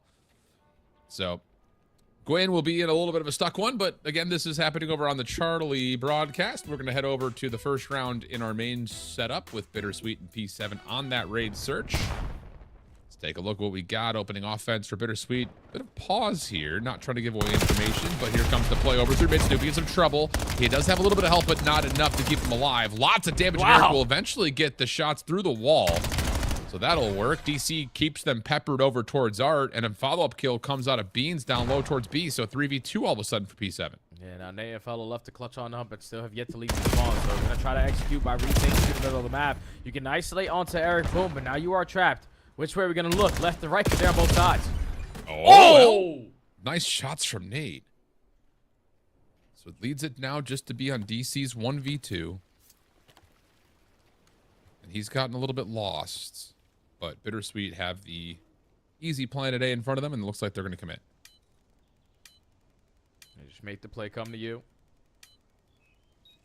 You're actually going to give it up, or at least retake back over towards laundry side. You obviously planted on that angle, so probably want to keep that side safe, but 35 seconds, DC's got to locate them. He's got to beam the first and get info quickly on Nate for the second. Fellow throws a couple of shots out. DC will elevate his position. Oh, he actually is able to find Nate. Hold on a second. Oh, a little bit too wide on the shoulder. I was going to say, Nate, maybe he overcommits there just a touch, but Fellow's good for the trade. BitterSweet will take the opener. Yeah, Nate got me a little nervous there because the only way you lose this round is if he defuses the bomb. So with Fellow gathering the information, he's obviously going to value his life, but you give up your life for free. Thankfully, the vet is still ready and waiting for that reach out. They had to basically steal that opening round because I thought P7, with all the map control that they had, with the early punch in the face, even though when they found that first one onto Snoopy, Eric Boone with the wall bang, and then DC quickly with the second. Like, we can't throw away that situation, or at least get isolated in those 3v2s. And that's one they're going to want back. I'll say. Nate's stuns, getting some information and some damage, but you still get Snoopy scaled up for the offense in towards mid rocks. Nate, the one defender in kitchen to try to watch this, and Peel has just kind of stepped forward and got himself top art. So good map control here for BitterSweet. The only thing that they might be missing, Snoopy playing this far forward. Can't lose track of him. I don't know if they have a sniper in play, but that palm is getting planted. And Nate's the only one that can successfully contest it. Peel is going to fall on the flank. Nate tries to make a play through mid steps. He gets caught 4v2. Yeah, that's just Snoopy's position coming to fruition beautifully. Now he's lost. Gets the first. And surely he doesn't get to. Dude, why has nobody picked up Snoopy yet? I don't know. Maybe because he That's just got so top good. 12. Like, that's the only thing that's in the back of my mind. Like, you just get top 12. You had 2 tournaments and couldn't make it to championship Sunday on either one. Yeah, that can leave a bad taste in certain people's mouths. But regardless, down here in Challengers, he's still shining. He's just got that, like, natural born intuition in individual fights. Like, I get it. Like, he's been on this Boston team that, like, outside of, like, the miracle run they pulled in the last major and champs last year, like, they just have not found consistent success. It doesn't really look like they've got the game planning to match up with the top teams in the game. But when you watch him individually, I just feel like he needs someone to cultivate the team mentality. He has all the potential in the world. P7 going to give up the A site play retake here. It's BitterSweet will find free control Laundry. And more. Holy cow. Yeah, Hill's just going to push out towards the backside of Rock. So you have all of Laundry control. All we're waiting for now is the bomb to get on that site so it can get it down. But the longer you wait, the more space P7 is starting to take away. Peel's going to retract all the way to the flank position. But there's so many angles. They stop the bomb plan. They're out. Yeah, Peel, this bold route, able to find one. Now moving over towards the top side at Art, dancing, dealing, regenning, trying to find the timing. Oh my goodness, what is this gunfight? Eric trying to run away, not going to be able to. So the numbers will favor BitterSweet, but the angle is, well, good for DC, but not good enough to find the kill. You do know that the play is going to be at A, and Beans does have the scope. He's giving the comm. That one's going to be pushing over towards red. So DC stops the bomb plant, but now at 20 seconds, Beans is left to clutch on up. He's got a rifle to play with and the sniper. And they've rotated to B.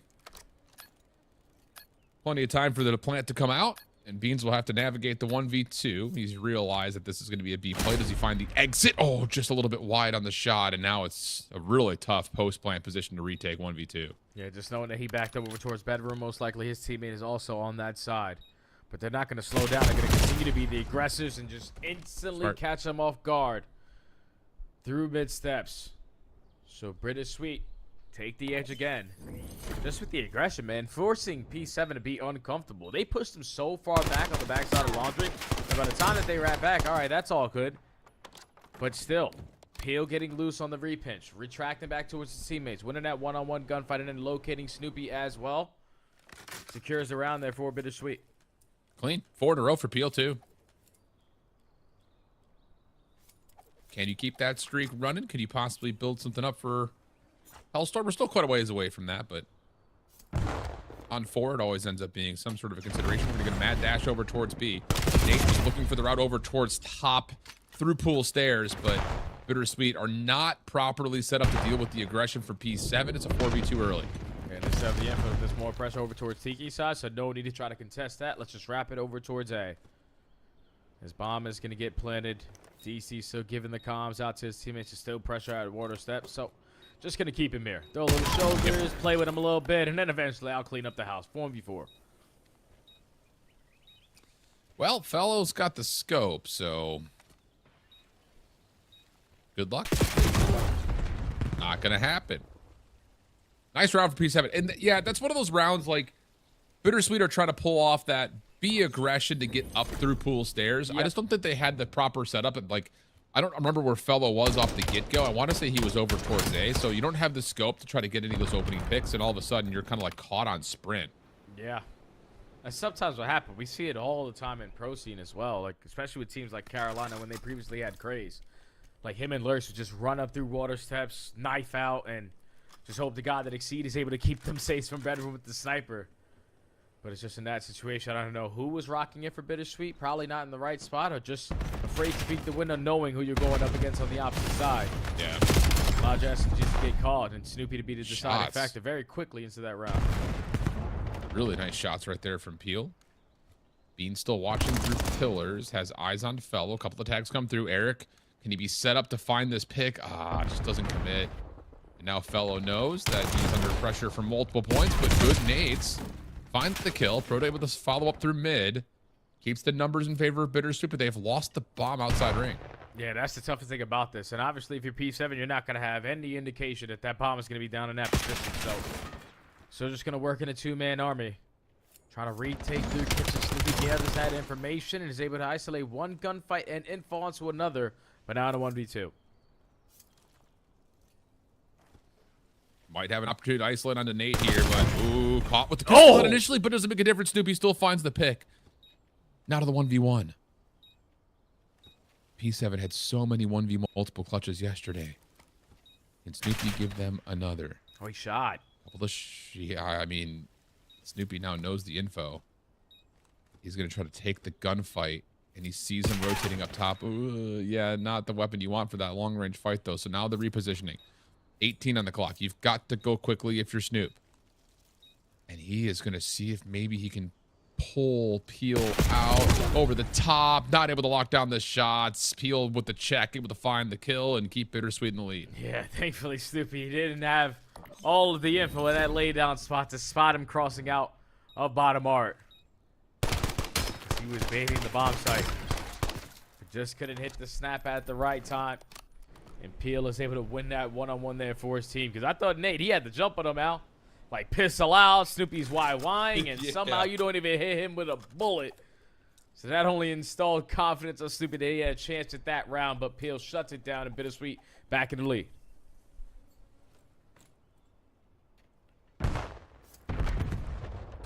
P7 on the attack. Already getting some pillars control. Looking for more, though, through mid. Oh, they're going to pull Proto out. They're going to pull Nate out, and they know that Peel's in the corner.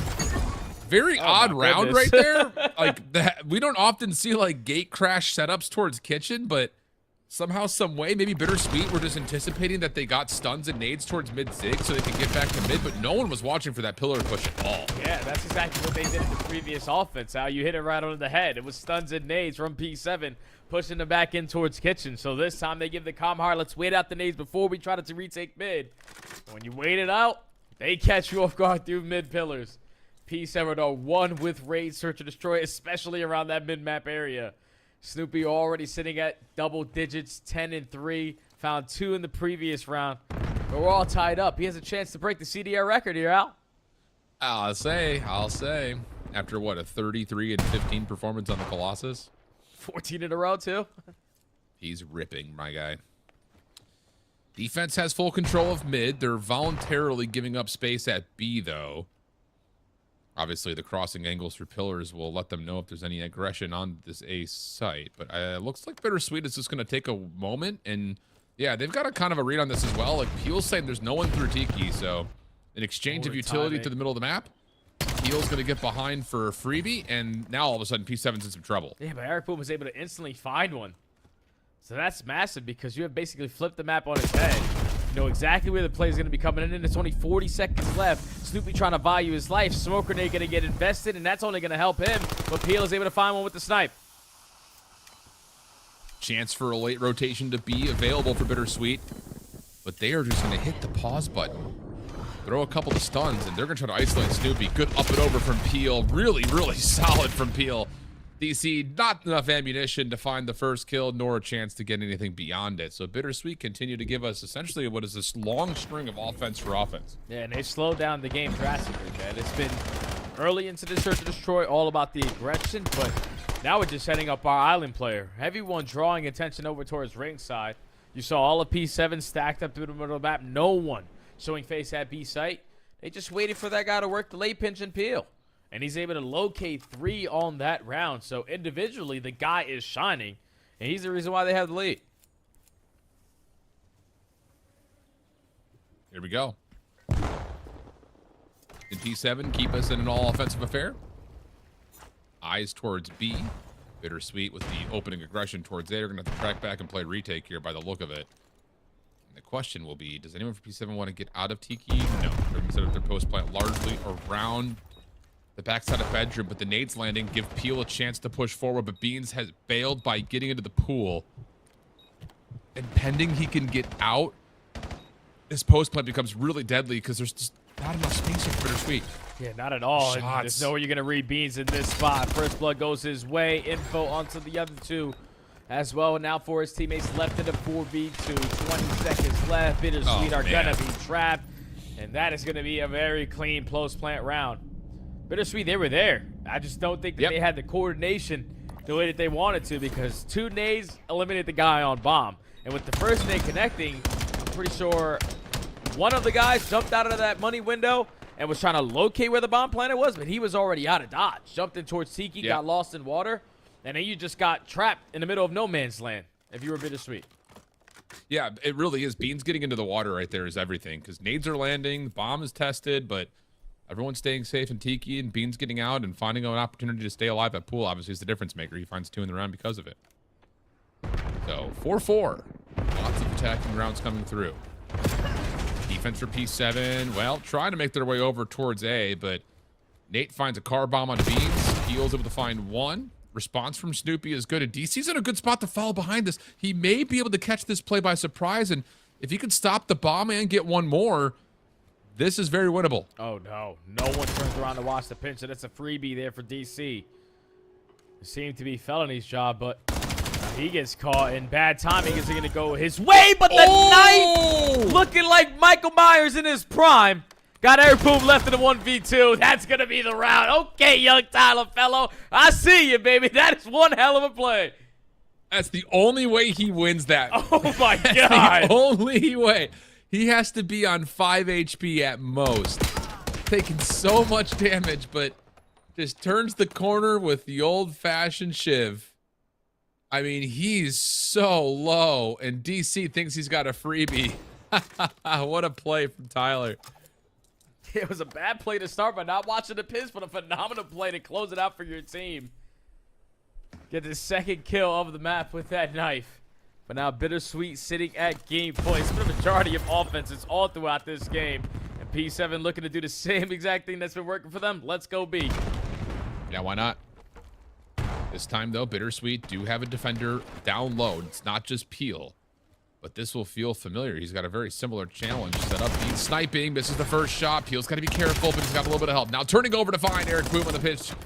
Beans, don't give him too many chances. And BitterSweet will have their numbers. They'll also control the bomb. And this is win condition for the map all of a sudden. Oh, yeah, without a doubt, man. If you are Peel, all you have to do is stay alive. Do not give Beans a chance. He's not going to spot him crossing in towards the water. So Peel is sneaking up on him like a sneaky beaver, and that's gonna be another kill going his way. 1v3 for DC, and you don't have a knife to bail you out. BitterSweet side of the series. Yeah, true. Goodness, great round right there for BitterSweet. And it was starting to look a lot like their prior defense with B, where you get that little bounce off from Peel trying to stop the plant. You get a little caught. You don't find that exit elimination, but this time everything works out nicely. So, hey, again, Young Guns showing us something. Showing us something. I love to see it. I love to see it. 1-1 the count here after what was a dominant Colossus. And I just feel like there's going to be a natural advantage in this series in the respawns for P7 Notorious, but all it takes is one good stretch, and like you kind of talked about prior to the Colossus, like if BitterSweet can just catch some momentum, get P7 Notorious uncomfortable, get them in staggered spawn situations, who knows? They could possibly find a way to run away with this den too. Oh yeah, because the way that Peel just played, he seems to be very comfortable when he is by himself. On a game mode and overload where it's going to rely on a lot of those one-on-one gunfights, oh yeah, that guy can 100% be your lead blocker, and the reason why you could potentially walk away with this win here, because what he was able to do as the ISO guy on that raid S&D is very typical, man. It looks like he had a lot of experience, or at least a lot of craft in his gameplay. to prepare him for that situation because he was the guy working the late pinches. All right, let me find the opening kill, fire my life. All right, right back to my team. Never leave my teammates out to dry. And then even when they had the numbers, he still wasn't afraid to make plays, man. So big shout out to Peel and BitterSweet for tying up the series. But Den Overload, it's got to be a must-win for them because that hard point in map number 1 was a smoke show. And that's most likely what P7 are going to do on map 4 too. Especially knowing how important rotations would look like. So, yeah, I hear you on that. Feels like a must-win coming up. Do it through the 2-3-5? Maybe. I mean, they did, like you mentioned, like they only lost 1 map yesterday. Yeah, Huntsman did it to P7 like that yesterday in 2-3-5. True. That's true. It's possible. It's doable. Very doable. Also, just want to take a moment here. I was kind of looking over, and it's been a while since I've checked it, but there is a BO7 Pro Point sheet kind of listing out all of the current standings. It's kind of as a reminder here that as much as Stage 4 is important because it's an elite stage, there is no immediate implication for challengers, champs, or finals based on the results here.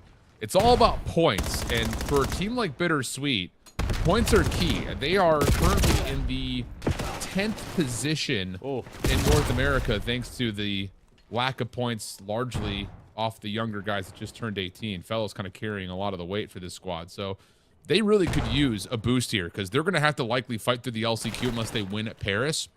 And getting a better seat at the LCQ is so crucial. So another kind of important little note there for BitterSweet. Just gives you a better chance at qualifying for the tournament that you want to. One that you've been playing for all season long. Obviously, Challengers, champs, and EWC it also.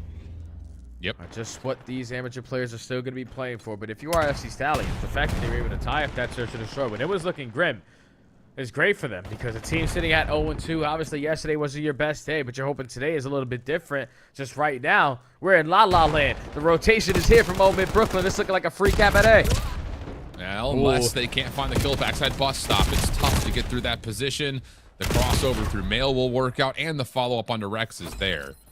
Yeah, this is our first look at gridlock overload between you and I will say just kind of watching a little bit of VOD on it. It feels like this bottom side of the map is a little bit easier to navigate than the top side, really from both sides' perspective. But here comes possible counterplay in the mix. Eliminations coming through. Roof behind the play should clean this up. Pistol will be used to find the first, and there will be a pause as the Omit Brooklyn are trying to get him on a spawn, and they will be successful in that. But KB keeps the pressure on. That's just a byproduct of this map. It's just always someone getting behind you. Yeah, and the reset comes in now, so if you are KB and force the spawns a certain way, potentially win an extra gunfight to give yourself some more space, but gets caught by Dylan Rex. So back to the battle of who wants to scan first. Gio playing the close corner. 2 are there for the trade. Numbers in favor of FC Stallions, but you keep on trading. You're happy as hell if you're Omit Brooklyn. Agreed. Well, at the half, it looks like Omit Brooklyn will be able to kind of exist through this 1-0 lead. Unless Gwyn can win this gunfight. Maybe a chance to pick this thing up, but Gwyn will drop. Chance for FC to get to the overtime. KB, no, nothing there. Man, this doesn't feel good. You really have no route whatsoever. Looks like Icons is going to try to make their way over around the back, but it'd be really onto Rupert to clean things up. 20 seconds. Doable, especially if they're finding another kill in front. So it's just down to can you get this last one on the doorway? Not going to happen. It'll be that 1-0 half that we talk about as we rotate back over to see what's going on with our main broadcast. Yeah, you can see it on the top right as well. Bush versus Cabal tied up at 1-1. That's the battle for #1 seed in Group A currently. Trace is the guy that just walked into the building 4 hours notice. Is just like, all right, guys, I'm ready to game. So Bush still have things they have to work on with that new roster, but in the position that they want to be. Back over to the Alpha stream where P7 obviously don't want to be in this situation. Tied up at 1-1, relying on an overload to give themselves the edge. It didn't go well yesterday versus the Huntsman, but No, it did not. Bellamy is firing all cylinders. Proto and Nate combined for 2, and that's 3 dead. Gotta slow down. Yep, you got Proto up the middle of the map. And I like this idea. Yeah. Try to get all the way around the back. It's being watched, though, by Beans. Proto surely to fall here, and it'll be a stun that takes him out of commission. EMP starting to rotate and show itself back over through mid, but P7 are perfectly in position to deal with it. Pistol not going to work out for Fellow, and it's down to dealing with Nate, which is easier said than done. He keeps his life for a little while, but P7 will recover the map. Trying to recover the EMP and push it up the middle of the map, but Gets caught by Peel. So you have all the map control in the world, but that EMP is yet to move. So this is going to give BitterSweet more time to respawn and take that space right on back.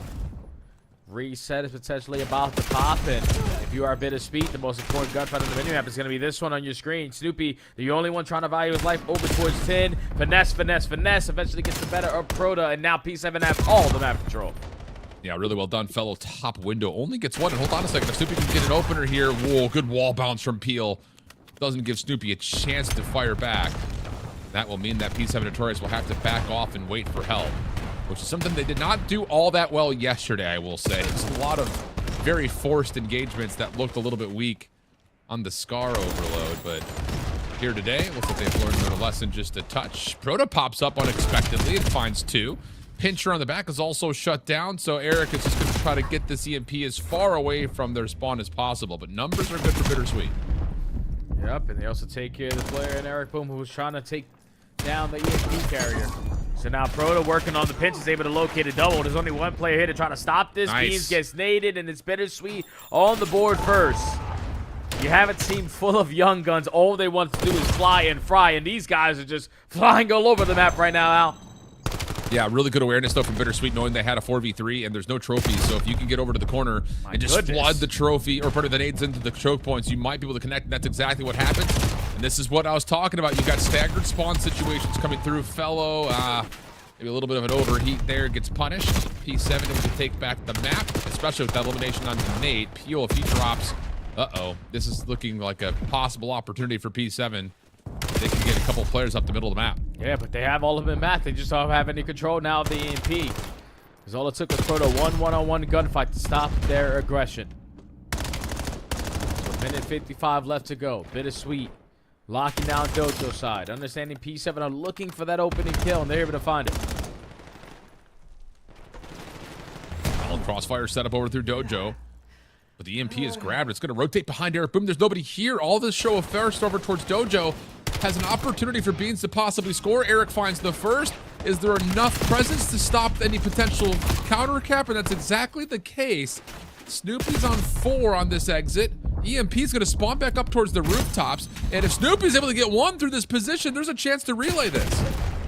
Oh, but you don't look at side door, and it's Proto slowing them down again. Regardless, he was the last man standing. Get your trophy down. Beats is going to walk this one in for free. 2 quick scores there for P7 in about 40 seconds. Now giving them the slight lead with only a minute left on the half. A battle for mid-map. Beans understands my teammates are dropping. All I want to do is value my life, but he gets caught. And now the whole kill feed is in favor of BitterSweet, and they have all of the spawn. This is looking like a quick score. Very well might be. Grenade! Snoopy to watch this cross, and a nade comes through. That's out of Beans. So that's going to lead to an opportunity to push this one back, and that's exactly what comes through. Looked like it was going to be a perfect condition for BitterSweet to score, but now all of a sudden P7 control with 35 on the clock and a half. And they're taking a lot of rooftop space already. DC needs one-on-one gunfight to open this lane. He's able to find it.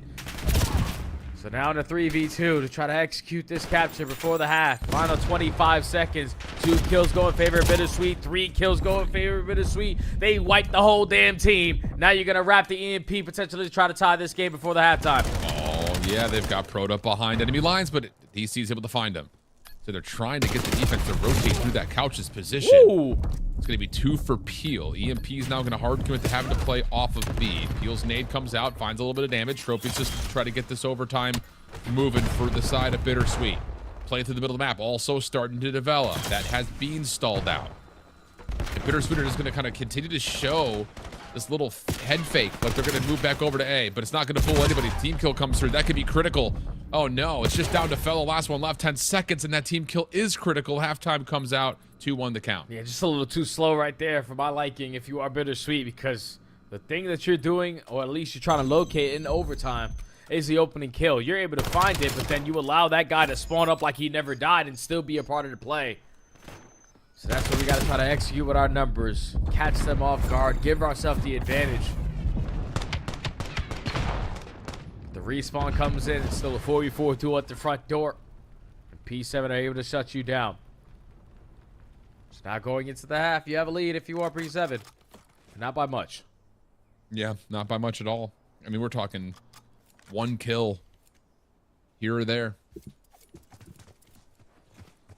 Swap the sides around. BitterSweet looking to put the pressure in through mid. Lots of damage coming through, but Beans up top able to find the first blood. Fellow kind of has to hold his ground.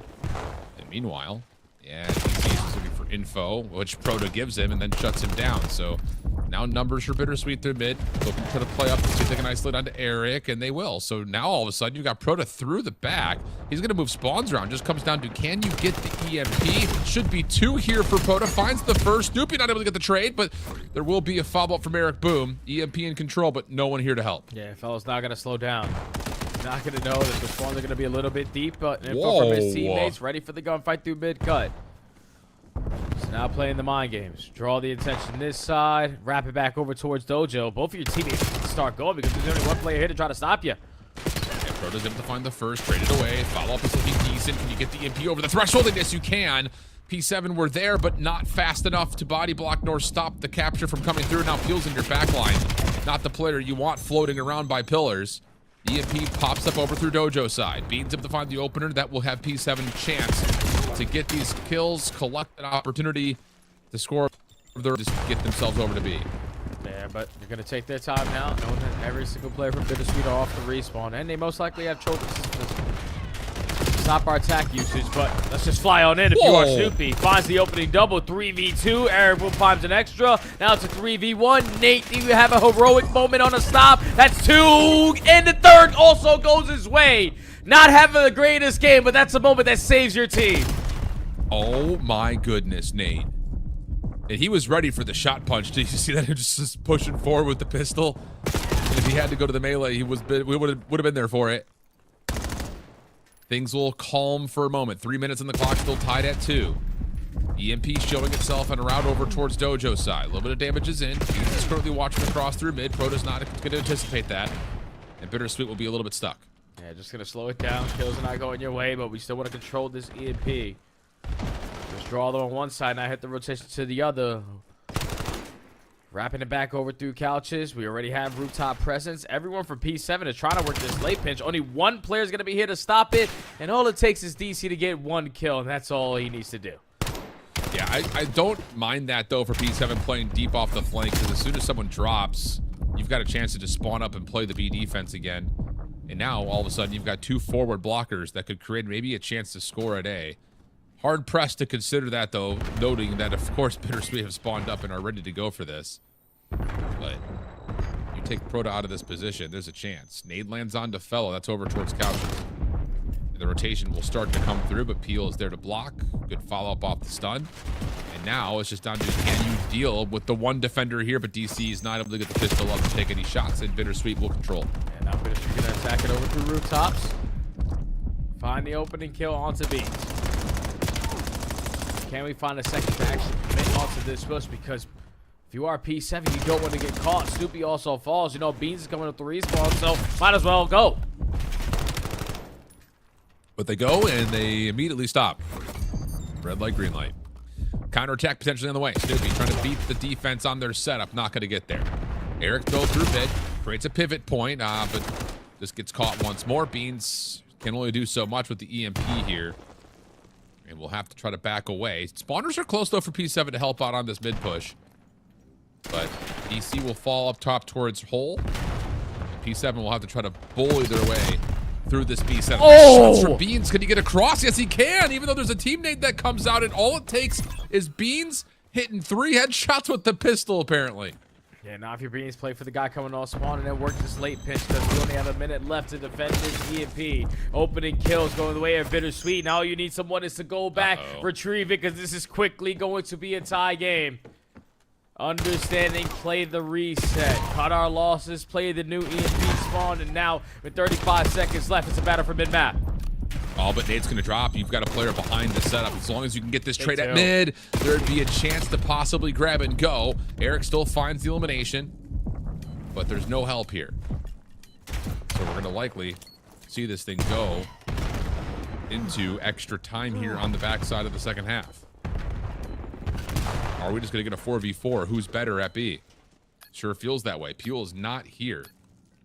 Beans isn't either. Stun check won't reveal anything on the staircase. So you know everyone's playing on the point or to the left. Here comes the opportunity to move.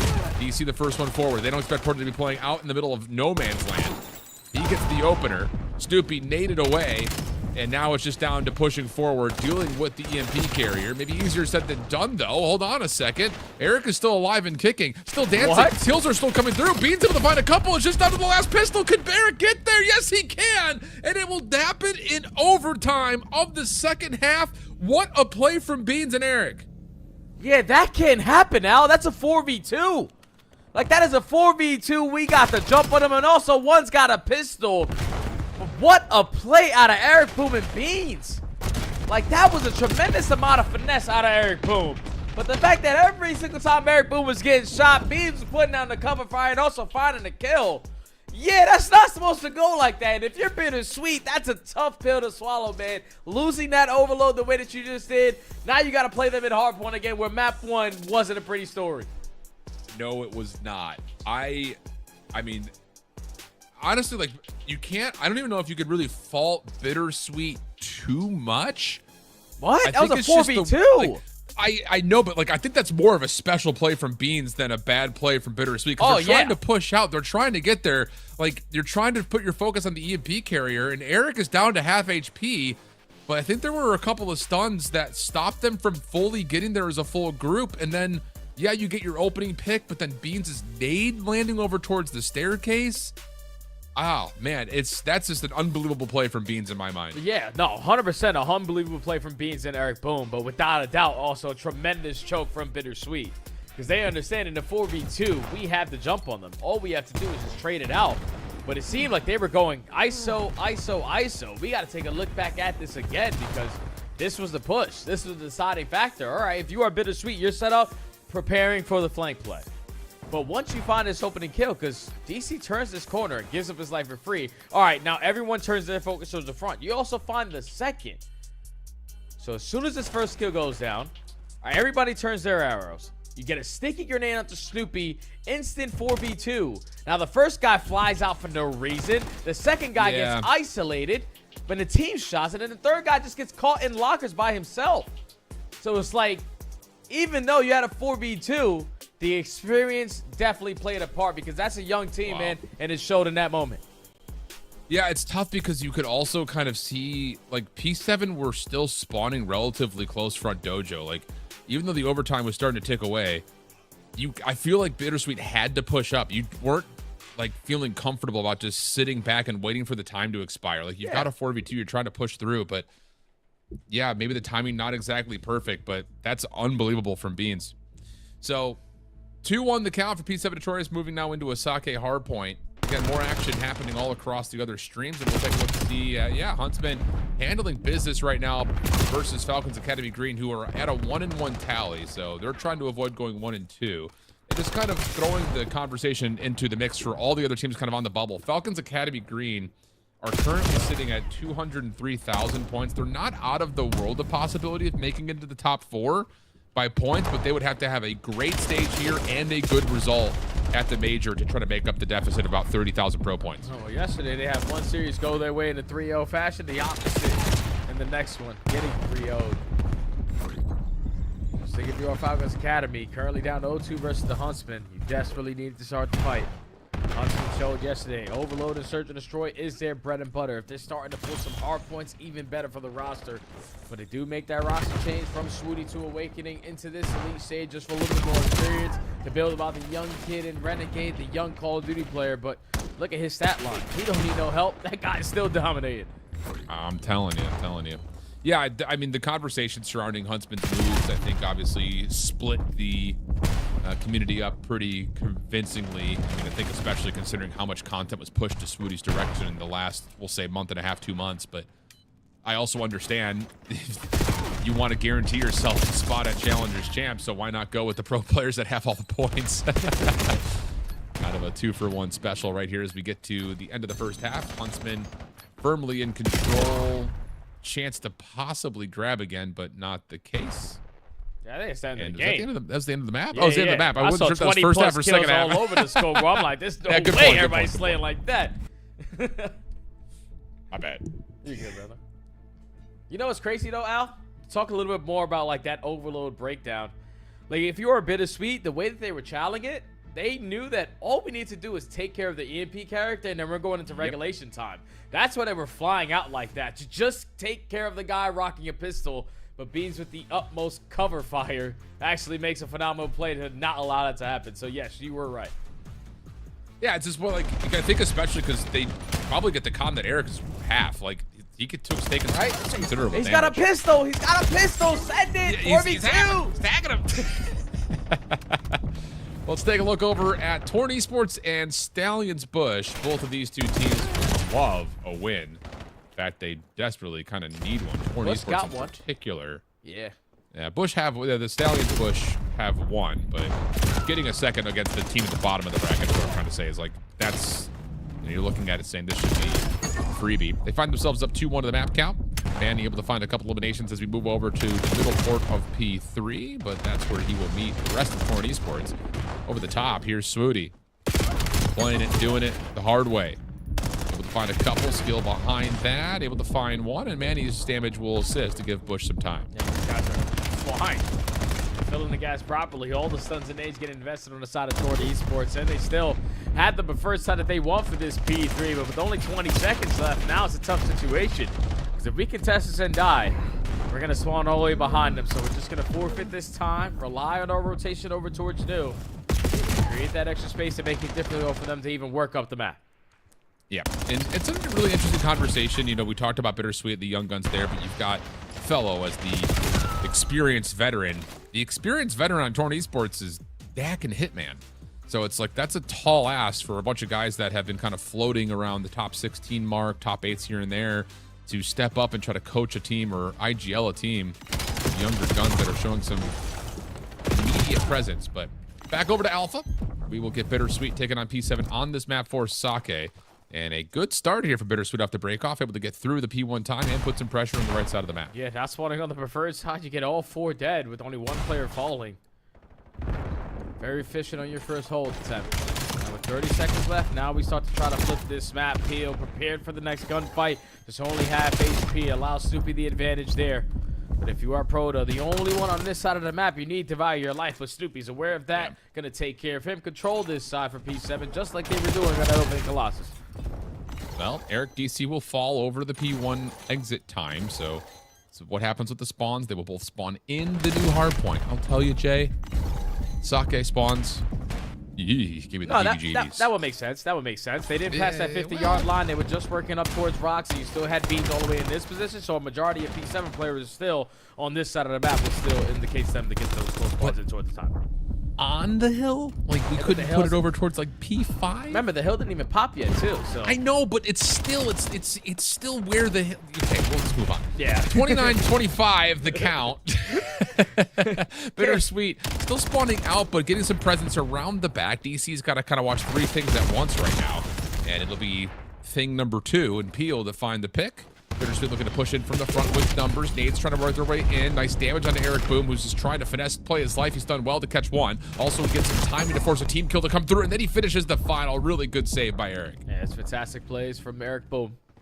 And now off the rotation, you know, all of BitterSweet are going to be set up because we didn't find those kills very cleanly. So still remaining old time with 5 seconds. You find a kill now. You have a chance to spawn him all the way across the map, but a great route out of DC allows him to get lost. Hits the maze run in towards the P3 HP. Now dancing with the NPC. Give me an extra kill.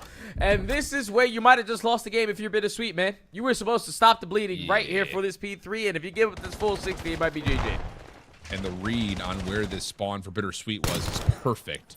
Enough damage, enough presence to block the back, and you know that you're going to get 50-50 spawns. You're spawning north, they have to be spawning south, and you're picking everyone apart one by one. Nice run there from Nate.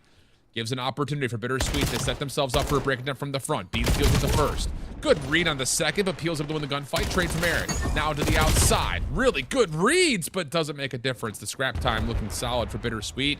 DC trying to beat the reinforcements. Seeing if he can just finesse the gunfight. Not going to happen. That's a huge save for BitterSweet. Yeah, he's going to forfeit the final 20 seconds. Take time out of BitterSweet. Now trying to work off the rotation with the slight advantage. Do lose the first player. You are Snoopy, value your life as much as you can in towards Dojo. Set up the team fires as Eric Boom are working hand in hand on this side of the map, just locking it down for your teammates sprinting through the front. Another rotation won by P7, and so far looking like a first wave hold being shut down. Yeah, it looks that way, but you do get some stretch across the Look map. at that spawn. That spawn right there. I'm See? telling you. Yeah, that one. I'm telling you. There was a moment yesterday in this map where Renegade had found an elimination, tried to push through, and then someone spawned behind that wall, and he just dies. It's just like, what? So crazy. Hard to predict that one.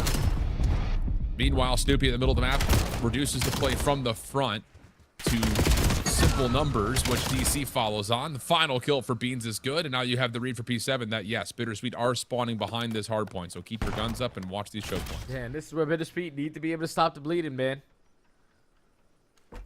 Dig your heels into the sand, man. Be prepared for anything that's going to be thrown at you, because if you are Nate trying to lock down the backside, it's a phenomenal shoulder there out of Beans, and now the double shot to isolate for the first gunfight. He's on 5 in a row with the Hellstorm in the back pocket. Spawns flip, and you lose every single player around the time.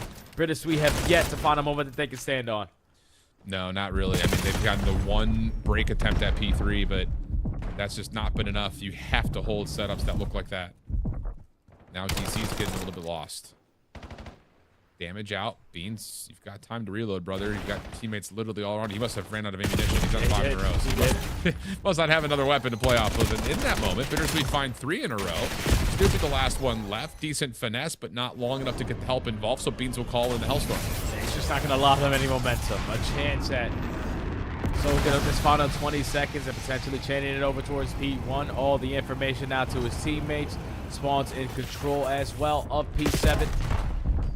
For now, you're just trying to push them back over towards warehouse side. Final 5 seconds. It's going to be 170 to about 60-something at the end of this first set. And P7 are just looking a little bit too strong, too polished in this game mode. That's a really nice double from DiamondCon right there. I mean, he's the only one to help Snoopy at low HP. Everyone else is focused on rotation, and he gets both. Unbelievable stuff. So P7 up well above 100 points. And it's not getting any prettier with these staggered spawns leading to individual kill after individual kill. And I get it if you're BitterSweet. Like, you're just trying to get something going. You're trying to create a hero moment. But in this moment, you have to get all 4 players together. You need to break this, set up for P2, and then win a rotation to 3. You just can't do it by yourself. And you can just see it on your minimap. They were trying to do it together right there. You had 2 players who were a little bit ahead of everyone else, but they hit the pause button and were waiting for a team push. Just don't check the right corners. P7 has this kind of advantage in the lead. They can start to rat it up and be nuisances on the map. Just be so damn annoying. And now at the ideal time when they want to flip the map on its head, they are in control of the spawns for P2 to close out the game. Yep. Looking solid, looking clean. P2 rotation is underway. Snoopy will fall, so the hit from the front will be where the last ride will come from for BitterSweet. DC taking damage, had a trophy system, delayed it, now drops it in and doesn't need it. Beans and Eric locked down the front. Fellow just trying to create some noise, but he gets red, dealt with. And it's just about this last flood in the front doors. DC finds the first, tries to get a read on the second. Look, I love this little route from Beans, although it doesn't find anything with it. Trying to stop the reinforcements from getting into the hard point, and BitterSweet will have a little bit more life in the lungs here.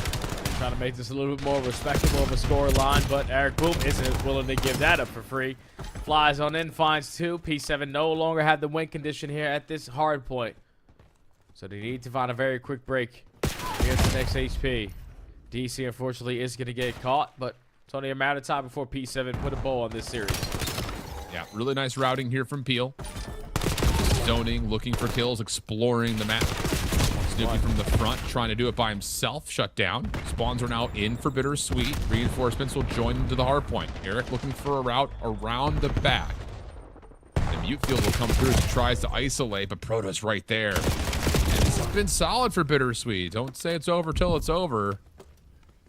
It's just like we can't have this kind of hold. Nope. This much of a deficit at this point of the game, because you know it's only a matter of moments for P7 take opportunities and make the most of it. That's a back spawn from Snoopy, spawns flip, BitterSweet. That's going to be a GG. Yeah, just, you know, again, in that moment, you find 4 straight kills. You know you have to rotate over to 4 if you want to have a chance at the game, so you start to move across the map, and in that moment, you forget about checkmark number 1. Block the spawns. So Snoopy walks in, finds 2, and that will be the series. P7, again, this is, for me, another instance where you look at them and say, this is exactly what we saw in Stage 3 of the Elite. It just didn't show up at Atlanta in the ways that you would have figured, not only versus the CDL teams, but also in the Challengers pit. So it's just a little odd, and I think, you know, to kind of shake that away, this is an important series for P7 to come through, stay come after the loss to Huntsman and essentially be flawless in this map series set. Really good stuff. Yeah, good stuff for P7 to take care of the respawns the way that they did. Obviously, the Overload had one hell of an ending to it, but the biggest thing that scares me for this team, without a doubt, is their search and destroy, because you lose it in this series. It was the reason why you got 5-2 came back out of Atlanta versus Paris Gentlemates. Like, that game mode, for some reason, is causing them issues, but realistically, it shouldn't. Yeah. You have a great core 4 with all S&D minded players who can understand what it's like to play around each other, but that's the only game on in the back of my mind that they really need to work on if they want to dominate the rest of this Elite. Because you keep getting caught lacking in search and destroy. As we all say it out, SD wins you chips. You got to be better there. Absolutely. Well, that series is done, but chance to take a look at more as Huntsman and Falcons Academy Green find themselves in the midst of map number 4 of their own. Time here for Falcons Green, as Huntsman are a little bit stuck over towards the right side of the map. So 20 seconds remaining on this hard point. Chance for a lead swap, and Falcons Academy getting into position to have a P2. This is fantastic.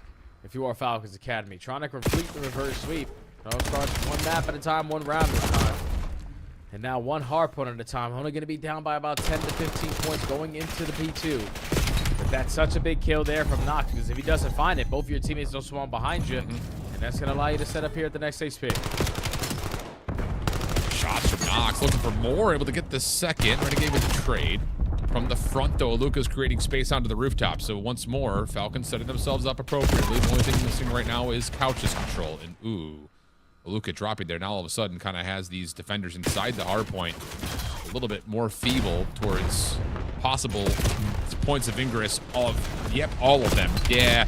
That's a little bit of a tough moment right there. 4 will drop. It's a 4-for-2 exchange, and Huntsman will find themselves in with the spawns to boot. Yeah, Falcons just lost their leading player, their extra layer player way too quickly, and just were not able to put themselves in position to quickly take that space right on back. So as soon as Huntsman were at the door, it was everyone sitting on the outskirts from rooftops, which leads to the break here for the Huntsman. Final 10 seconds going their way. Renegade got shut down on 5 in a row, but Falcons are getting an opportunity to win the rotation. Now you just need some fights.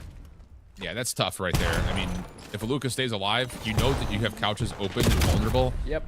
That at least allows you to come back to the play, but too many points of ingress open up, and the castle falls quickly. Over towards New, though. Good setup here for Falcons if they get a read on Brack's route. He's trying to make his way in. Will drop at the little pretty corner from Roxas. The follow-up not going to find much either. So, okay, good rebuttal here from Falcons Green. Yeah, that's what Huntsman were banking on, that Brack route. He actually works through that whole time, and you're thinking he's going to work all the way around Doja, but decides to cut through McGut. And Falcons are prepared for that, so the first wave gets shut down. And still, if you are the Huntsman, you are forced to commit every single player through CABAL side. It's been 40 uncontested seconds, and now Falcons have the lead plus a little bit extra. Yep. Good trades coming through. 2v2 situation over the top of the last remaining 15 seconds. Roxas and Aluka now joining.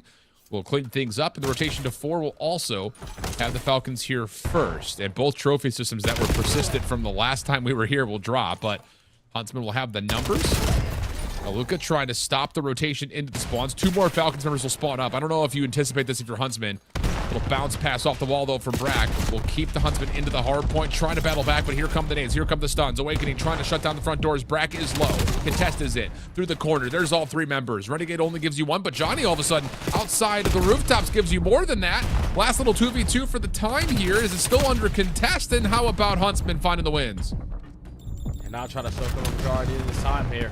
You know, the Falcons still have somewhat of a presence on the backside of Dragon, so with the numbers, we should be able to isolate these gunfights. We already had the space guaranteed from the front as well. So now that's going to allow the Huntsman to take the lead right on back. seem to be one of their go-to HPs throughout this game. But now if you are the Falcons, another opportunity where you find yourself to cut your losses and start thinking about new, but we're still trying to contest this, and this is going to weaken up your rotation setup. Oof, and these last couple of moments for Renegade have him really close to a Hellstorm, which could gain a little bit more distance on the scoreboard. But right back to P1 we go. Falcons were great here before, setting themselves up nicely. Renegade will get one more. He does not earn the Hellstorm, though. Brack able to provide at least one trade, keeps the hard point neutral. Spawns are messy. Practice has to keep his life through the top side of the window. Now he drops over, trying to contest this setup from Falcons, and that's a perfect read from Brack. Huntsman. Oh my goodness, head on a swivel. That is unbelievable for Brack. Now over towards the mid-cut, shots are through. King of Body can only sit and watch. Tried for more, but immediately punished. Aluka thinks he can take care of Brack, but no one's stopping the Brack attack right now. What, this guy rewinding the clock, man? Looking like he's 18-year-old Brack making his debut on Midnight. He's starting to pop off, man. Brack has been able to single-handedly just control this P1 time.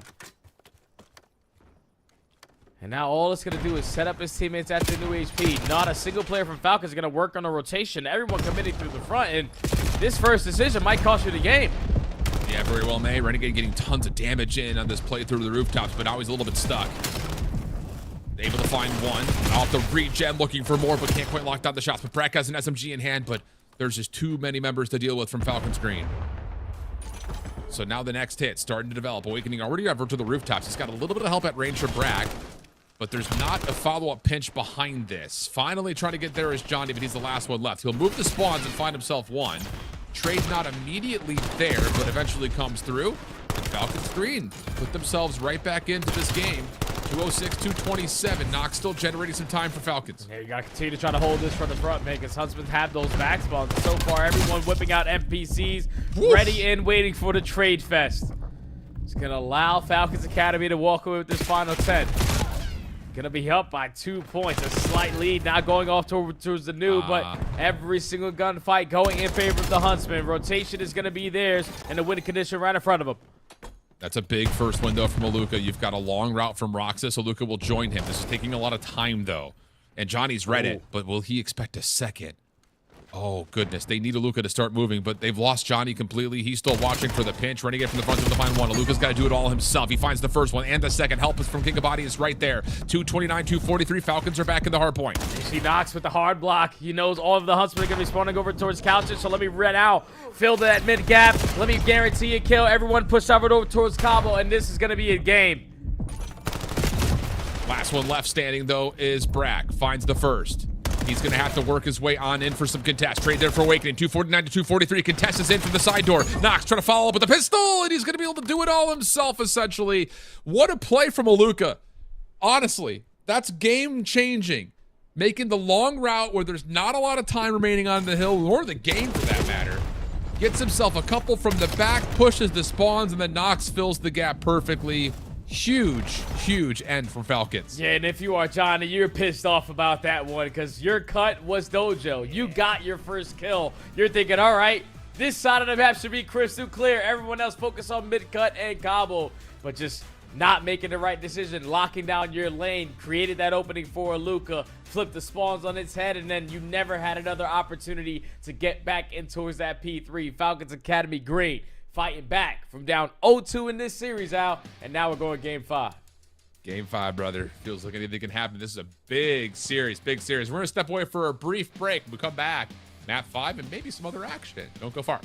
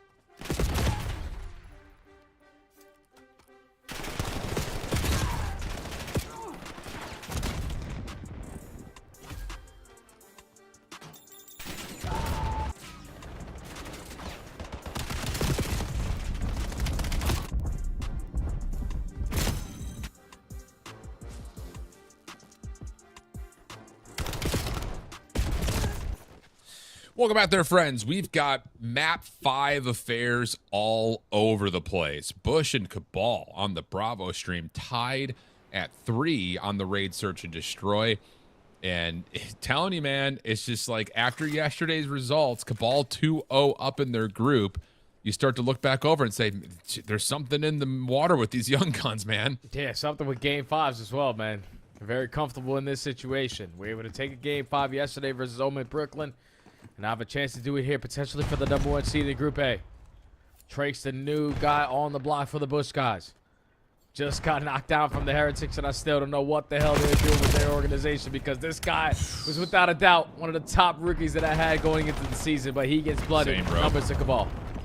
Yeah, we'll talk about that in a moment, but let's see how this action towards Laundry unfolds. Good day for Vikram. Follow better my. from Flames. Oh. Yeesh. Yeah, I mean, we can't be 3-man stacked in Laundry with no trophies, bro. That's just not going to work. That looked like a game set executing play there from Oh, there's a Hellstorm. our young team at Cabal. Yeah, just forcing him indoors, gathering all the information. I did not hear that Hellstorm one bit. Me but neither.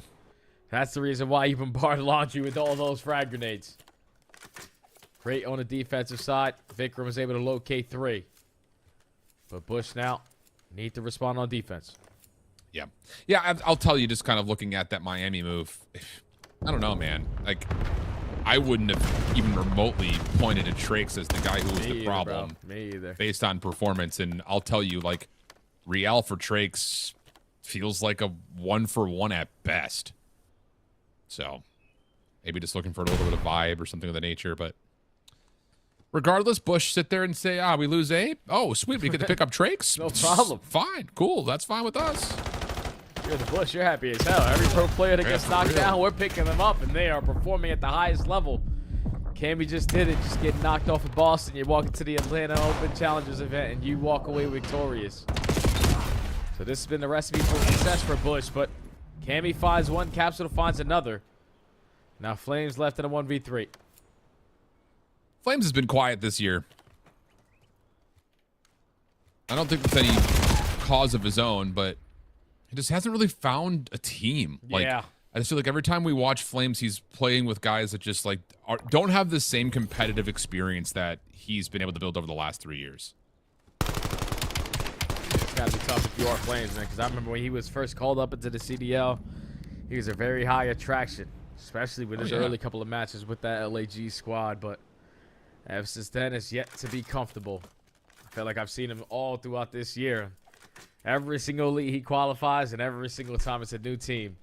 This squad, he actually was the last team to qualify. I was watching that matchup. They were able to clutch up in a game 4, Sake HP, but now the most important thing in front of them is trying to go 3-0 here in the Elite. All tied up at 4. They're back on defense, and they're heavy plays. Yep, 1-3 split, though, for the defense. Has Flames playing a bit of an island in basketball. He will see the approach and call for the help. Trophy system down, so any of these nades that were held by Cabal likely to be denied, and they will be. Prelude, yes, is able to get back over towards bedroom. Drake's doing the exact same things he used to do in Miami. Sitting in the water. Oh, but he's being challenged. Didn't expect that risk to find elimination. Capsule chested through the front, and wow. That is not how you anticipate He's a on it. 4v4 retake. But they're on it for the defuse, and Cammy can only get the first 2. Cabal take the edge, 5-4 up. Hey, man, for a team who just got thrown together last minute, qualifying towards the league, it's looking like their teamwork is making a dream work on these defensive rounds. That is a flawless retake scenario. It was a 3-1 split initially to start. Everyone prepared for the push over towards A. Flames, the only guy at B-ball scouting at this B site, but just him keeping presence on that side of the map doesn't allow them to push 2. You keep them trapped over towards Tiki, and then all the information gathered once your teammates were there is that everyone backs over towards bedroom. So you locate the straggler and Trakes, you push them all back to an uncomfortable position, and now you're sitting at game point. Yep. Have to be 2 in a row here for Bush. Gonna start off with Prolute watching B safely. Drake's gonna get some space at ring. The only thing that they don't have information on defensively is what's happening at mid, so Capsule will go fill that gap. But it's patience for Cabal. And whoa, not patience for Bush. The mute field's going to allow Trakes to go quickly behind this play. What a route from Trakes. He's all behind it. And he has the awareness to look over to Dimension's direction and almost gets 2, but now you've got the read here if you're Bush. And if you're Pro, don't get isolated here. You got the information that they cross over towards site, and he's going to try to locate that gunfight. He does just that. You still got the numbers. Perfectly fine 1-for-1 exchange. And Cammy is able to help Bully out. Flames up top and Capsule right there to make sure there's no rotation off of the dropped bomb. Really, I mean, 5-4 down. That's the play call. Send Trakes through Art off a mute field. Unbelievable confidence. You know the guy individually is as talented as ever, and he's just installed with so much confidence. We see him every single time when he was on that Miami Heretics lineup. Like a walking highlight reel, especially ever since that update with the NPC came out. Absolutely. But now, into the round 11, Bush back on defense. If you give up all that ring control, you trap yourself in a spawn, you're going to lose this round of your Cabal. Oh, yeah. To the A point we go. All 4 members here. Nate's coming over the top for Bush. Late trophy for Cabal. Going to come through, but it's first blood to Cammy. Crispy trying to make up for it. Oh, and he's been red. He cannot challenge that anymore. But he's got Dimensions with him, so Trix will actually get isolated. Then Rispy does find the connection onto Cammy. Capsule right behind the play. Gets the first one, but he's going to have to do it all. Try to create some space. The 1v2, he gets back out through Laundry. Now off the regen. Trying to get behind. He's able to find one, but can't get away. Too much to handle, and Cabal take map number 5. They stay perfect in the group stage. And now Bush find themselves in a little bit of trouble again. Oh, you lose a tough Game 5 series, man, but Cabal were not willing to give it up.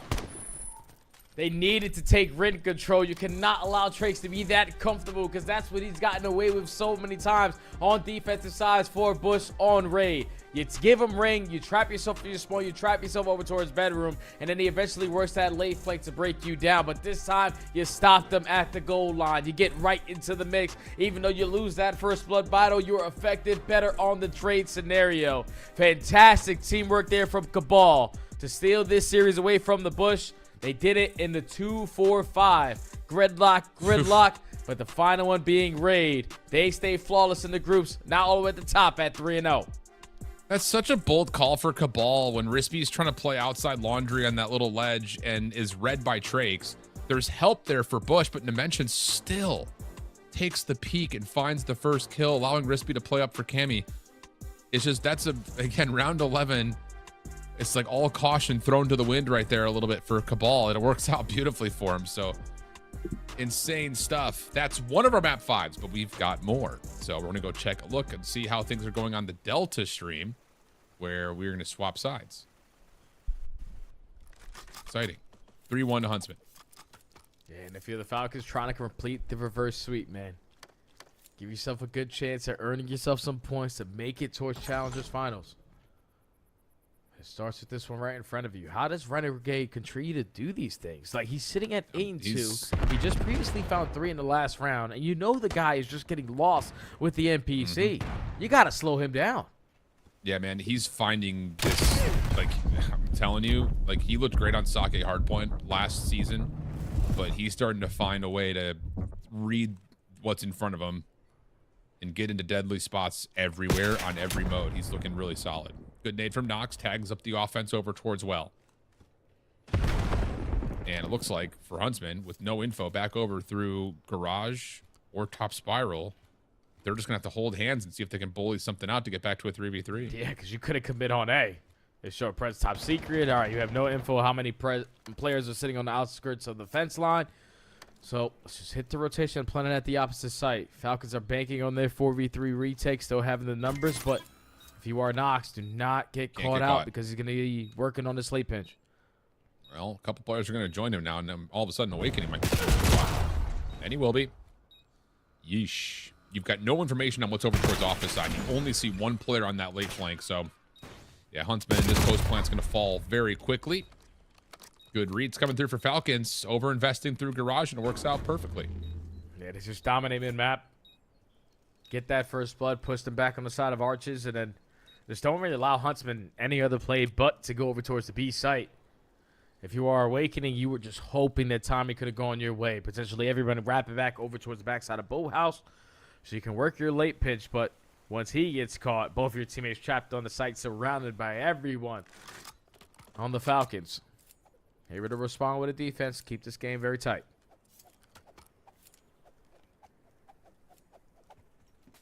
Eventually, we'll have to win 2 in a row, though. And they do it early. Designs towards A. Defense going to play a 2-2 split from mid to B. Early nades looking for aggression through this B site. And I'm saying through this B site. Nice team shots coming through. Luca's got no chance there. Renegade survives, if only just barely. The bomb gets planted as a measure of response. Yeah, this is going to be their best chance to clutch it up on this round. Just immediately having that response to get the bomb down. Now, you know, time is also going to be your best friend, but Renegade gathers so much information with just a quick shoulder through Spyro, and then flies out through the middle of the map and destroys King of Body 4v2, and he's still dancing. Dude, the fact that he misses the first jump may have actually helped him right there. But still, trying to deny this defusal is a bit of an issue. Brack will fall. Roxas going to have to recheck this through window side, but he's not going to get here in time. So the defuse will come through, Awakening able to save the round there, and wow, I mean, Renegade, I'm telling you, you could like feel the difference. If you were to go back and just watch his POV from like stage 1, stage 2, to what we've seen so far in the first 2 days of Elite here, you can tell he's starting to feel confident on every map mode combo. Yeah, I feel like he's been feeling a lot more confident. I don't know if you got a chance to watch the EU side a little bit with Bryson Tunn, but Legends is actually putting on a show now too. So both of these guys who came in early into the season with high hopes, obviously Legends alongside that's Vancouver Surge lineup. He got knocked down in the challenges. He's finally figured it out. And Renegade, from last Elite stage to this Elite stage, has really caught my eye with just his playmaking ability with the SMG. Now sitting up by 2 rounds. Back on offense. All out aggression up through the hallway. Nox and Roxas combined for 3 kills. And now it's Renegade left at a 1v4. That little double hit through Rock Staircase. Late peek up top. Works out nicely. Renegade at 10-4. Looking to boost the tally a little bit.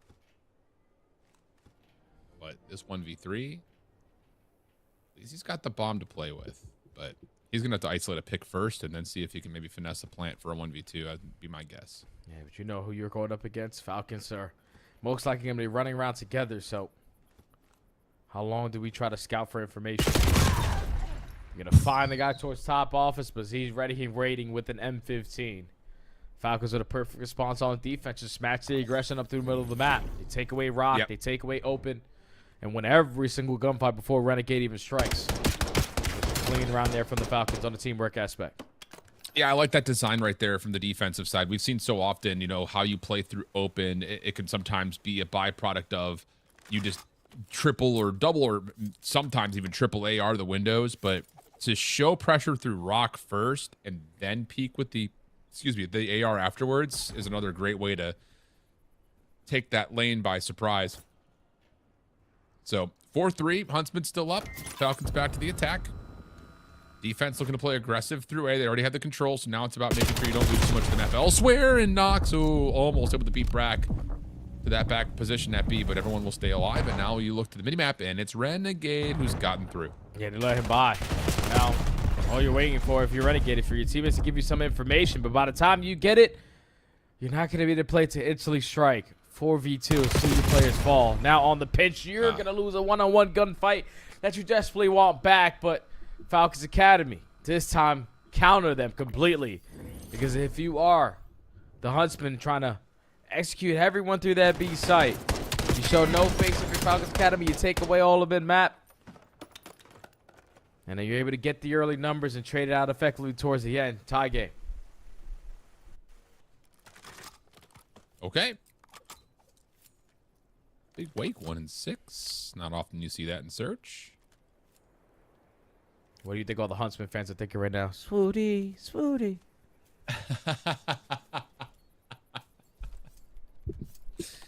Someone had to say it. 4-man approach to the defense over towards A. Top hall already taken, though, from Huntsman. Nox is in a lot of trouble here, and he's lucky to be alive. He's got a lot of help nearby, but more tags through the wall come out, and he eventually drops. So Luca's able to get at least one in response.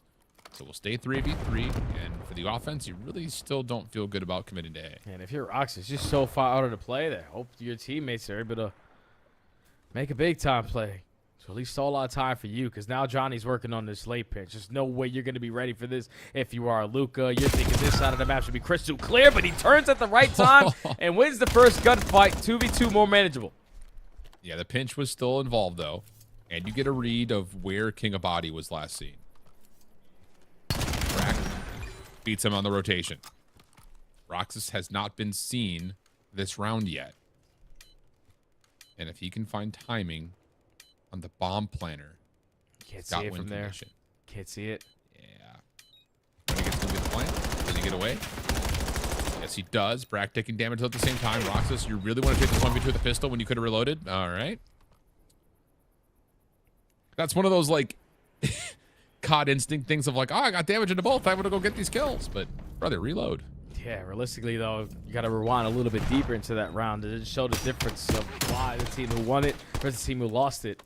Renegade and Brack were just running around as a dynamic duo there. King of Body spreads away from Roxas and just gets isolated on the rotation, when the way you're going to lose is if they beat us by planting the bomb or finding us together. You just don't put yourself in a trade scenario if you are King of Body, so you leave Roxas in a tough situation. So now Huntsman sitting at game point. Renegade, another 3 kills on the round. 13-6, trying to be the deciding factor to them, staying flawless in their group.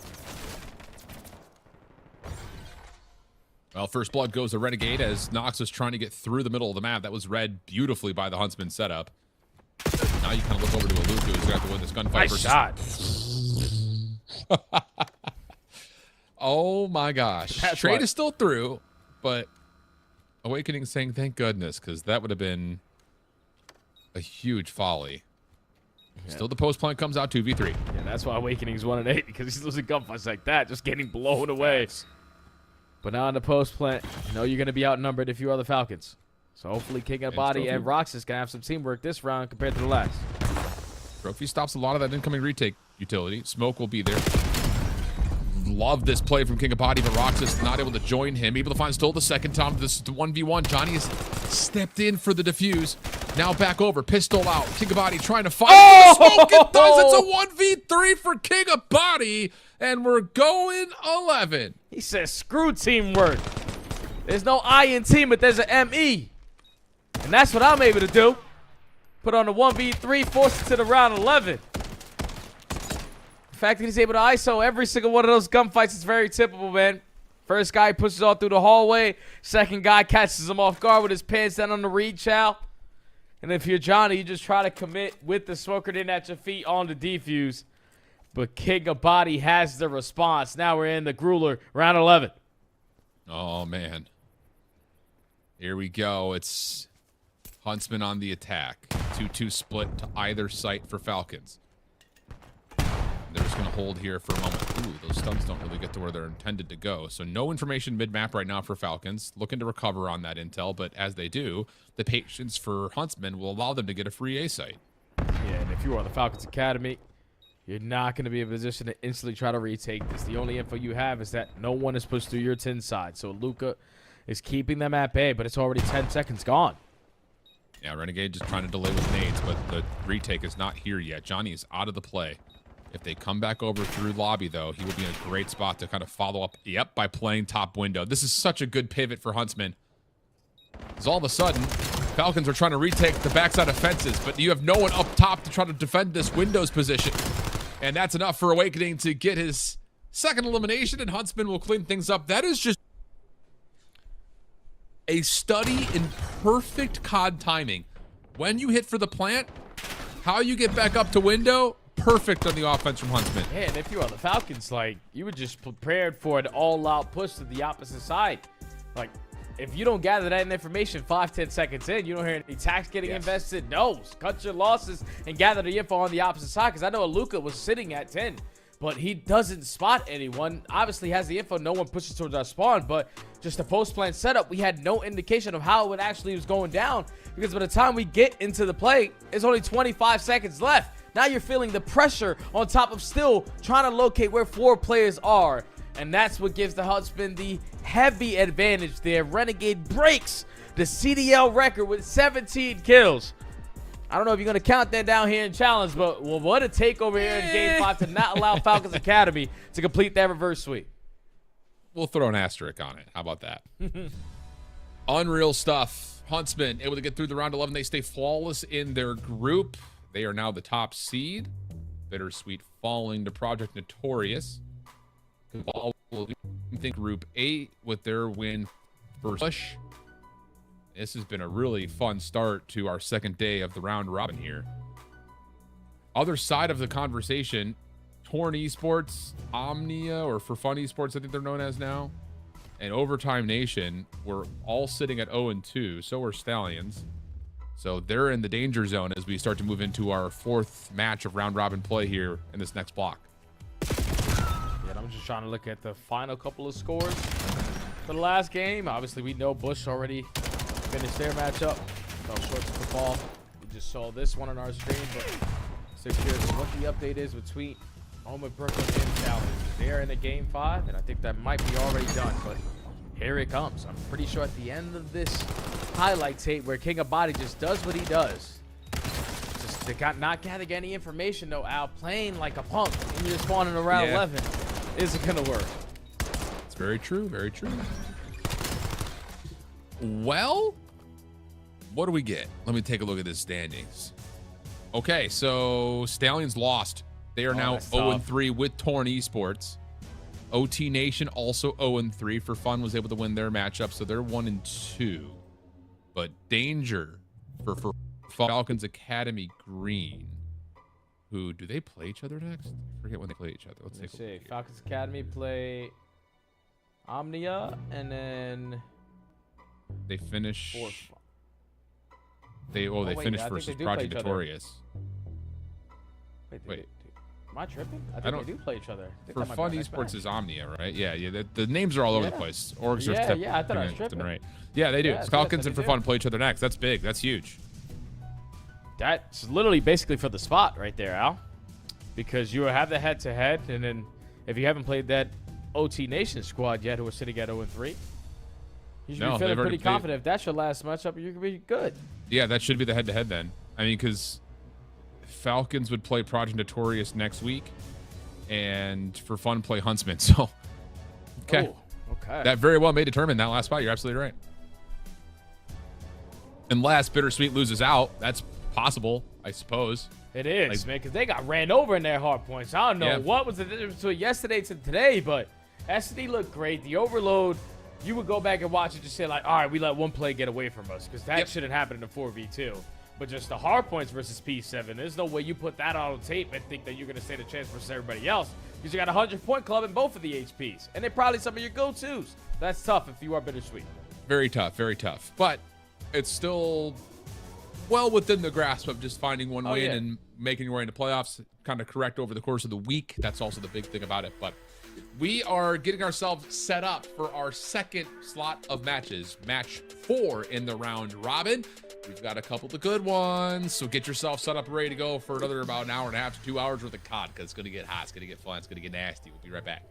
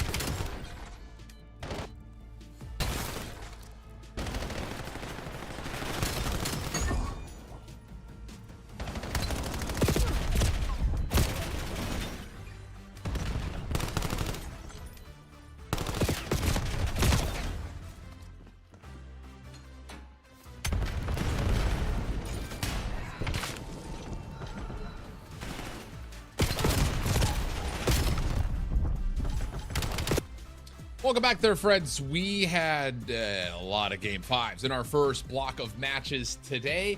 Now we move into our second slot, round 4 of this round robin. This is often what we like to label as the make or break round. A lot of teams that are 0-3 that would need to win, teams that are 1-2 trying to avoid getting into a third loss, and of course teams that are just looking to instantly punch themselves a spot at playoffs. Shift with me, Study. We got a banger matchup. I just flat out. I'm pumped about it. I'm ready to go. And our groups are starting to shake up pretty interestingly on top of that as well.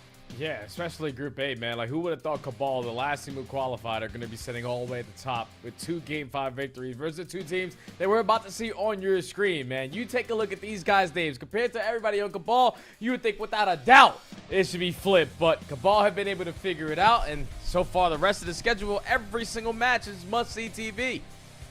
You want to know who else came in as the last team to qualify for an elite and then start their group off flawlessly? Talk to me. Oh, wait, it was the Huntsman. Yeah, it was the Huntsman, yeah. Maybe there's just a little special boost coming in as the last team to qualify. Who knows? But for our main broadcast, we're going over to Jersey Jerry, Sass, and Mook in the bush, taking on Omit, Brooklyn, and Rafi's Empire.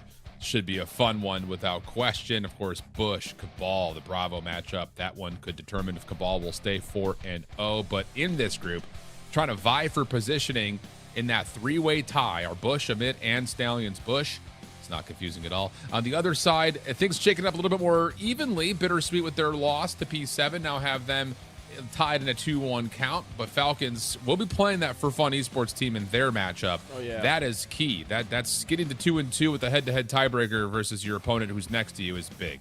Man, those are big games, man. If you are Falcons Academy Green, you almost had a chance to basically avoid this situation if you would have completed that reverse sweep versus the Huntsman, but now you are facing down the peril of potentially not making it into the playoffs if you don't get through For Fun Esports. Every day, COD can be so day-to-day. Yesterday, For Fun get smoked. Today, in their series, they dominated. So with players like Yuli, with players like Mac, you would expect them to turn it around, and so far today has been their day. It's the way it goes, the way it goes. But let's jump into our alpha matchup here. Looking at Rafi's Empire and Omit Brooklyn. Again, he was, when we were in Atlanta, had a chance to kind of like meet up with Rafi. He was in the back watching Omit Brooklyn play Omit EU in like a lower final or something. I was just like, are you chilling or are you stressed? And he's like, I'm chilling, dog. Got 2 teams hanging, but this one here in North America, Telluride, Rex, Gwyn, and Paul X. We did get a chance to watch these guys a little bit in their look-ins during their first broadcasted matchup. Really solid squad, of course, just trying to get things locked and figured out with Gwyn, the immediate drop from the league. But you know that he's going to bring a lot of slaying presence. So I feel like this is just about kind of honing in the speed of which Omit Brooklyn want to try to play on. Yeah, I think it's honing in the speed for both of these 2 teams of who's realistically going to have more teamwork, man. Because I think if you are Gwyn, it was the announcement that he was released a little bit ago from the Surge lineup. So he's been getting reps with this Omit Brooklyn squad. But for Trace on the opposite side, for the Telluride Bush, the guy walked in on 10 hours notice, man. So this is going to be a good battle between 2 teams who got a CDL buff. Yeah, I'll say. So, Prolute, Trax, Cammy, Capsule. That's the fun roster there. And kind of the same idea, you know, kind of talking about Omit Brooklyn of like you added in a super fast player in Gwyn. To be fair, like I will say, like as much as Gwyn kind of gets this reputation for kind of being a little bit loose and playing all over the place, he also does own a lot of hardpoint time. It just kind of comes down to how he plays from hill to hill, especially in the hardpoint. You know, as we try to make our way from point to point, what routes does he take? Does he do it with help? You know, that's kind of the big question. Where I feel like for Trax, you know, he's always been kind of a guy that has played well off his teammates, you know, kind of looking back to like the old teams where he played with Rupert and KB and those guys, like it always felt like he was kind of the glue guy. So like seeing him play a little bit more loose with Miami is definitely kind of a new identity for him. And I think it's going to be down to, is that going to be what Bush's mentality and identity is? Or is it going to have to be Trax has to kind of fit in with the pace that you're going to mostly see out of like Cammy and Prolute, who, you know what you're going to get out of those 2 guys. Yeah, the thing realistically is like if you are Bush, they keep on bringing in players for the perfect role for their team. Like you just released Abe. Abe went back over to Toronto. Okay, cool. What do we need now? An aggressive SMG. Wait, one just got released from Miami Heretics. We're just going to go pick up Drake. So you put him right into the system, and so far it's worked out. Just not realistically in Search and Destroy a little bit, but that's usually the game mode. It's going to take some time. But with teammates like ProLoot, a guy who has just lived and breathed in that S&E game mode, obviously wasn't able to put on the best performance on the last time that they did spawn in that raid Search and Destroy, but now in a reset versus Omit Brooklyn, anyone's game, potentially the battle for the second seed because CABAL got the headset versus both of these guys. Yep, absolutely. Okay, so here's a look at our best of 5 series, but we were waiting a little bit longer for this one to get kicked off, so we will jump into the action of Falcons and for fun. Again, this is essentially a must-win match for both of these two teams based on how the group is starting to shake out. So an important start, and it is Falcons Academy off to the races here through P1. A little bit of pressure from Mac on rotation to New, but he's a little bit isolated, and in that isolation, Luka will find a key win. That's a big win right there if you are Luka, because Mac was sitting there with 20 seconds early off the rotation, just waiting for his teammates to fill the gaps. But thankfully, even after he falls, everyone else is still able to win all of their gunfights. So now you're pushing Falcons Academy back. You're just initially to start off with this P2 time, and now everyone whip out your M15s because all these gunfights are going to be a little bit long distance. Yeah, that's a little bit of space for Fun Esports. Fun. Nice shots from Arcides, who also a player that we have not really mentioned much this season. Nox able to get a nice double playing into the hard point through Mail. Mac trying to follow up behind it. Does get stunned, makes life a little bit easier for Roxas. And there will be an opportunity to reflip this hard point for Falcon Screen. Last opportunity here for Yuli to try to pinch up from behind. He does well to catch one, but doesn't anticipate the quick spawners, and the scrap time looking good for Falcons. And also winning a couple gunfights off the rotation is only going to make their job easier over at New.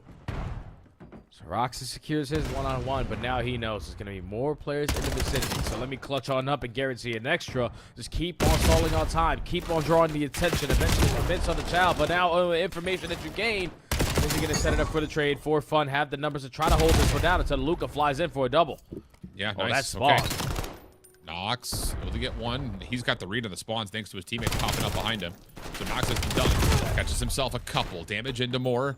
No immediate follow-up, though, for Falcon Screen. Roxas holding his life, trying to play on the outside of towels. Nades making their way through. Nice shots from Roxas.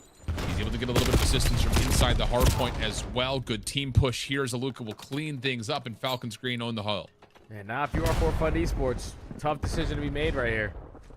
Because you could test this one more time, and you lose the fights, you're going to spawn all the way across the map, but just waiting now for this pitch to develop. Asim is able to open the front door with the opening kill, but now all the trade fights going the opposite way, and this is that scenario. Everyone drops off the rotation. Now we got to haul ass all the way across the map just to contest a new one early. Yeah, Nox already here for a couple. 4 in a row now for Nox, 10 and 6 alongside Aluka. And we get over to Grandma's house, and there are a couple of For Fun members who are at least able to finesse and kind of stay a little bit hidden. And that's actually, I believe, Yuli, who comes away with a couple. He will eventually be shut down up top. But For Fun Esports have the numbers trying to block out spawns while simultaneously holding the hill. And RC's going to check the corner, but can't win the gunfight versus Aluka. So now back secured here for Falcons. All of For Fun trying to break through the front door, man. And this is just not ideal, not the way that you want to play gridlock, especially if you're teammating your teammates, because you instantly lose the numbers, and this is only going to allow Falcons to continue to soak up all of this time.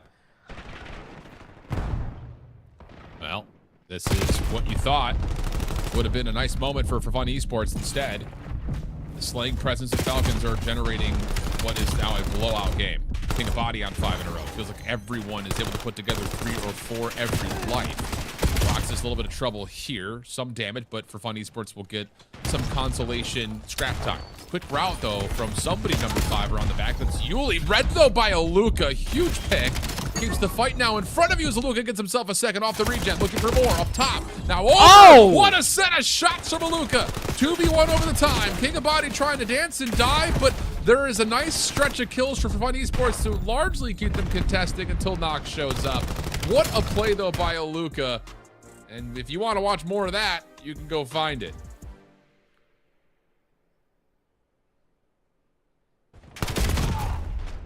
Here we go, Jay.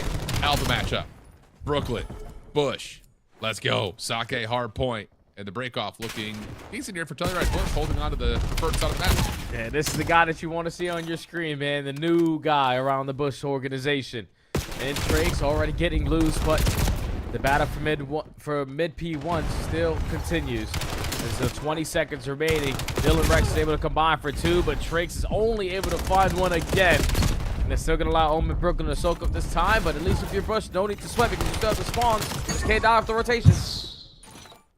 Big cap. Trakes trying to hold off the rotation to New, but will be overwhelmed. 4 members large from Mid Brooklyn trying to play around the back. Essentially a tie game. Mid Brooklyn will have the numbers in the hard one. Cammy trying to respond. Nice able to find the first. He keeps his life. For at least a little while longer. ProLoot will fill the gap, but not for long enough. So Spawns will now start to establish some control for Mid Brooklyn. And these individual battles for Bush, just trying to catch Mid Brooklyn off guard, are not really working out. So now you got to try to set something up for a break attempt. Yeah, you're going to work in this long run if you are Camby, but already going to be sniffed out because 2Real, he says, oh yeah, those are the plays I like to make to execute breaks. Just on the guy playing for the spawners. Now still continuing to fill the gap through the middle of the map. 30 seconds uncontested. And when all this time going your way and all the kills going your way, now you just want to take some more space to potentially spawn them out behind you because Omit Brooklyn are coming out the gates swinging out. Yeah, Bush need to be careful here. You don't want to give away this time, but you kind of have to. And that's the call that comes through. Caps will just kind of try to play forward, see if he can make a mess of the rotation. Not going to happen, but ProLoot breaks, find a couple of kills, should block the spawns just a bit here. Where does that spawn actually pop up for Emit? Yeah, good route from Capsidol, just making sure that Emit will spawn behind P2. So good control of the map. Yes, Bush are down, but chance to regain right here. Yeah, this is their response they're looking for. Oh, the kills go your way with ease, but you leave the player in towards the time isolated. Even though you still have the back spawns, Omit Brooklyn are in. You got to flow with your numbers. That's just individual gunfight wins right there. I mean, everyone's set up in proper spots. You just lose every single battle. ProLoot will drop over towards Rock side. Candy will be the last one left. He's able to find one, but that's not enough to influence the hard point. Paul shutting down the rotation from New, and that's going to lead to a huge gap in the scoreboard. Mid Brooklyn are off to the races. Yeah, this is where the game could be blown wide open, man. Bush, we're heavily banking on that comeback potential to start here at this P3, but on your first initial break, Omit Brooklyn win 3 gunfights, all on different positions of the map. Gives them now a heavy lead going over towards the P4. No one was able to earn themselves a Hellstorm, so you don't have to worry about that if you are Bush, but we need to start winning some of these fights, the important ones off the roto. Unreal. Well, starting to get a little out of hand. Rotating over to New. Contest is already here. Cammy able to win one from inside the hard point. What happens to the spawns, though, off these routes? Caps doesn't find the kill fast enough to get his teammate to spawn in, but is able to track down 2Real. Now back over to the hard point. Emit trying to work their way in. A little bit staggered, 1 by 1, and Capsidol's feasting on that 4 in a row. Telluride Bush able to set up something nice here. Yeah, now you know exactly where the pressure is coming in from Omit Brooklyn. Everyone through the front. We have Dojo in our possession, but we cannot allow the contest game to go their way. Because this is what you want if you are Omit Brooklyn. Don't give up any time. Keep the lead the way that you have it, but with all the kills now going in favor of the Bush, send it for the final. It's been a fantastic hold from Telluride to keep themselves into the game, and ProLoot starting to get activated on 3. Oh, yeah.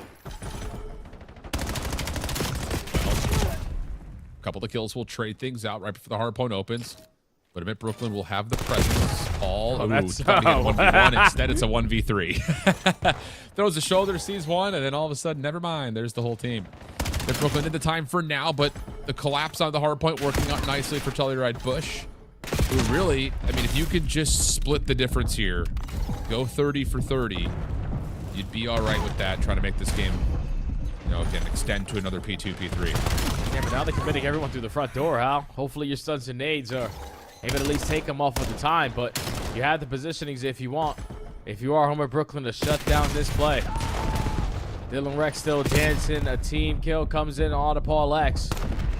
But now the spawns flip, and this is still a great situation to be in if you're Brooklyn because you're trapping them over towards Warehouse. Yeah, nice little move here from 2Real. Kind of, again, just never allows Bush to get more than 2 players set up. So good hill there for Mid Brooklyn. Back over to P1 we go. Big win here for Rex as he's on 4 in a row. I was going to say maybe if Bush can find that win, they'll have a chance to negate some of this time by playing into P1, but instead it's Mid Brooklyn with the numbers. 2Real off the read, able to find one before dropping. Rex able to turn that into another, but now it's onto the pinch from Gwyn. Up through elevator, read perfectly by Cammy. No immediate trade onto Paul, who just absolutely pogo sticks off the bar. And that's enough to keep things relatively mixy around the top of P1. Yeah, Paul was doing that last night at 2 in the morning, still in flow state. Without a doubt, finding very impactful kills, even though he's only sitting at 13 and 14. The team is up by 70, and it's still continuing to go on up. Dylan Rex is able to locate 2 as Gwyn finds another, but in the final 20 seconds, look at what they're doing to the spawns. You have Bush trapped over towards the right side of the street. You're forcing them to hit the rotation through the front door while you're soaking at this time, and here comes 2 Red to just shut everything down. Yeah, unreal stuff. Okay, so P2 looks good for Omit Brooklyn once again. You have to play for spawn control here first in the Bush. You lose these battles, game may just be well out of hand. Cammy wins you 1. The spawns, though, unfortunately for Bush, are all from P5, so you kind of have to try to join from the front here with those numbers. A couple of kills come through. Paul, able to find 1 just before dropping. Prolit with the trade. Is there another? Dylan trying to move out, try to take care of these setups. Oh. The kills are here now for Bush. 33 seconds. You need to generate some time, though, and they just cannot get through the front door. 2 real shuts down off the pinch. And this is about to be a 190 to 57 game unless Bush can break here. Yeah, this is just so tough, man, if you're Bush, because you don't want to execute a push towards the backside now with only 20 seconds left. You want to contest this, but you don't want to give up this time. And now, the more that you fight this, the more risk you're going to take of potentially spawning out at that old time. Gwyn still dancing. Gwyn finessing. Going for the challenge towards bottom pit. Is able to locate Trakes, and that is 2 plays behind you. Omit Brooklyn, foot on the gas. Oh, man. Oh, man. Well, Bush need to win these gunfights right here, right now. Late play from Trakes kind of saves this moment. He can turn that now into an opportunity just to be a nuisance, be a thorn in the side here for Omit Brooklyn trying to get the setup going. And yeah, generating long routes is the only real option here for Omit Brooklyn. So lifeline established. Bush should get over the 100-point threshold here pending they don't just drop every single individual gunfight. Yeah, this should be a lockdown. There's nowhere we're going to go for this 30 seconds, but with the lead advantage that Omit Brooklyn have, you might as well contest it all the way to the very end, because now it's going to turn into a one-on-one gunfight. No one blocks those back spawns, and now Omit Brooklyn have a chance to steal this final 20. It's going to be a 2v1. Proloot on 3 in a row. Only with an M15, continuing to try to finesse. He's going to lose that fight, and Trakes is not in a position to locate all 3. So Omit Brooklyn get scrappy. They get at least 20 to 15 seconds at that P3 time, breach the 200-point mark, and now only need another 30+ to close out this game. Yeah, it's not ideal. It's not like a complete game winner, but at least for Bush, you give, well, I was gonna say you have a rotation anew, but you're again losing all the individual gunfights. And that's just one of those moments that you look at and you say it just can't happen. I mean, we saw that in the first time over to P3. We're seeing it here now. It's just everyone is losing their 1v1s when they're already set up in position. Yeah, it just can't happen. Paul and Dylan are running and gunning around the backside of this play. Gwyn just doing his thing now, and I'll tell you, there is something to be told. I understand it. I know last year you had a lot of unfriendly critique for kind of how Gwyn's playstyle came to be. Oh, yeah. But I'll tell you, if he can get into a position to be the guy who just runs around, doesn't have to worry about the objective, I don't know, man. I think he's got the chance to really be a standout. I just feel like watching Gwyn right now compared to him on Surge, like there's actually teamwork with this Brooklyn lineup. The way that they were able to execute so many flawless holds, which led into great rotations because you're winning those gunfights in the final 15 to 20 seconds. Like, this is something that the Vancouver lineup with Gwyn really didn't have unless he was dropping 40. Like, the guy just basically went even there and was able to put on a way better game than I've ever seen Vancouver Surge play in Hardpoint this season. So it might have just been the recipe. It might have been the system that hasn't been working out for Gwyn, but right here on Omit Brooklyn, you know that system works, and it did in that map 1. Yeah, and we say this a lot, you know, when it comes to, like, let's use Lunars as an example from last year. Gets picked up into the league, and it's just like the guy's doing it all when he's in Challengers. And then he gets put into a team where they kind of force him into a system that was already broken in the first place, and he doesn't have a chance to be him. And not to say that Gwyn has been in that position fully, because let's be honest, like the Carolina teams of the past that he was on prior to this year were great teams. Like in the scheme of CDL, if you were to take the scheme of CDL teams over the last 5 years, that is a really good Carolina team. And it's fair that he comes under some fire for his choice of play style. But in a game that's on an NPC meta like this, it just feels like you can really unlock him and let him be a psychopath and let everyone else just play around him. And Obviously, with Omit Brooklyn already having kind of an established familiarity with that, because 2 Real does the same thing. Yeah. Cool. It just allows Gwyn to kind of pick and choose his moments. Yeah, I feel like Gwyn in this situation is way different than his Surge lineup, because if you compare like TJ, which is his SMG duo, to 2 Real, 2 totally different play styles. 2 Real loves to play that objective mind, and then just out of the ARs, like Lunars, without a doubt, has had a lot of pop-off moments this season. That's why he was still the last man standing on that Surge lineup, even with the new addition of Nero. But just like both of these ARs and Dylan Rex and Paul X, they play with a tremendous amount of pace that allows Gwyn to always be a part of the play. I feel like these guys are just playing real free, real loose, and not really like having 3-2-1s. All right, you do this, you do that. No, these guys all understand how to play the game at this point and are just playing at a pace that seems to be unmatched, especially in map 1. Wow. Big start for Omit Brooklyn. Raid, Search, and Destroy coming up next. And it just kind of feels like one of those maps that feels like, I mean, we've seen it a lot so far, even just today, let alone yesterday. Makes you kind of wonder what these teams are starting to find on Raid when we just added a couple of new maps to the mix. Like, no one's playing the new maps. Yeah, I don't know what it is with challengers, but I feel like every single series, Raid, Search, and Destroy is in it. It always goes down to the wire, but I think this is just a very comfortable map, especially for teams who just make roster change out. Because for a map that's been out for quite some time, everyone should have a great understanding of what they need to do on Raid, Search, and Destroy, what spaces they need to take away, and how you can set up your players who just walked in the building to be comfortable. So, for instance, players like Trakes, who on Miami Heretics always love to run out of middle map with medals. He can do that on that Bush lineup alongside Prolu, alongside Capsule. So those are those guys that is going to allow him to be as comfortable as he was with that Heretics lineup and give them some like familiarity. I can't say the word. But Raid, Search, and Destroy, he's going to be comfortable on it.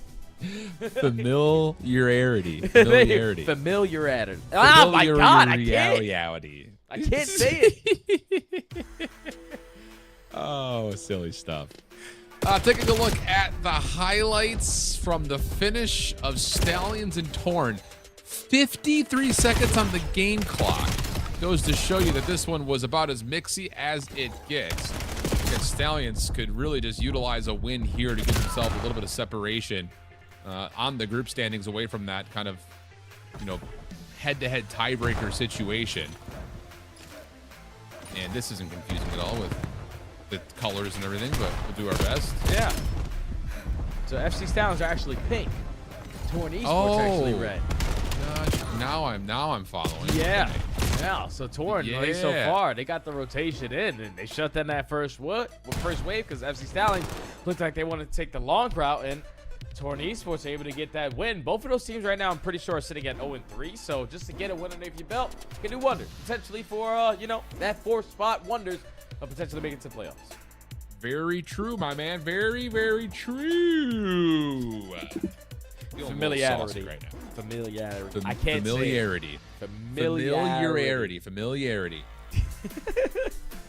Silly, crazy, silly. Let's take a look at more COD. Let's watch it. Let's see how things are going. We're in the search on Delta. Falcons for fun. And Arcides is in a 1v1 with Roxas. Bomb planted. Let's go. Not going to gather any information. Is going to be Roxas, but I'm pretty sure he spots him crossing towards 10. So he has a stun and a nade. Yep. And Arcides, hopefully, you're able to chow this at the right time because here he comes. Easy peasy. That's what happens when you hold on to both nades. All right. Round 1. Falcons. Let's go next. Yeah, some players. What do you think about this Falcons roster, bro? Like, legitimately. Give me your honest take. I think this Falcons roster has like raw talent. Just when it comes down to them stepping up to the plate when it comes to like the very crucial matchup, you get deeper into the tournament versus the experience is when it comes back to bite them.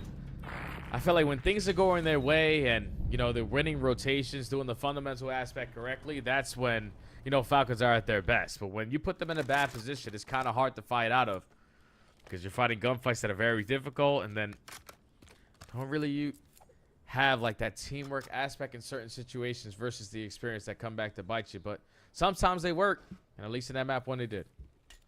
I'll give you the lay of the land here. Again, just to kind of let you guys into the information on how this season's going to end for challengers. whoever finishes top 2 at the Paris Open automatically qualifies for champs. Doesn't matter what region you're out of. It's just whoever makes the grand finals is automatically in for Challengers Finals. The next 4 pro point-based teams off total tally for both NA and EU will also automatically make it, and there's also 1 spot available at LCQ. So what we're trying to get at here is if the season were to end today, it would be Bush, Notorious, Huntsman, and Brooklyn, and the top 4 pro point standings, and if they don't make the grand finals. So the ability to be at the top in the 5th position would be huge. And Falcons Academy currently find themselves just barely below this for fun esports team. So there's a lot to fight for between these 2 squads, and making playoffs is where it starts. Hey, man, that's basically, you know, your season right here on the line. If you don't get enough points, you're not making it to the big tournaments. And obviously, EWC isn't really their main focus with Challengers Champs in front of them. So it's got to be step 1 before you start thinking about step 3.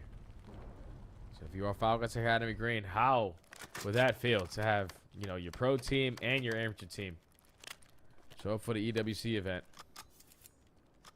It would be insane, but you still got to get through this one.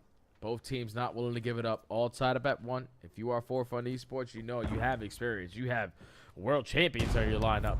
You're hoping for them to perform here so you can make it to the playoffs.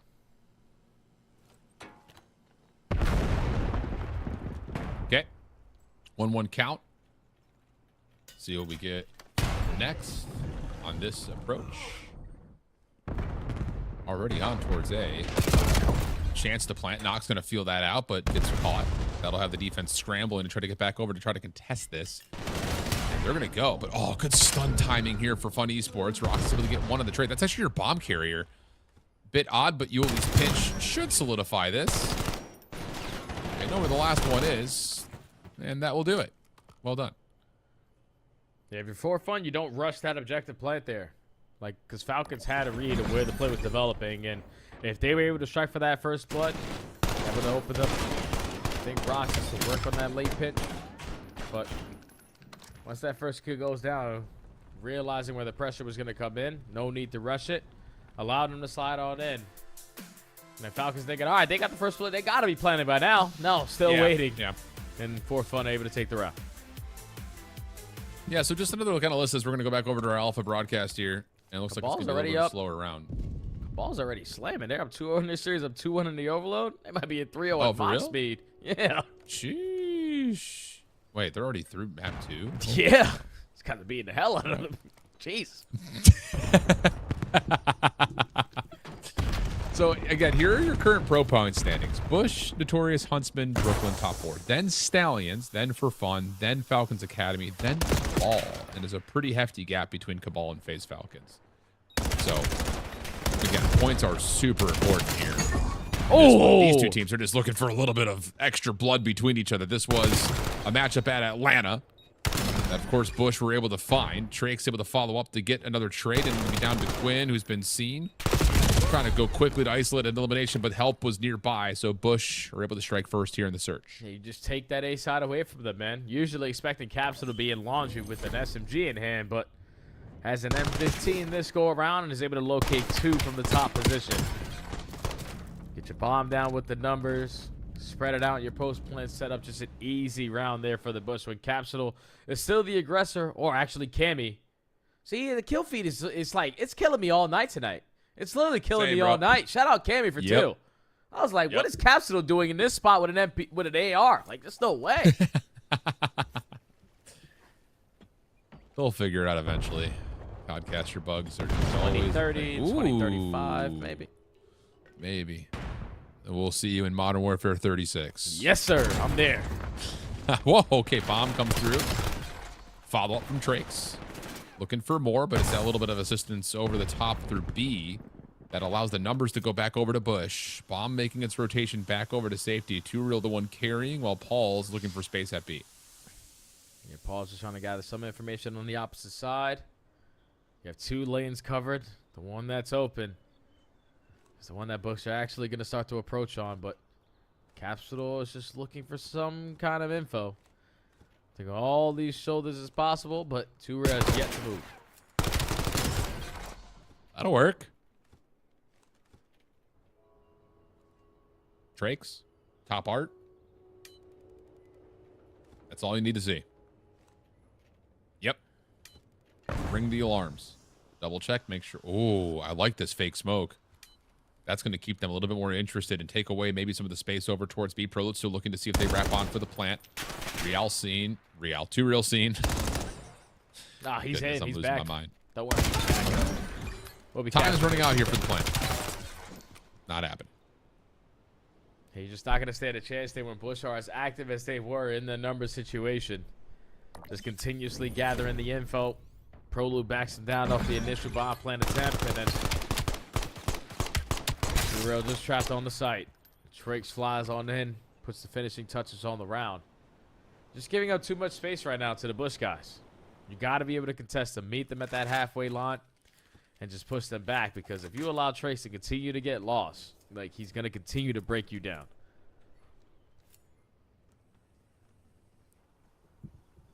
Okay, Bush up 2-0. Going to the next offense. Looking for something quick over to A by the look of it. Actually, it's just going to be nades and then Capsule sniping. When's the last time you saw Caps with the scope in his hands, Jay? I don't know if I've ever seen it. Same. Nice damage from Gwyn.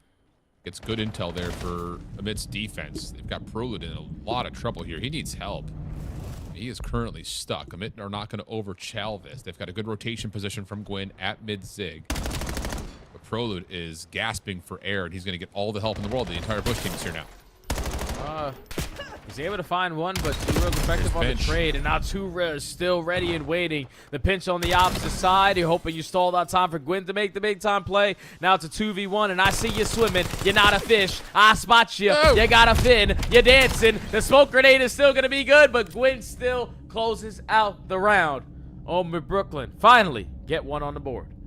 Yeah, really good heads-up play right there. I hate to sound like I'm just kind of giving all the gas to Gwyn right then, but to get loose, to get forward in towards mid-zig, but then to know that he doesn't need the full challenge because the rest of his teammates have the player in Prolute at water trapped, so help has got to be there to try to get him out of that position. You saw the opening nades come through, and so you just wait. You wait until the engagement happens, and then you make your play instead of trying to jump it a little bit too soon. Really good heads-up play from Gwyn. Man, Too Real also on the opposite side was able to locate two from Tiki.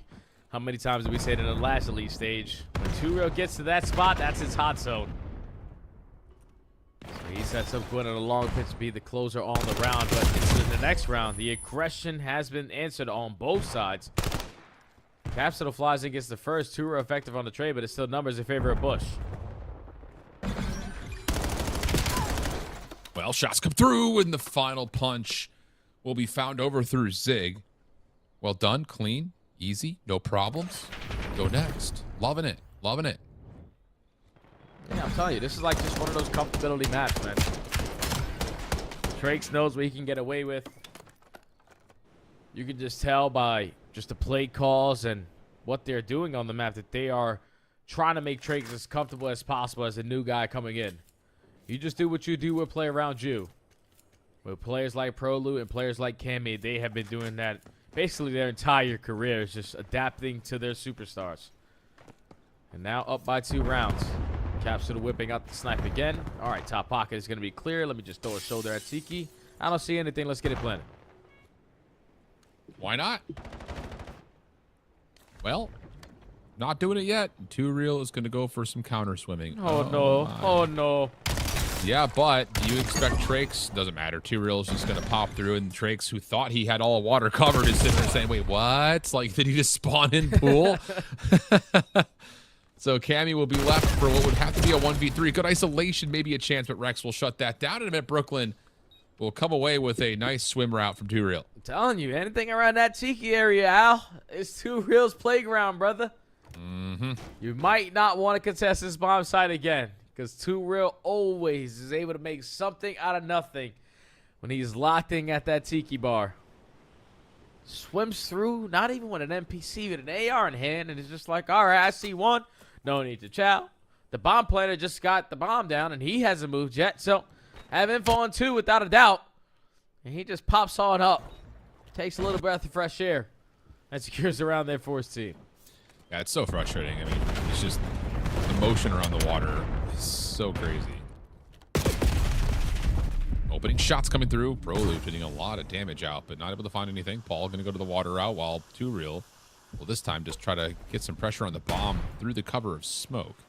Stun at Tiki, doesn't reveal anything. Now Paul cooking up a nade for basketball. Doesn't make a difference. The kills through the middle of the map are perfect. That's Trake's that actually gets to, or at least there was support there. 2v3. 2Real Paul left alone, but they do have some space to work with. And they're around Tiki. It's not where you want to chow 2Real. Thankfully, he repositions himself over towards Kitchen, where he just loses half of his HP automatically. So now it's Paul X left in a 1v3. Just trapped between so many different M15s, putting down shots. And Bush are able to shut down that play. But it all starts with Trakes, man. The fact that they split it up, 2-2 split, you're just pushing them back at that B site. But Trakes, as the island player, gets aggressive up through Zig and is able to find 2 with the info gain at the last 2 at the opposite side. It's just an easy round when your SMG is initiating the way that he is. It's good, bud. It's very good.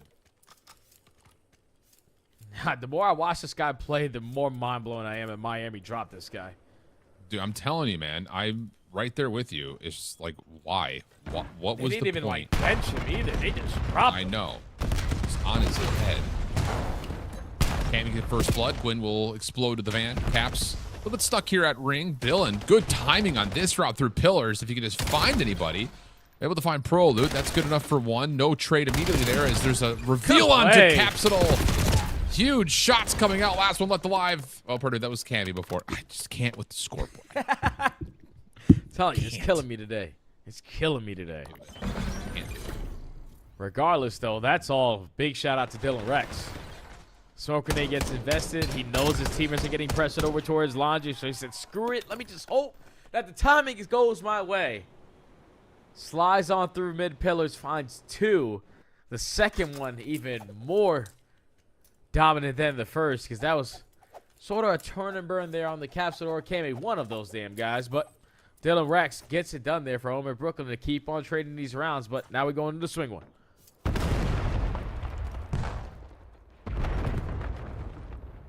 Well, here we go. A little bit of patience, although there's a battle over towards mid, and Trix gives you first blood again. Feels like he's on a rampage right now, saying, I've been done dirty. So first blood is good. Bush to the 4v3. 2Real trying to play through this smoke over on the B site. Getting aggressive, and he's found himself a route and some timing. Cammy's got no chance. Follow up, but there is at least a trade. Scatters the defense just a touch. Paul looking for isolation onto Trakes, but may have missed his window. And instead, it's Dylan from behind. Yeah, he's trying to set up Dylan. And now since you killed the noise, they're able to spot Dylan crossing in towards Kitchen. Paul X trying to isolate onto Trakes, and that's great shots. And Dylan also finds one on the opposite side, so Paul's eventually going to get isolated. And now it's Capsule v. Dylan. Oh, that nade almost lands. Nice shots from Caps. Rex gives a little bit of a battle back. And the read is there. Caps able to find the information, run up, get the kill, and it's Bush now on map point. Now that's a big round there from young Cap. You almost let that one get away from you. Numbers advantage. We don't want to allow them to be able to isolate in some of these gunfights, but Dylan Rex and Paul were able to do just that. Just couldn't get away from Cap. Game point now for the Bush. Trakes in at double positive. Capsule was able to locate 3 on the round. And so far, a majority of their offenses, Capsule has been going with the sniper right off the rip, but yeah, I can already see an NPC. So this is going to be an all-out bloodbath in towards ring. Caps is kind of playing off his own intel here. It's dangerous, but he gets a little bit of information of who is at middle map.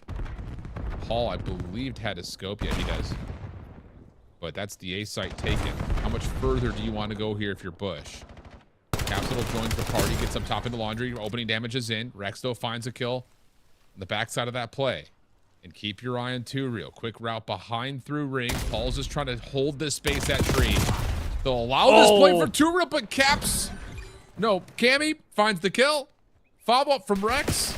And it's just down to Paul with the scope. And he doesn't have an angle to stop Trakes from planning, so it's a 1v3 with the recon. Time is starting to get away from him. He would love to have an NPC at the ground or an M15. As he approaches towards the backside of the lounge, but it's phenomenal. Shoulders out of capsule, right up in the air, gives him the kill, 25. Yeah, but there's time that he's got to try to work to get a weapon, and no, he's not going to be able to pick it up. He couldn't find it. Went to the dead body, and if I'm not mistaken, the gun was closer to laundry. So Bush, I mean, that is what felt like a tighter search and destroy than the score is going to suggest by the end of this one, but a big response nonetheless from Bush Gaming to get us to a 1-1 count. Yeah, it was a majority of just like, you know, back and forth on the offensive side. But then once 2Real started to get shut down on his playmaking ability over towards B, because they didn't mess with him anymore on that side of the map. They just completely started going over towards A. Trakes being the guy that he is, allow him to be comfortable. He runs mid-map. He's not afraid of a chow. He was able to find 2 first bloods, execute 2 bomb plants, 10 and 4, as well with 6 non-traded. He's just fitting this team like Cinderella's shoe, man. A perfect fit for this kind of playstyle. Clean, clean, clean, clean, clean, clean, clean, clean. Love it. Okay, so with that, we take a look at the series layout after the blowout map number 1. It's a good response from Bush, and it gets us to a gridlock overload. We've seen quite a bit of gridlock here in this second block of matches. 10 hardpoint also guaranteed, but we're going to wait for this overload to start. And as we do, we've got more action to keep an eye on. So we'll head over to see how things are facing between OT Nation and P7 Notorious. And yeah, just based on the results in the group stage, this is probably what most would have figured. OT Nation's having a really tough time getting things going here in the stage, and they are not finding much success in any form playing up against P7 Notorious here. Yeah, it's going to be tough going up against this kind of roster, especially if you allow P7 to take the search and destroy. Because now you're down 0-2. You know this team is heavily favored in the respawns, and you can see it on display whenever it comes to the slaying presence. That 3 make it all 4 dead. Now you turn the defense into offense. You're trying to commit over towards A because your lead blocker is going to be B. He's trying to work on his pitch angle, and he also finds a kill when the frag hits from Snoopy. So that's going to be all 4. P7 get on the board. Good stuff, good stuff. P7 with the first score like you call. And now it's on to, can you find a way to relay this? But no. Defense coming to fruition. Dark able to find 2 over towards the B zone, so DC just going to sit here and play a little bit of bodyguarding over the EMP. Yeah, he sure looked like it. It's dirty. It's dirty work. Someone's got to do it, and it's going to be DC who does it. 4 in a row now. EMP collected. If he finds this kill, it very well may lead to a score. May still, as Eric Boom finds the pistol win with a low health pool, slides on forward. 2-0 the count. OT Nation would be lucky to see an OT count. See what I did there? Yeah, it's going to be tough, especially if you get work out of your spawn. Cootie and Darkside, though, combined for 2. You almost fall off the map if you're Eric Boom, but thankfully movement is on point.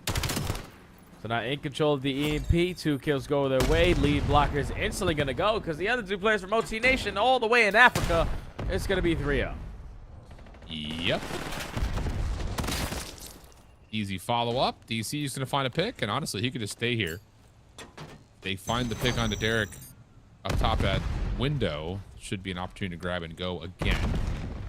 DC going to be seen top ring. Snoopy trying to follow to help out. And they need to take care of Derek up top, and they eventually will. So P7 will get back their side of the map. But OT Nation have a chance to get themselves set up as well. Yeah, battle for mid-map right now. Need this wave of kills to go your way if you're OT Nation. Lead block on one side. Do not give over these kills because they can instantly have an avenue to approach it with. DC with the repinch finds 2. That's going to be all 4 dead. B's just going to grab this. DC finds another kill. We're going into halftime early. Yes, we are. Not surprised. Not yet. But, well, small hold. Follow up. Snoopy low. Oh, the serious? shots don't land. Yeah, shots don't land, Jay. You got to hit your shots. Don't miss, don't lose. Yeah, but like, who's the guy on point? Like, I don't know if your life is more valuable than giving up this score. I'm trying to chow the hell out of that guy with the EMP. But he stays alive, and that allows Snoopy to just retrieve it. Dunk it on in for an early halftime. For OT Nation, this is a squad who had like a couple players who made stuff shake, especially last season. Like, remember how much we talked about Darkside last game? Like, he was on one feel like Derek the Goat, C-Wads, and Kuti, they had their moments, but Darkside was a guy who I thought was 100% on the upward trajectory because him and Neum, I sort of was like teaching these guys, or at least communicating with them all the time, trying to get them to become better. And obviously Neum is where he is, and Darkside is currently not in the best spot.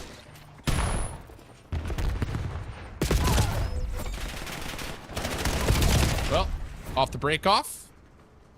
Better start here for OT Nation. But again, it's a mountain to climb.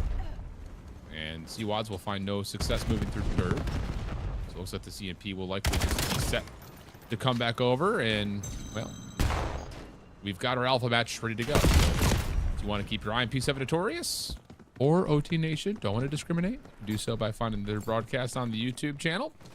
And for us, we're into the swing map. Gridlock for the overload.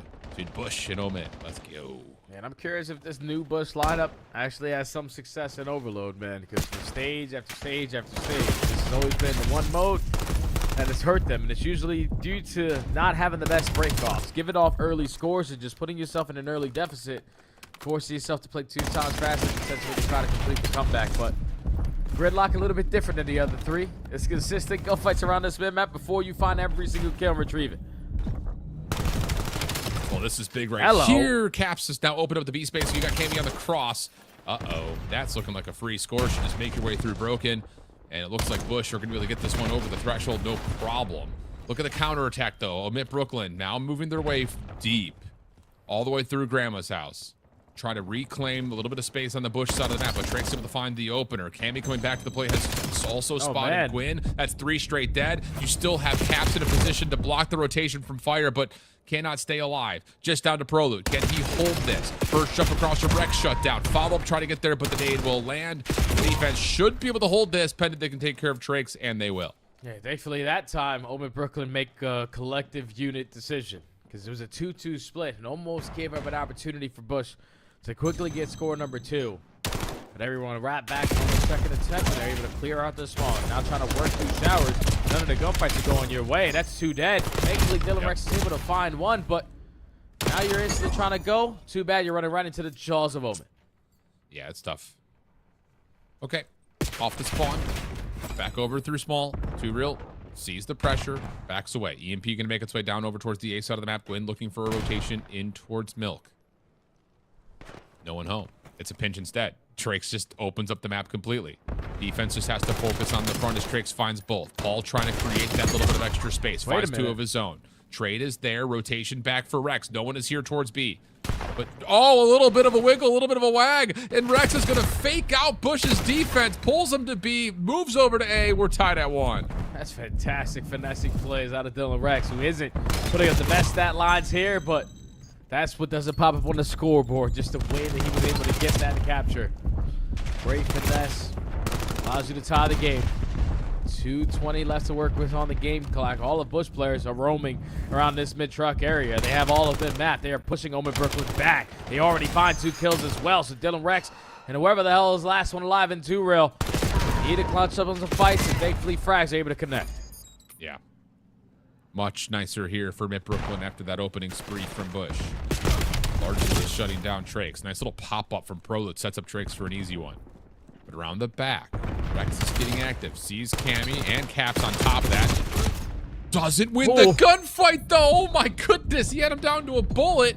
Caps is going to be able to grab the EMP and score behind that 1v1 win. Unbelievable. Yeah, I thought he would 100% dead to Rex, but Caps little sliding behind the car, is able to get the beller of Dylan, and then turn on to instant offense. Bush still have the advantage, up by 1.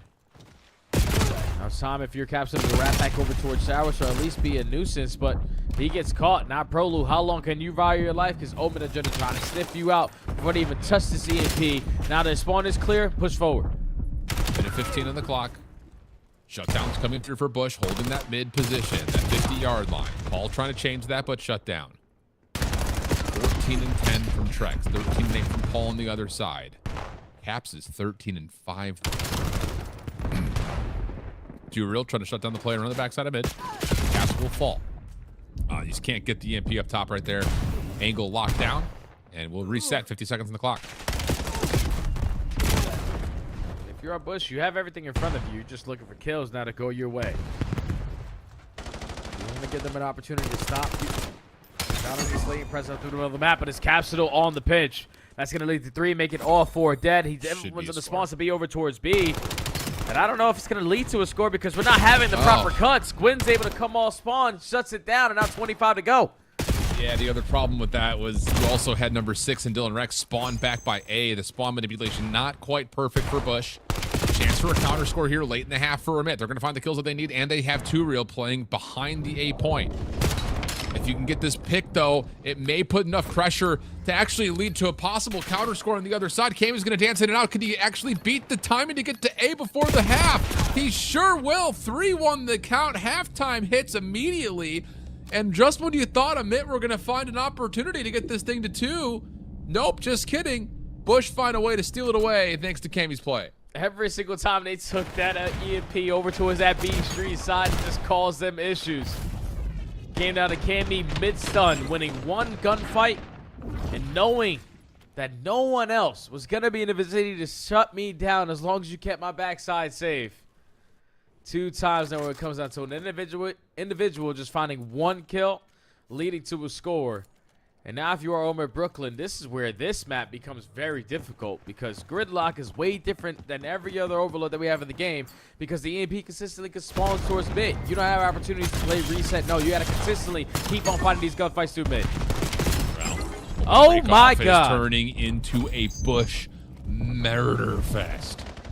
Follow-up, trying to make their way backside at A. Capsule is just ripping through everybody. Finds a second. 2 Real gets a couple, but can only stay alive for so long. Grab the EMP, sprinted forward. Brooklyn spawning towards Showers will not be able to defend it. It's going to be a 4-1 count to Bush. Man, this game is starting to get away from them, man. If you're a Brooklyn, we need to be able to find some kills in sync, and this might be their moment, but just the last guy that you don't account for. Cammy wins 1 gunfight and slows down everything. So now if you're Dylan Rex, you have to overcompensate. You have been behind enemy lines for about 20 seconds, but it's just too much time for Bush to wrap back and clear you out. The push gets shut down, and now here comes attempt number 2. Okay. EMP will track back towards the respawn. Shots from Caps. Wanted to finish it with a pistol, but overstays his welcome. Instead, it's Cammy for a couple. EMP now down. Rex over the top through top Grandma's window. That'll work out for 1. Trake's trying to chase, get the kill. I don't believe Rex saw him. But Trake's doesn't know it. He's going to instead just play his life. Look to grab and maybe go, but the EMP resets just before Trake can step onto it. Yeah, but no need to rush anything if you are Bush, man. You're still up by 3. You have presence around the mid-map, and time is getting away from Omit Brooklyn. You need to work on these long routes. You need to find success in the slaying department. Gwyn is able to give you one, but still, if you don't have map control, Bush are going to have an opportunity to shut this down, and they do. Oh, my. Jeez. Cammy now all of a sudden has a 4-man hit developing. And initially looking to play through mid. Now instead, they're going to wait for Cammy to make a play over towards the dojo side. Trake's causing a nuisance towards A. Has this defense all kinds of mixed up. Kills come through. Final one hit by Caps. And it's going to be a 5-1 tally. 22 and 16 for Trake's. 27 and 11 for Caps. Good grief. Yeah, the way Omit Brooklyn are getting manipulated by the SMGs on the side of Bush, like, you stand no chance here. And 100% even more now that you're down by 4, because they could just continue to stay alive. Just be behind your base, and just all they need to do is just guarantee 1 kill. Like Prolu finds 1, great. Cammy finds 1, that's everything shut down that you just worked so hard to achieve. A lot of time off the clock too, especially when you need to get 4 scores. Unreal. Shut down under Rex comes through, trying to follow behind that is Paul. EMP grabbed by Gwyn. Paul would have to win both of these gunfights, or the pistol win would have to come through onto Caps, but he's just unkillable right now. Bro. He's barely even taking damage. Now if you're Prolu, you clear it to spawn onto Paul Lex. That's what Capsule was waiting for. And now just controlling the EMP, forcing Omit to be in their spawn on the back foot. No breathing room. Drake's lead blocker. Give me kill number 2. Oh, you're going to also spawn right in front of me? Cool. 1:40 left to go. Capsule, your time to just get out and dance. Yeah, I just don't know what Miami was thinking. what Lucky said in like his interview was the reason why they truly made the change is because they felt like they were lacking a leader. Like when it got down to those situations where the game was very crucial, or the crucial moments when you get deep into towards tournaments, they felt like that's what the difference was with Real last season to this. So Real technically is going to be brought in to try to run the same exact role as Trakes, but just more vocal and commanding the troops better, in my opinion. I guess that's what he went with, but I don't know. That's crazy. Lucky and Metals have been playing for the Heretics for 20 years. Like, what do you mean you need someone with more experience? Like, oh, that's tough. That's tough. I don't know. Well, we don't know yet, though. You know? Yeah, but like, I don't know, man. I've never been sold on, like, with conviction on that Real is going to be like a boost to a team like that. But if You we know what I thought mean? about Like- Miami Heretics in the beginning of the season, we would have thought that they shouldn't have made a roster change, right or wrong. Like, I feel like so many top threes, you know, a lot of series, especially very tight with Space and Optic last season, and everybody was thinking, just keep this roster together. You should stand a chance next season with the chemistry. But obviously they don't do that. Now they're trying to at least make up that time. Now we're bringing it back in that. That's the thing too. It's like the timing of the move is just. Yeah. It's an odd one. It's an odd one to be sure. I mean, really, like you look at teams like Miami, teams like Boston, like at the end of last year, they create one big upset in their opening match in the bracket, and then it just fuels a long run. But to come into a season with a month left of it and try to do that again is odd. In this game, domination, the name of the game. No problems whatsoever for Bush. I mean, it starts off really tight. It's just that late score from Cammy that really stands out. And then, of course, just on the other side, the other half, it's just Capsule just runs rampant with Trakes. There's just no slowing those two guys down, and it's just easy peasy, no problems from there. Yeah, it's just so tough if you're Omit Brooklyn, man, because that first half you were fighting. You were sitting at 1-1. You were in control a majority of the time with that EMP in your possession, but just that's the difference between Gridlock and all the other maps. It's like realistically on this map, there's only one point you can go to, and that's through showers. Because if you take that risk to wrap it over through that 18-wheeler side and you get caught, the spawns are so far away that you don't even give yourself another opportunity. So it was Capsule who was able to find a double for the first go-around sneaky capture, and then the second time was Cammy winning one one-on-one gunfight while he was stunned and just sprints to the objective. So without a doubt, if you're Omit Brooklyn going into halftime, you have to be devastated because you felt like you could have been up 3-1. We were slaying. We were in dominant position of the EMP, but it's just the counterattacks there from Bush, and obviously Capsule doing what he did. Too much to handle in those crucial moments. So the swing map goes convincingly to Bush, then Hardpoint up next. Again, that Sake just got out of hand really quickly. It never really was a map, but we'll wait for that one to come together as they start to reset their lobby. See if Bush can close it out, or will we get a map 5 between these two teams? Again, lots of history between those guys. They faced in the lower final. Bush was able to win 3-1 there. So, see how that goes. It will be the same thing. But for BitterSweet, Huntsman will take a map away from Huntsman, and starting this Hacienda off on the right foot, that works. Yeah. So far, we're doing the little things right. Win a rotation, shut down that first wave, but now preparing for the second as the spawns flip. Looking a little bit more warmed up in their hardpoint game. Nate on 5, Peel on 4. You were trapping the Huntsman towards the backside of this HP. I feel like the Huntsmen are a fantastic team, no doubt, but this is the game mode that they need to work on. Yeah, absolutely they do. Well, Peel continues to absolutely impress, my friend. I mean, he's got just such a fun little finessey POV. He's already got himself a Hellstorm. Rotation to 3 is comfortable right now for BitterSweet, although Huntsman will at least force Peel to spawn behind the play. Not that it makes much of a difference. You can join for free through well. Or do this. Try to play a cutoff. It's like my teammates have got the hard point locked in. We haven't seen anybody yet. Let me just go ahead and clear window for free. I mean, yikes.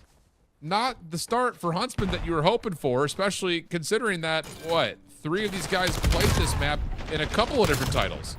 Yeah, like you should be very familiar with a map like Hacienda, but with Peel having this kind of start, the game is only going to get a little bit more difficult, but finally Huntsman is standing up.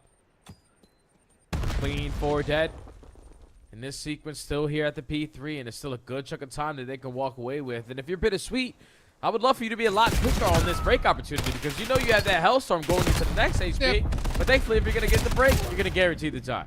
Yeah, take an extra 5 seconds, hit the 3, 2, 1, go, hit the patio position. That works out nicely. I will say this map does change quite a bit, though, with the ability to, A, jump up the water wall, but also to jump into office, dude. That is something we've never seen before, so it definitely changes the focus around, like the third hard point in particular.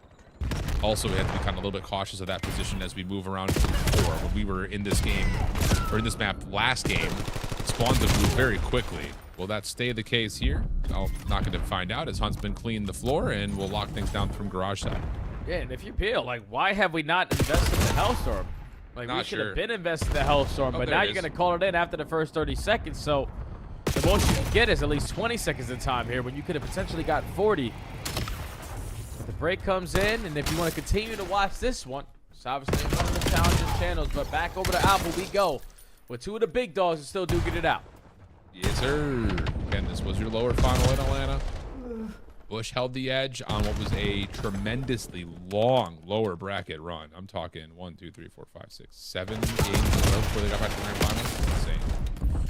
Insane. Insane. But the start here, I mean, Brooklyn looking decent for the P1 time. We'll be a little bit late on the rotation over towards 2. Spawn, though, from Prolude is way out in Narnia, so you have to stay alive here. Create some time for him to get back into play if you're Bush, and Caps will win 1 through couches. Prolude can get 4, and that will lead to just 1 more isolation onto Gwyn. He will stay alive for now. There's just no one in position to handle him, but you've got Prolude gaining space deep over through rooftops, and that will allow Bush a chance to really get a lot of time. Yeah, Gwyn needs to be active on this side, and finally he's going to push over towards the backside of couches and guarantee one of his teammates to spawn alongside him, and thankfully it's Paul Lex, because he's able to find a double off of that respawn. So this is going to lead to a break here for Brooklyn. You still have Paul Lex creating that extra layer on the backside of garage, but he gets caught. Now 2 real, you need to find a double. You find none. That's unreal from Capsule. He gets 2, and because of where he finds the kills, the spawns actually move. Omit really don't get any time at all on P2 because of that. So now we head over towards Dojo side. Trake's the first one here, but he's dealing with a lot of resistance. He'll back away, and he's got 2 players trying to pinch from either side of the play. The Real's able to read the first, though. Capsule not able to get more than just the first, and Trakes once more gets pushed away. So nice rotation win here from Omit, spawning towards Dojo, and of course they recognize the presence on the flank. Yeah, and Trakes is just going to try to draw them to keep on showing focus over towards Dojo. Just recommit back through mid-cut because they know they have the advantage. But a 2v2, you give a space open, and that's going to allow Tuber to just fly on in. Keep the spawns in favor of Omit. 39 seconds still remaining here. Spawns coming in close for Omit, but look at Capsule working on this pinch. Is anyone going to be able to read this? Everyone's focused on the play from the front thanks to the contestant. Now Capsule will be right behind enemy lines, able to find Rex. Doesn't even need him to make a play because everyone else from the front is able to win their 1v1s. So now on the rotation over towards 4. Trakes gets a read. Capsule will follow up on that information. Cammy finds another. And this is tons of space because now you can just bail on the hard point, just purely focus on rotation. Paul is here first, but does it make a difference? The numbers for Bush are here to follow, and that's going to lead to a P4 rotation most likely for Bush. Over Brooklyn, you have to commit pushing through that old time, man. We have to work for these spawns. And everyone going to disregard the long routes, just commit through bottom servers. So Trakes on 4 in a row is just prepared with the NPC. If finds kill number 5, that's the first wave shut down. Now let me create some space at front because my team is a guaranteed hard block in the back. This game is getting ugly. Yes, it is. 6 in a row for Trakes. Hellstorm earned. Next hit on the way. Win. Good read. Doesn't make a difference. Trakes still finds the win on the 1v1. Now wants more than that. Oh my goodness. 8 in a row from Trakes. Back over to the hard point, though. Been able to find a couple of kills to move the spawns around just a touch, leaving Trakes by himself, and eventually he will fall. But holy cow. Trakes 13-5. Scrap time to Omit, but Hellstorm plus a little extra in the mix for Bush. And now they're going to be able to have the time to set up properly around this mid-map HP. 2-Rick is getting aggressive, but he quickly gets traded. And that's none other than Trakes, just creating that extra layer, being a nuisance, being so damn annoying to deal with. Because you can only think if you're dealing Rex, I can't fly out. This guy is going to get the jump on me with this NPC. Call the interceptors and do it. Trying to watch from front window. Trakes going to get some information off the 7-2. Trying to go up top, but will drop. Teammates had picked up from behind him, though. Ooh, although that went at Dojo. Now changes things. I mean, Cammy by himself, but that's all you need, apparently. Oh, my goodness. Everyone just seems like they're a walking 1v2 highlight reel. Trakes is still feeling the hot hand running forward. Prolude finds his trade, and the numbers continue to keep this hard point open. this is ideal if you are Bush, because you're already up by 70, and you have yet to flip these spawns on out. You're prepared to win the rotation over towards Noob, but Turo is contesting at least for now. So if you are Trakes, even with a Hellstorm in the back pocket, just staying alive in this position is going to give your teammates another chance. With 2 spawn alongside him, you just got to trade Too Real, but Too Real is looking like he's around Tiki area, even though there's not one here on Den. He pops a double, and that's going to be Omit Brooklyn winning the Roto. Yeah. All Gwyn. Big win there. Extra space gain. Can now start to move forward. Catches one with utility out. Looking for more, but shut down. Play over through couch. Wait a second. If Caps finds this win, you now all of a sudden put some pressure on towards the spawns. Uh-oh. And now you've got numbers starting to develop. Caps is likely to get blindsided. No, Drake's able to push forward to find 2, and then Caps wins 1 in the back. Unbelievable. It looked like Omit Brooklyn were going to bail out of the hard point to get the trade into Caps, but Drake's pushes through roofs, finds 2, and immediate flip the hill for Bush. And even though Cap found 1 kill there in that sequence, just him staying alive, consistently blocking those spawns while Trace was the aggressor through the front door. That just shows you these guys, even though he just walked into the building, got some teamwork on display. Still running up the score is going to be Bush. Still flying now is going to be Prolu. Dancing around the pillar. Locates kill number 2. Try to find kill number 3 because taken care of by Too Real. But that's just such a great play from the Bush to still keep the lead the way that they have it. 20 and 10 from Trace. He's on his nonsense right now. Capsule dancing, finessing, trying to get the regen back. Now has the 1v1 in front of him, bringing around the Rosie, finding Too Real, no problem. Prelude over towards 10, not going to find Paul. So a moment for Omit Brooklyn to try to quell some of this nonsense that Bush has been throwing around. Not going to make a difference. Trakes is just unkillable right now. He is Mr. Do It All. 23 and 11. What are we doing? Why are we dropping these insane SMGs? I don't understand. I do not understand. Hopefully somebody's able to figure it out sooner rather than later, man, because there's a lot of talent. Now more than ever. Down here in the Challengers pit, man. Bush still running up the score. Even though they're not getting any more time off of P3, job already done. You have flipped the map on its head. Well, play through patio could develop into something. Prelude for 1. Good information that, yeah, he's got everything in front of him. But doesn't win the secondary gunfight. Spawns will move with that. Capsule inside the hard point will have just a little bit of assistance from Drake, but not that much. Stun comes through. Good read here for Omit Brooklyn. Huge lifeline if they can hold this back 45. Yeah, they need this 45, man. Don't allow Cammy to do what he's about to do because Cammy's just drawing the attention. Prelude is actually making the big-time play. Takes the long route, contesting towards the back spawns. It's going to be 2 plays from Omit Brooklyn, spawning out towards the front, and then Prelude also secures this for his team. The break is good, and Bush breaks the 200-point mark. Yeah, and Cam even goes up and over to keep his life as the hit from Paul and the rest of the gang is on the way from Omit Brooklyn. This has been so good for Bush. Drakes, yeah, easy peasy, no problems there. Last 15 seconds. You kind of have to force it if you're Omit Brooklyn. You got to win every single battle pretty much from here on out, and that won't happen. 26 and 15 for Drake. Scrap time good. Hellstorm on the way. Win condition has firmly been set. Pushing him back in towards couches. Can't jump up towards the middle of the map. Capsule is still finding kills even with the Hellstorm in the air. Only 25 seconds needed for Bush to get this head-to-head victory again versus Omit. Omit, at least for now, though, do get a break. Just need to play some perfect Call of Duty. I mean, how do you guard this guy? You don't. You just don't. You just don't. Rex, don't do it. Oh, my gosh. Lucky. Follow-up good from Caps, bro. I mean, this has been bowling ball. Caps in the hard point. Shut down. Omit Brooklyn able to find 3. Make it all 4 dead. 20 seconds to scrap. Plus, they have the rotation set up for new. We need to continue to push on back, bro. We need to keep on fighting. Continue to win gunfight after gunfight for us to even stand a chance here. Because with a great P2 hold, you're only going to be down by 40 points. You just got to withstand this pressure coming from Bush because you know with all the old time, they're going to most likely push it and work on these long routes to try to flip these spawns on out. But they only need 12. Thankfully, you find 3 kills off the roto. Yep, Paul gets another. So that will be a lot of time here for Omit Brooklyn. If you get this full time, maybe. Not done yet. Win. Nice pinch timing. Good tier 2. Wants more than that. This is the role I want to see more out of from Gwyn. To kind of get lost, get around the back, use your teammates and their setup to kind of play how you see the game. He's found a couple of great moments individually. 165-238. Don't call it yet.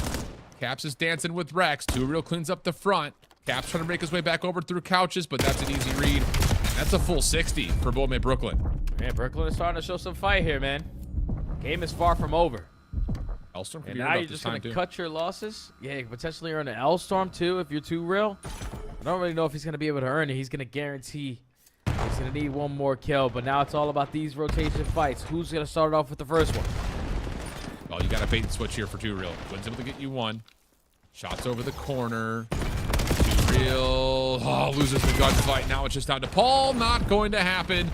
And the space has been dominated by Bush on the opening of this P3. Last couple of seconds. Gwyn being finessed.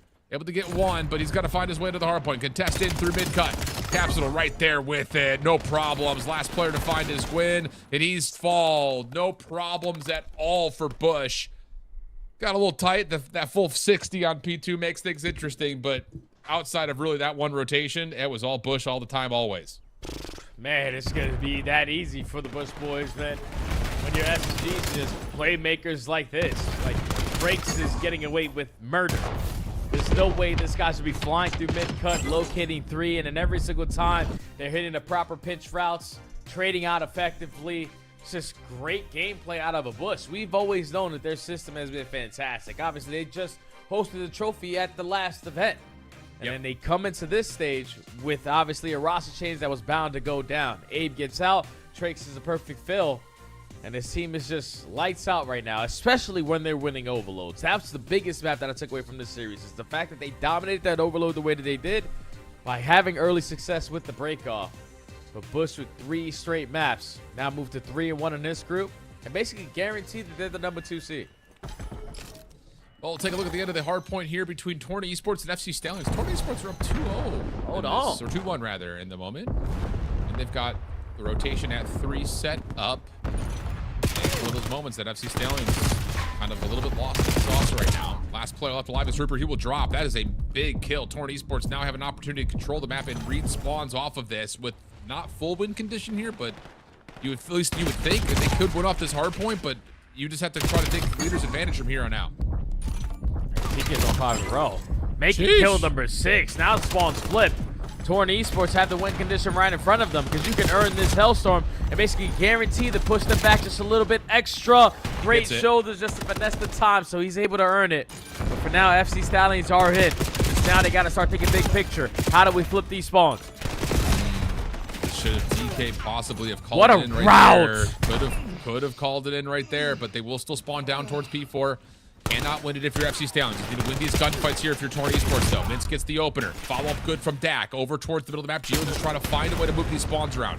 If he's got to do it with an M15, though, I think Rupert's... Oh, he has an MPC, so at least that's a little bit more beneficial towards this play. But in the hard point, Torn Esports still staying alive. Pinch from the front on the way. And spawn focus for Torn Esports leads to a convoy line from the front. Last player left alive is KB. He gets just enough help from his long ties duo and Rupert, but from the front the kills come through. Gio off the pitch. Could he possibly win the game right here? 1v2 on the hard point, not gonna happen. The next play gonna get shut down. Last couple of seconds. FC Stallions to try to avoid being winless in their group need to find a way to contest and break. It's not gonna happen. Torn Esports take it in 4. What a grueler ending to that Colossus. But the only thing that I was paying attention to is, like, how did we forget about Hitman? This is the guy who pushes out towards the backside, and all he needed to do was just stay alive. He could have walked away from the screen, and that's exactly what happens. Like, how do you not sniff him out there if you are the Stallions? But you were able to slay your way through the front. You were contesting around the back. But Hitman doesn't even shoot his gun and makes the biggest play of the map to close out the game. Stays alive. Teammates spawn right next to him. You have pressure from the front and the backside. And even with the Stallions having early numbers, you just didn't have the power spots. Torn Esports get their first win of this group play. And Wow. FC Stallions, I know Tommy. The Stallions, they letting you down, Tom. That's tough. Yikes. Wow. So that's elimination right there for Stallions. Torn Esports, maybe a chance to still survive as we jump into a map 4 affair with For Fun Esports Damn. and Falcon Screen. 2-1 up. And 15-10 from Nox. 12-6 from Maluka. 17 19-8 from CABAL. It's a closer game than that scoreboard may suggest based on the stats, but Falcons Academy are apparently shooting right now. Yeah, just looking at the numbers, I could just tell you right now, even though we just hopped into this game, Falcons dominated the first set of rotations. It's as simple as that, because they don't even have, like, one guy going crazy, bonkers. No. Everything's just very calculated. All right, bait and switch, secure the back spawns. You can just tell right here on your screen, taking the long route initially. Now you block those back spawns. You have the numbers to fly on in. Knocks over the top, gets the opener. Tough to still fight on through, just straight into that Lambo heady. Especially knowing how the aim assist can work with multiple players nearby, and that's where For Fun Esports will take a little bit of a push up towards driveway, find a couple extra kills. Roxas in trouble. Yuli will block down those shots nicely. Over the top, not going to find the second. CABAL will still block spawns. There's a pinch as well, developing from Nox. Arcity is worried about both things at once and finds great individual kills. Now to the last one forward. Arcity's really putting it together with both weapons. He'll have all four, and Falcons will be pushed back the driveway again. Alec back in his happy place on Hacienda. Able to find four, and that's realistically a great hold there for Fun Esports, because this game looked like it was going to get out of hand, especially off the rotation when Falcons found the opening. But a fantastic hold to hold it down from the front side. Still keeps you somewhat in this game. You have the rotation over towards E3. Initial gunfight is looking to go your way, but Nox is the opening blood. It's still going to allow For Fun Esports to set up, though. Office and patio control key here. Falcons able to win both of those positions with that elimination onto Yuli. Now into 10 goes CABAL. I don't think anyone saw him jump through, so now he's behind the fences play, but good pickup. Arcity's in back, provide the double that you need.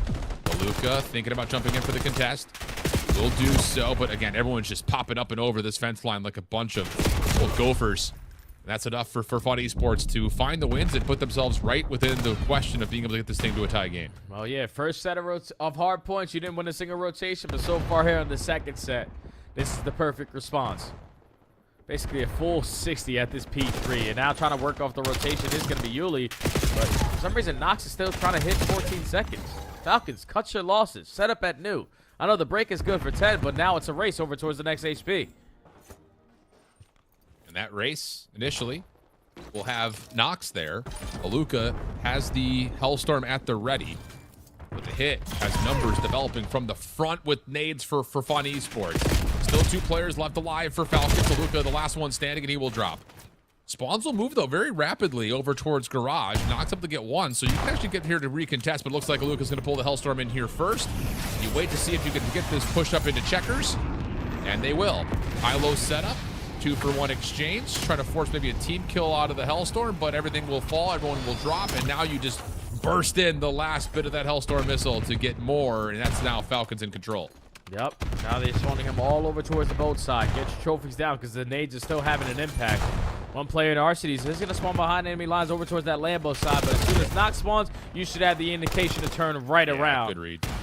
So Falcons on lockdown this final couple of seconds at the P4 to still keep about a 30-point lead as we go into our third set. But if you are For Fun, everything that you need right here, right now, because we know how crucial of a matchup is between these two teams.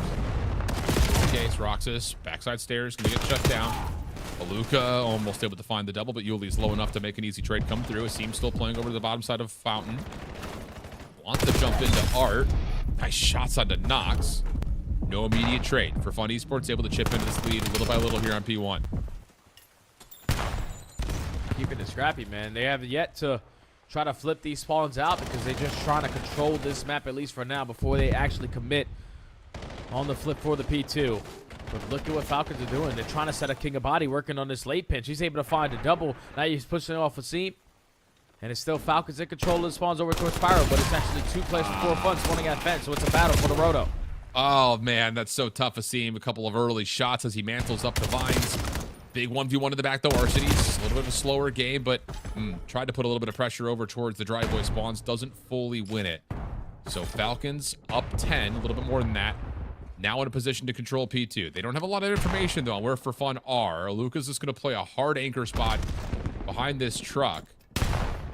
And these stuns aren't going to land. So he's got the chance to pop up and foil this play completely. First one good, second one better. The third one on a seam is just bailing out towards the middle. Over 200 points go Falcons. Yeah, that's just well executed out of the Falcons. They understand if we get this hold, it's most likely going to put the finishing touches on the map. So It's all about shutting down that first wave. Now forcing For Fun to be uncomfortable. Everyone through the front door for the final 25, and it's Mac and Yuli combining for 2. Yuli's on the water route. Rox is able to jump back in with an M15. Maluka looking for the trade, able to get the first, looking for 2. Shot, wow, man. big shots from Maluka. 27-14, 10 seconds of scrap time. Good for Falcons. But we're not out of this one yet. For Fun Esports, we'll have the rotation over towards New. Arcene's trailing behind with the off spawn. And yeah, if you're Yuli, you just need to stay alive. Help is going to, again, double jump in towards office window, and that's huge. Just seem able to find a nice first win into Nox. Yeah, but Rox is now trying to contest the back spawn. Tries to play the timing game, but Yuli gets to jump on him with the NPC. Now, if you're a Luca, find your life into his office, but that's where that office hop-up is going to catch teams off guard. Yuli's able to slow down that play. Now, Nox fills the gap, but you know that the spawns have flipped, and For Fun's are going to be aware of it. Oh. King of Body was trying to draw outside the lines. He doesn't quite fully get over the back. Nox does the same route. This time it works. 3 players will drop. Last hit has to come from well side for Fun Esports. Aluka with the AR can be the first one to see it over through this fountain side, or part of this archway side. But he's getting naded out. And hold on a second. Asim, Mac, they're able to combine for 3. King of Body, the last one left. Good trigger discipline. Jumps into the hard point. He can win it by just finding the second kill, and he's able to 1v1 for the game. No, Arcene's at least able to extend a little while longer, but Roxas and the rest of the Falcons are here. Ooh, this is going to be one of those desperate measure type of hits. You got to jump up, you got to mantle, you got to slide in and find this opening kill versus Roxas, and it's not going to happen. Falcons take care of it in 4. That's just them beating an experienced team in the fundamental aspect. On a map on Hacienda, where if you are RCDs and the rest of the For Fun crew, you should be well rehearsed on this one. But Falcons beat you to the punch the majority of this game. You got to the P2, at least on the 3rd set, and that's where you lost it, because Aluka plays his life so well on that backside car. It pops up when he needs to, finds a double first wave, gets shut down, and then For Fun is just committing through the front. They get a break, but not really for a good chunk of time. Just, we started to lose track of how we're actually going to win this game. And with players like Aluka doing what he did, and even though King of Body didn't call game on the P3, he basically did. Because he gets 2 and continues to draw the attention from For Fun to keep them on that side of the map. Alleviates the pressure off the road on your team and just sitting nice and comfy in the corner to close out the game. For Fun, they get knocked down to 1-3. Falcons go to 2-2. And I don't know if that eliminates For Fun's, but it gives Falcons a way better opportunity at making playoffs now. Yeah, it absolutely does. No, for Fun Esports, well, does that eliminate them? I mean, they're 1-3. 1-3. And they won versus OT Nation. Yeah, so that's the team that has no wins. So that's their head-to-head matchup. Yeah, and they've lost to everybody else. Yeah, I think it's over with. Yeah. They play Huntsman, so they would have to beat Huntsman, but I don't think Huntsman losing does anything. Project Notorious and Falcons play, but the head-to-head is going to go to Falcons. So yeah, I think you're right. I think we're actually in an elite stage right now, Jay, where we can actually say after the 2nd day of action what's going to happen with eliminations. Now, again, anything can still happen. I'm not a League Ops guy, neither are you, last I checked. But it seems like the results have kind of filtered themselves to give us a pretty good indication of who our 8 teams in the double elimination playoff bracket will be.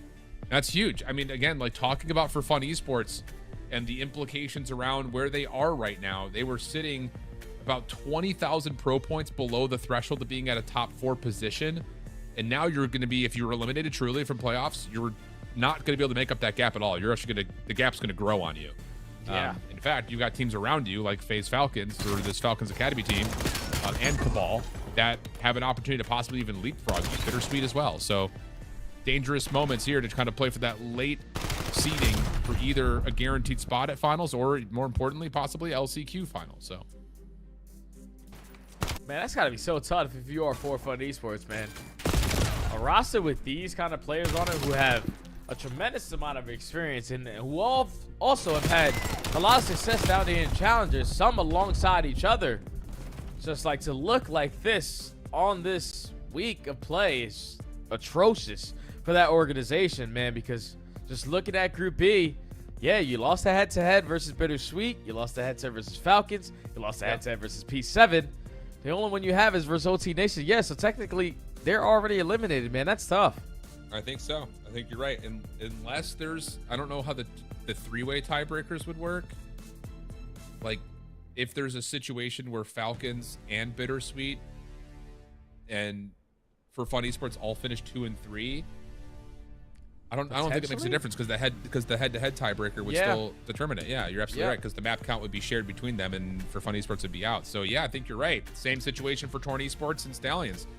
So unofficially official, we've got our top 8, at least by team. It just comes down to what happens based on well, who does Torn play last? Oh, they play CABAL. So yeah, we're done. We're done. Yeah. It's crazy to see CABAL sitting at 4-0, man. I'm Same. telling you, the roster was the last team to qualify in the EQs. And somehow, some way, they were able to get the better of Bush in a Game 5, better of Brooklyn in a Game 5. You beat Stallions in 4. You beat Torn in 4. Like, all right, CABAL. Like, you guys might be the best team in Group A, and nobody saw that coming. Well, I mean, I think the other part about this, and I don't want to take anything away from CABAL because they're obviously playing insane right now, but you're also dealing with both Omit and Bush that are trying to get things going with the new 4th. Yeah. And I will go ahead and just make the foreshadow prediction that next week both those two teams are going to look way better than they did today, which was already good. So that's just another one of those things. Great stuff through and through, though. Our first week of round robin in our final stage of challengers comes to an end next week on Wednesday, the 5th and final match, which will really just determine seeding. And then when we're back on Thursday, playoffs start. I'm telling you, the pro points at this point could not be more important as we look to see who instantly qualifies for champs. That also means the Paris Open is also incrementally important on top of that. So fun first week of stage 4 of Challengers Elite. We say farewell. CDL this weekend. Minor 2. Ooh, saucy, Jay. You ready for that, brother?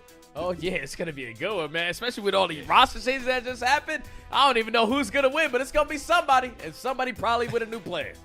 It's going to be somebody. That much we know for sure. Someone's going to win, and everyone else is going to lose, technically speaking. We're going to sign off. We'll be back with you guys with the CDL tomorrow. Of course, you know where, you know when. We'll see you then. Bye-bye.